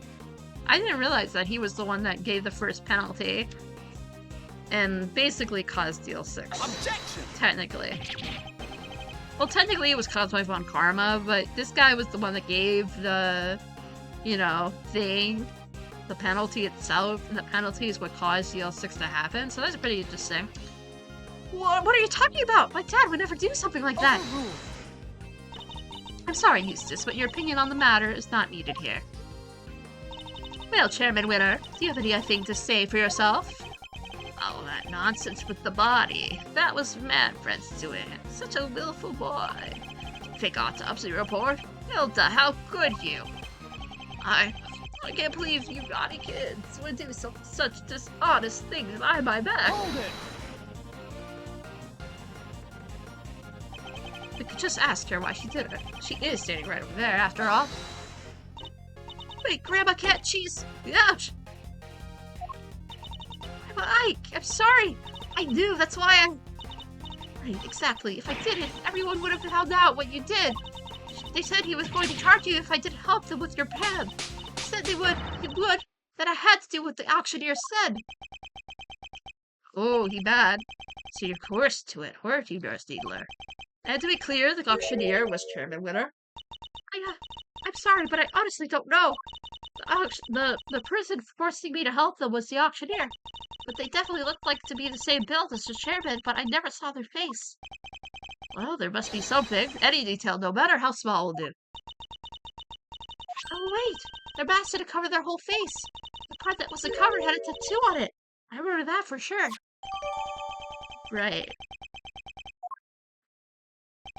A tattoo. Objection.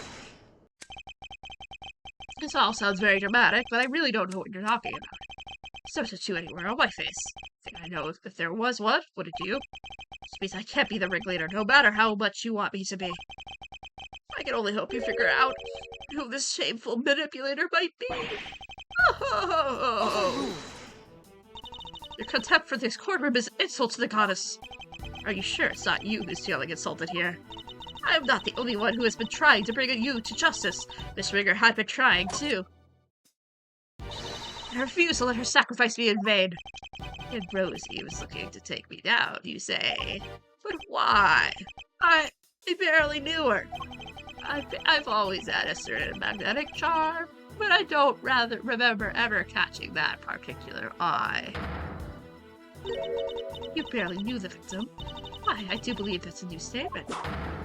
The goddess demands that you offer your full testimony on the record. So that's how this is going to go, hmm? You need to hound me till I finally break? Well, if that's the way you want to play it, fine. I'll destroy you all. Every last one of you. Mr. Edgeworth, please allow me to work with you on this one. I doubt we'll get another chance to put him on the stand.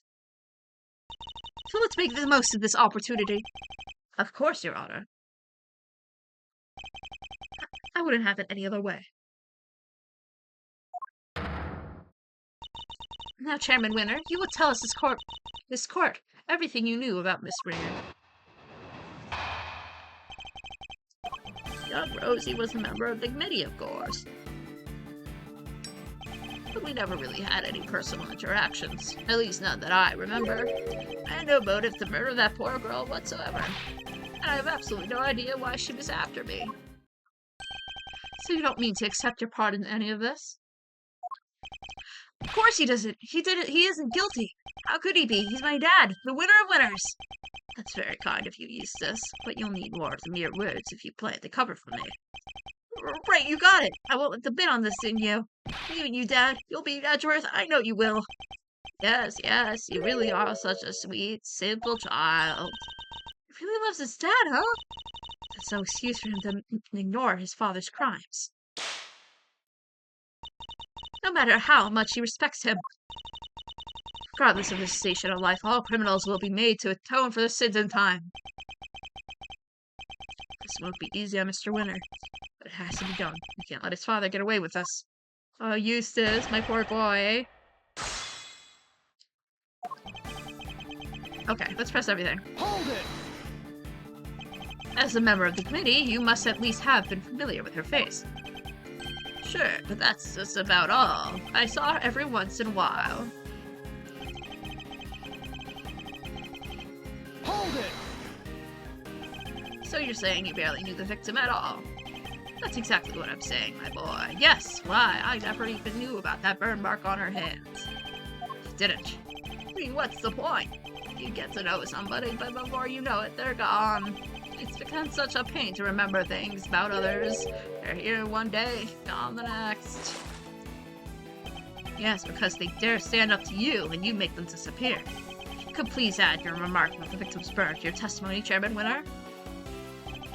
I didn't even know about the burn mark on her hands. That's sussy as hell. Hold it! For sure you didn't know about the burn mark. You really don't let up, do you? Not in the habit of memorizing who has a scar on their hand and who doesn't. This wasn't just some old star, so it's pretty noticeable, in fact. Perhaps under normal circumstances, but now that I think about it, Miss Ringer did always wear gloves.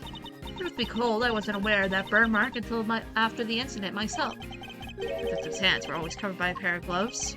Makes sense, of course. People can be very self-conscious about such things. I can only sympathize, being somewhat of a sensitive soul myself. I hope you're not too sensitive to append your statement to your testimony. Always wearing gloves.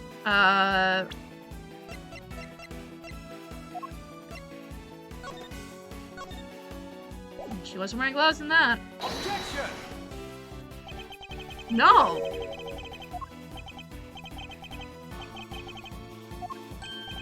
Beats me, but I guess it doesn't. Right? I thought so too. Damn it. These two are the worst. They are the worst. They are absolutely the worst.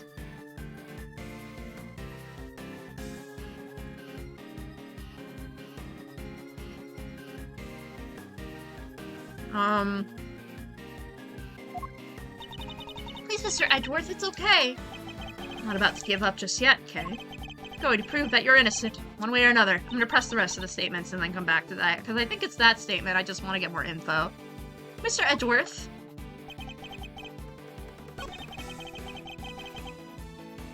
Hold it! You never had any trouble with her professionally.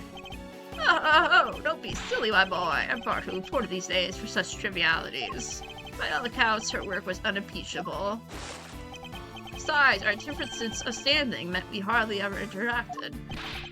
But that doesn't prove you didn't kill her, does it? Well, you would say that, wouldn't you? Anything to save your little friend, It certainly seems that Miss Ringer had some personal interest in you, at least.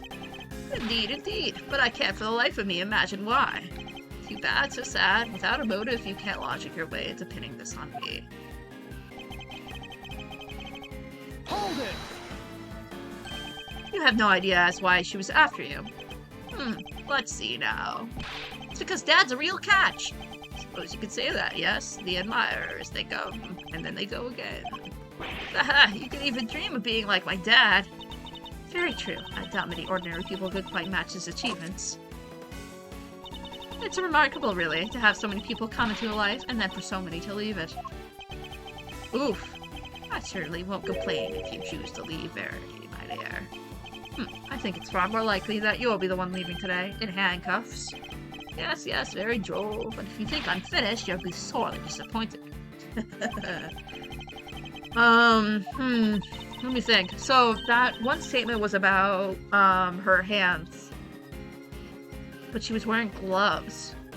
So then would that mean that the burn mark is not on... that was being talked about was not on... The burn mark that was being talked about with the cow from the recording was not talking about the same person that we thought they was. You might just find a new way of interpreting old information. Yeah, I think it's that. Are you trying to help me, Franziska?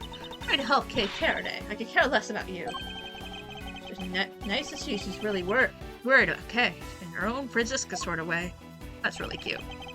Francis Kay, sweet. Yeah, let's present the cow. Objection! Nice. So Miss Ringer always wore gloves. If she did, that raises a rather important question, and highlights quite a contradiction.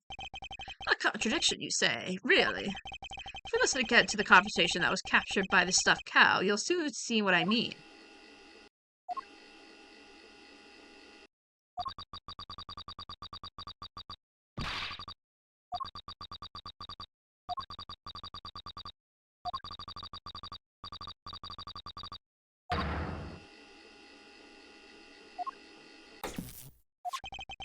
Are we reasonably certain that's what we just heard was the moment the victim was attacked? I knew it was you the moment I laid eyes on you. You can't hide that burn from me.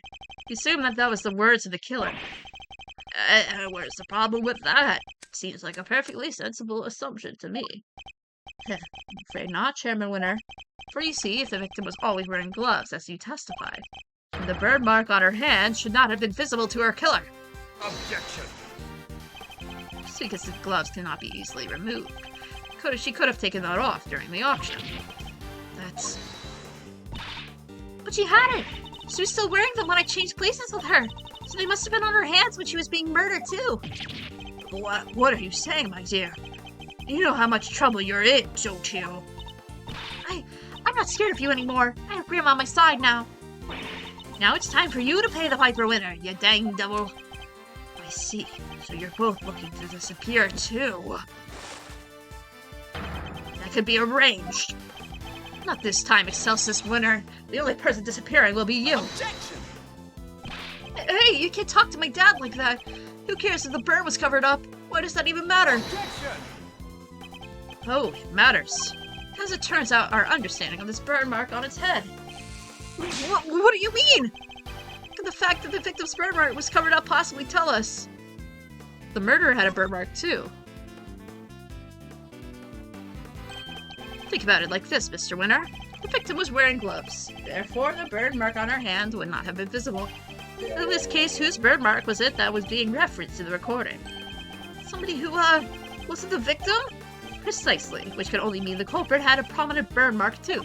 Or to put it another way, I knew it was you the moment I laid eyes on you. You can't hide that burn from me. Those words are spoken not by the murderer, but by the victim. No way! Objection! Eustace, my boy, would you mind stepping aside for a second? Look, Miles, it's nice to see you having fun with your little fights of fancy, but let's get serious. So the murderer had a burn mark now? Really? Where? Your little theory will either take flight or die, depending on your answer here, I'm afraid. He's not messing around. I had to figure out where that burn mark was, and fast. I wonder where it could have been. All the auction people were wearing disguises, right? Yes, and each disguise was different. Yet in spite of that, the burn mark was visible to the victim somehow, which means... Well, shall we? Enlighten us, why don't you? What is the murderer's burn mark? I'm assuming you have some evidence. I'm assuming on its face. Take that! What? What? But, what?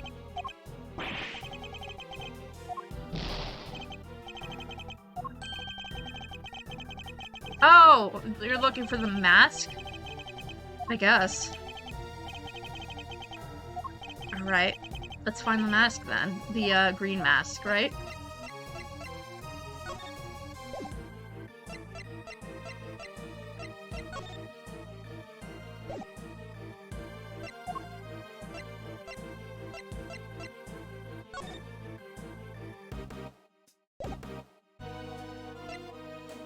Take that!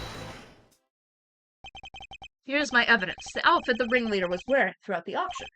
Or rather, the outfit you were wearing, Chairman Winner. Oh, and what exactly is that supposed to tell us, hmm? Objection! A suit, white gloves, and a mask. This disguise should have covered almost all of your skin. According to Nurse Littler's testimony, the auctioneer's mask didn't quite cover your entire face. And not only that, she claimed to have seen a tattoo on the part that was exposed. But it was a tattoo, or did she simply mistake a burn mark for one? A burn mark on the face? Objection! Sorry to interrupt while you're so clearly enjoying yourself, dear boy. But I reflect to inform you. None of the committee members have such a burn. Myself included, as of course. Dad, I mean... Eustace, do you think you could be quiet, please? You can't be foolish on your own time later. Oh, poor boy. Well, you may be annoyed most of the time, Mr. Winter, but on this particular occasion, I'm grateful for your presence. A reaction like that from you, his son, is as good as an indicator of the truth as I could ever hope for. And it gives me much-needed confidence boost for concerning another theory of mine, namely the one the one unexplained item belongs to. What's the matter with Mr. Winter? I think he might be in shock. After all, he's usually the last to figure things out.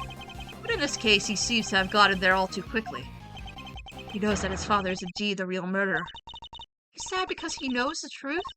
So, it's better not to know the truth at all. Okay. Okay, it's what we came here for. It's no matter how we get there. The important thing is finding the truth. You yourself told me that once, right when I needed to hear it most. And now it's time for me to repay the favor and show you the truth of your innocence.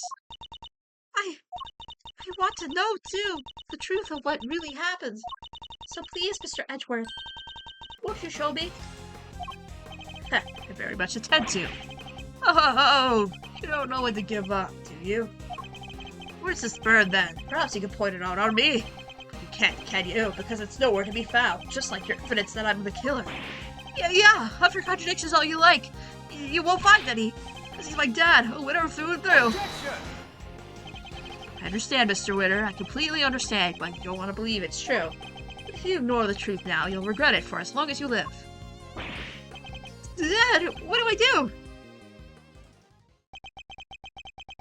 I just don't understand it. How could I have raised such a utter buffoon? If you really wish to help your father, Eustace, you can try thinking on your own for once in your life. You useless nitwit. But I try all the time. All I do is try. I went through school you wanted me to go to. I aced every test. My jacket, it's the one that you gave to the valedictorian. Did everything you told me. I worked like crazy, graduated top of my class. Used to be just like you and win as much trophies as I could. Objection! You really are just a simpering simpleton, aren't you? Those tests you aced, I had the school give you perfect scores on all of them. Those debate and speech competitions you won, the judge were all friends of mine. If you never ever even realized that much, there's no hope for you, I'm afraid. Not at all. There's no son of mine, even if you must see that. Ooh, goddamn. I hate this guy. Oh, Eustace, my little... Oh, no! Oh. God, my own son. They all leave in the end. I mean, boo-hoo! Even when he was trying, he was failing. And he did it all for me. Then he should have tried harder. You're a disgrace. You don't even deserve to be a father. And you certainly don't deserve to be a chairman of this committee. Even I feel sorry for the boy now. Poor Mr. Witter. Explain yourself, Chairman Witter. What do you think your son is to treat him in such a way? Utterly useless pawn, serves about right. But you're one to talk to Verity. You try to worm your way into my trust by using Eustace, too. I cannot deny it. However, I have never thought of him as a mere pawn. He may not have been a naturally gifted prosecutor, but he tries. In some ways, he tries harder than anybody. That's what I have witnessed during my time with him. Yet you would call him useless. How could you? Objection! Because he is Verity, my girl. He is utterly incapable of doing anything I ask of him. Mr. Edgeworth, I entrust my offering to the goddess to you, so that you may use it to call her final judgment onto Excelsis Winner. Thank you, Your Honor. I've been more than ready to do so. If the ringleader had a visible burn mark on their face that night, then it should follow that Chairman Winter is currently hiding that mark somehow. How exactly was he dressed during the auction? That would be the key to solving this case at last. Now then, your answer, please. Which piece of evidence will help us reveal the burn mark on the culprit's face? Is it this now? It is! Yay! Okay, so I just presented it in the wrong order. Call Nurse Needler's testimony, if you will. There was one thing we never quite resolved. The second wig, the one that wasn't used. I seem to remember it being wavy? That's not her voice. She seemed to remember it being wavy. What are you guys talking about? Nurse Needler apparently found some very interesting items when she went to swap places with the victim. And what do they have in common with, what do they have to do with the burn mark? She found were two wigs. One was intended to make her look more like the victim. What was the other one for? I don't suppose it was meant to be a spare. It doesn't take a huge leap of imagination to see the truth. Mayor Chairman's winter current appearance to the one of the ringleader as described to us. Yeah. Stop it! Stop staring at me! One very prominent difference presents itself, his face, or rather, what's around it. You mean, it wasn't a wig after all? Indeed, not a wig intended to go around the top of the head, in any case.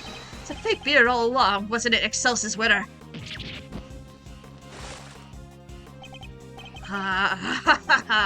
This is all my own, dear boy. How very unkind he is to suggest otherwise. Objection! You saw how your son reacted when he realized the truth. How he desperately tried to cover for you, even in the light of his realization. Yet you still fear that he might expose you. So rather than take the risk, you bullied him until he couldn't take it anymore. Because he knew that your beard hides a prominent burn mark.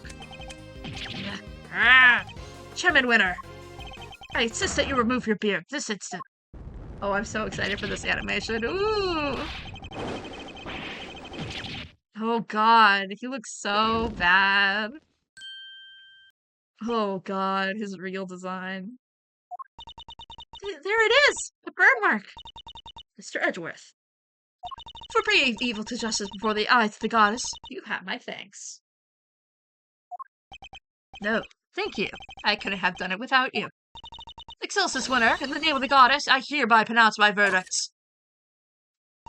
In the matter of the murder of Miss Rosie Ringer, this court finds you guilty. Guilty.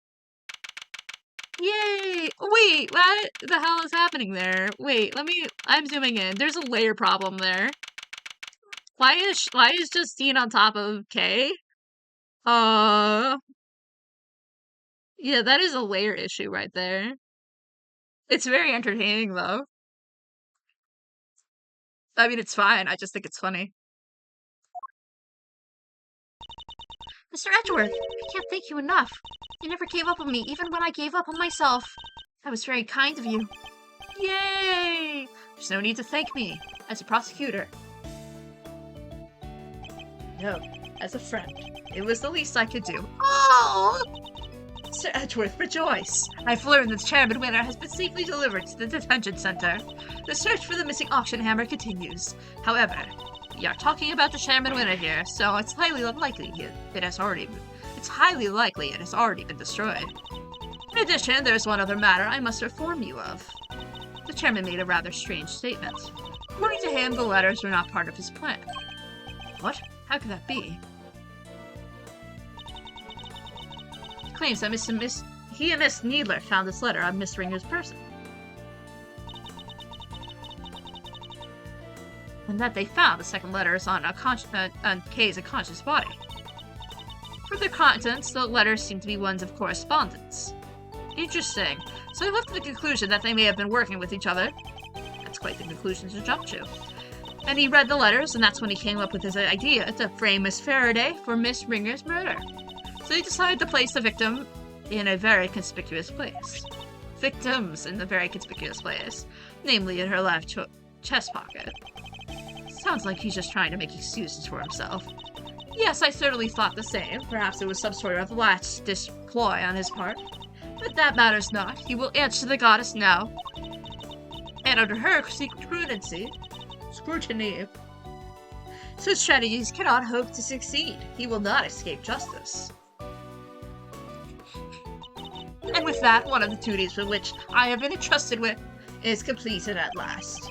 Jusqu'à Before you go, can you tell us what you know about how Chairman Winner came to murder Miss Ringer? There's more there, isn't there? Yes, and I suppose you have earned the right to know the whole truth. Miss Ringer once had a lover, a press photographer. He was investigating the underground auctions as a freelance journalist. Before he could uncover the truth before the auctions, he was disappeared. And all Miss Ringer had left was the memories of the personal effects of her lover. And so, seeking revenge on Chairman Winner, she made her appearance at the auction. Unfortunately for her opponent struck first. I see, so that's the story behind this case. While the goddess does not condone acts of wanton vengeance, Miss Ringer's actions has exposed Chairman Winner's crimes at last. So that was your real goal. Your task was exposing Excelsis Winner and corruption at the heart of the committee. Does anyone know what happened to Mr. Winner? I'm afraid I haven't been able to get in touch with him. Do you have any idea why? Probably because I wasn't there for him just now when he needed me most. Oh! I would feel really bad for him. Oh! Well, don't pity him too much. At least he knows the truth now. And no matter how hard it may be, he'll need to learn to accept it. If he can't, he'll never be able to move on with his life. Oh. Trust me. father's influence isn't easily erased, but in time he can hopefully try and change his ways. You're right. You've got to be. Can I change too, I wonder? Can I move on with my life? Are you okay, Kay? How's that head feeling? I'm fine. Thank you. I'm so sorry, Kay. You're my patient. I had a responsibility to you. When I said I let them accuse you of... Ouch. Ain't right. We ain't just in the business of fixing bodies, Missy. A mind's where it all begins. You're right, Grandma. Speaking of which, how's your memory? It's like, with a little more time, maybe I'll be able to remember some more? Please forgive me, but I had better be on my way. I might preside over the child the guard in a bit. The Bronco Knight case, huh? It was a defense attorney. It was supposed to be Miss Ringer, but she is no longer with us. We are still in the process of finding her replacement. Miss Ringer was scheduled to represent Warner the Guard. And of course, until we find Eustace, there's nobody to act for the prosecution either. In any case, I must take my leave. Oh, wait, please! What about Mr. Edgeworth's badge? What's going to happen to it now? With the chairman under arrest, the committee's activities have been suspended for the time being. So to answer your question, it's complicated. It's up to the goddess now. What? Don't worry about it, Kay. It's a consequence of my own making. And I assume you don't need to change your minds. Of course not. I chose the path of the truth, and I choose it willingly. With Chairman Winter out of the picture, justice is in the hands of the righteous once more. If you did wish to follow the path of the prosecutor again, Mr. Edgeworth, I'd be more than happy to facilitate such a decision. It's very kind of you, the offer, but I can't accept your help at this time. I can't ask for my badge back when I'm not even sure if I want it anymore. I see. Seems we are destined to continue it on different paths, then. Well, I trust you'll keep my badge safe until they converge again. With all I have. In the meantime, I have here a token of the goddess's mercy. You may return this notebook to its rightful owner. Kay's promise notebook! Seems it was due to be sold in the auction, and with the name Kay written on its cover, Chairman Winter made the connection immediately, and knew who it belonged to. It was the same name of the one that was in the letters, after all. The letters he claimed to know nothing about. I suppose if he insisted he didn't prepare them. Yes, he also had something else to say. Apparently he thought that Miss Faraday was after her notebook, and that Miss Ringer was after his life. And that their respective goals were what led them to cooperate and infiltrate the auction together. Fortunately for him, he misread the situation completely. It was all just happenstance. If Kay had known a defense attorney who was also a member of committee, there's no way she would have told me. That just isn't like her. Haha, your belief in her is touching. While the notebook did become part of the chairman's winter cover scheme, it is also treasured possession of Miss Faraday's, which is why I would like for her to have it back, as I am sure would the goddess. Thank you. I pray that it helps her recover her lost memories. Oh, this scene is coming up. I'm so excited. Is everything alright? Oh. Judge Gavelle wanted me to return something important to you. Yay! Ah, isn't that... Always greet people with a smile, even people you don't know. Never cry in front of strangers. Oh! She's so baby. She's so tiny. Daddy, I wrote them all down, Daddy. Yeah, I'm gonna keep all my promises. Be a real hero when I grow up, just like you. Oh, wait! I forgot to write one down. The most important promise of all. Promise number 5. Always try your hardest to learn about things you don't understand. Yee, I remembered just how you said it. Now I'll never forget it. Oh, that's so cute. Always try your hardest to learn about things you don't understand. That's right. I have to try. I think it's so funny seeing the sprite where she like leans her head back because her head looks significantly bigger than when it's usually. It's very funny. Kay Faraday, the great thief that will do anything to find the truth. Sekigata Garasu, assistant to Mr. Edgeworth. Hey, is that really you? say I'm not a little bit embarrassed, but yeah, I'm back. I couldn't have done it without you, Mr. Edgeworth. You never stopped helping me, even when I was totally lost and couldn't remember anything. Thank goodness, you certainly seem to be back. Hey, so this is the real you, huh? Welcome back. So good to know you're better. Sleep easy now. Now you find it. Don't you go losing that memory of yours again, little lady, you hear? Miss Needler, Dr. Hertz. Thanks a lot for looking after me. And if you really are better, how about you go get out of them dang hospital duds? Oh yeah, I washed all your clothes for you. Here. They were with Detective Gumshoe. He handed them over to us when they came back from forensics. And did he happen to mention if forensics found anything of note? Didn't ask? Anyway, never find that now. Come on, Kay, I want to see. Wait, what about her bandages? Surely it's too soon to remove them. Oh, it's probably fine. She may have taken a big old bump to the head, but she wasn't really hurt otherwise. Then why all the bandages in the first place? Prevention is better than cure. A stitch in the arm saves 9. Those are just a few of my mottos. Both of which sound like painfully ignoring practices for your patients. Okay, transformation time. Yeah, now this is what I'm talking about. Fits like a stolen glove. That smile suits you better too, as it always did. Thanks to you too, Miss Von Karma. I'm so glad that you showed up when you did. I simply came with Scruffy asked, English. I simply came when Scruffy asked me to. But he'll be very happy to see that you're back to your old self too. Speaking of Gummy, where is he? Who knows? Perhaps the veil of his devotion ran dry, vanished, and someone threw away his badge. Detective Gumshoe.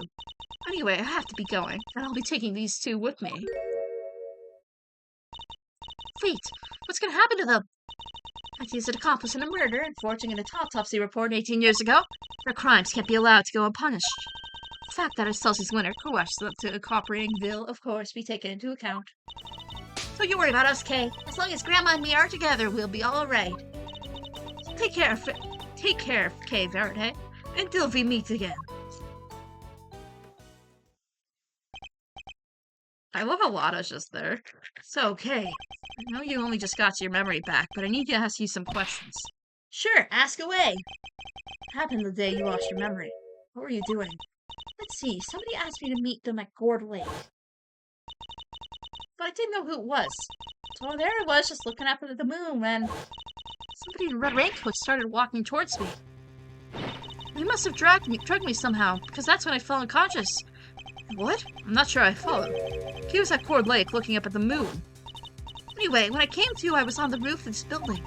I was in a daze and stumbling around up there when I saw the person in the red raincoat again. They were lying on the ground.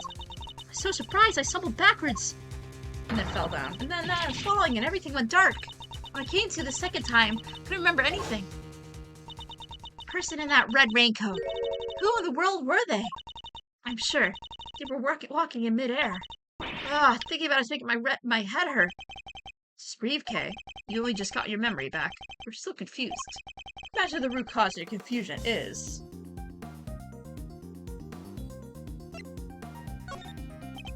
Imagine things are all mixed up in your mind because you were at Gourd Lake one minute and then the top of the big building the next. And because you saw the moon in both locations, your mind blended memories of those two together. Huh? But those are two totally different places. I know I was pretty out of it, but I don't think I could have gotten them confused that easily. I believe the things on the roof may have made more likely to be confused. Take that! There are two clear key similarities between the scene down by Gourd Lake and here on top of the big building. Cherry blossoms and food stands. Wait, you're right! Those similarities are what caused your memories of both places to overlap. The person in the red raincoat wasn't walking in midair. They were walking towards you across the park.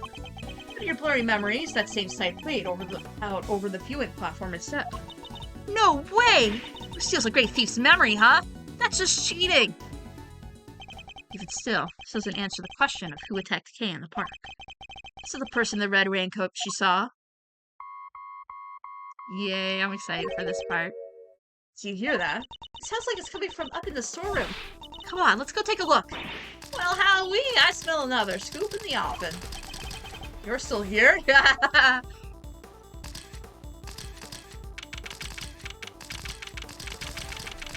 God, I love that spray to blottos. It's so good. They did a really good job with it.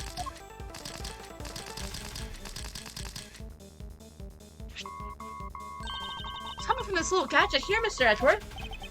Ugh, transceiver. I feel like I've seen it somewhere before. Yeah, you did. It's still going, but I'm no good with technology.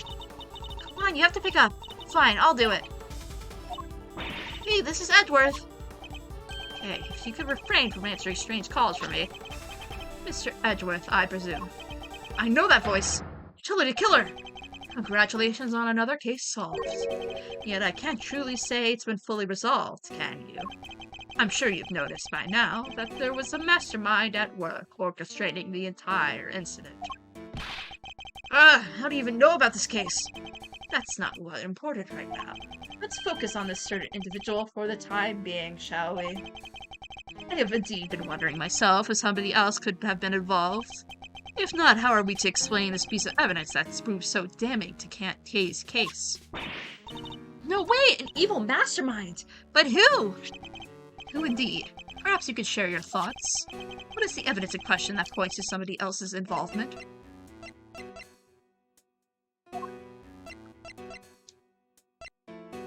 Take that! The letter K supposedly wrote to the victim. Yeah, I don't remember ever writing that. So who did? Who prepares such a thing? I know I'm not the only one who would like to know. And how do we know it wasn't you?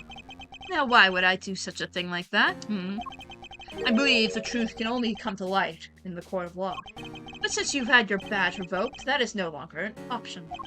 So how will it all end? I, for one, will be watching from the sidelines with interest. Even knows about my badge. Oh, one last thing. I do hope you won't betray my trust in you. No, I bid you farewell. What the heck did he mean by the case hasn't been fully resolved? And what's he so interested in us anyways? Everything's just one giant ball of mysteries. Seems we've only just scratched the surface of this case. But even without my badge, I'm going to carry on doing what I can. However this ends, one thing's for certain. Come what may, I will expose the truth. Yay! We did it! Woohoo! This case is so good. I love it so much. I love it so, so much. We're not going to continue with the next case. Next case is for next time. I can't believe we're at the last case. Oh dear lord. This is so weird. We're at the last case. Oh god, the last case is long too. We'll see how far we get on it next time. Um uh I guess we should raid Josh and Co. They're playing Umineko, so I won't be able to watch myself, but I will certainly raid. Um uh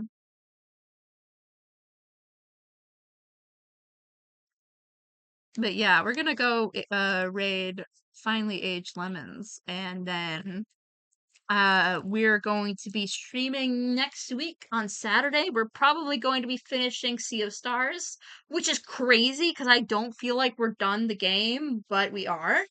And then next week on Sunday, we're going to be playing more Ace Attorney Investigations 2, starting on the 5th case.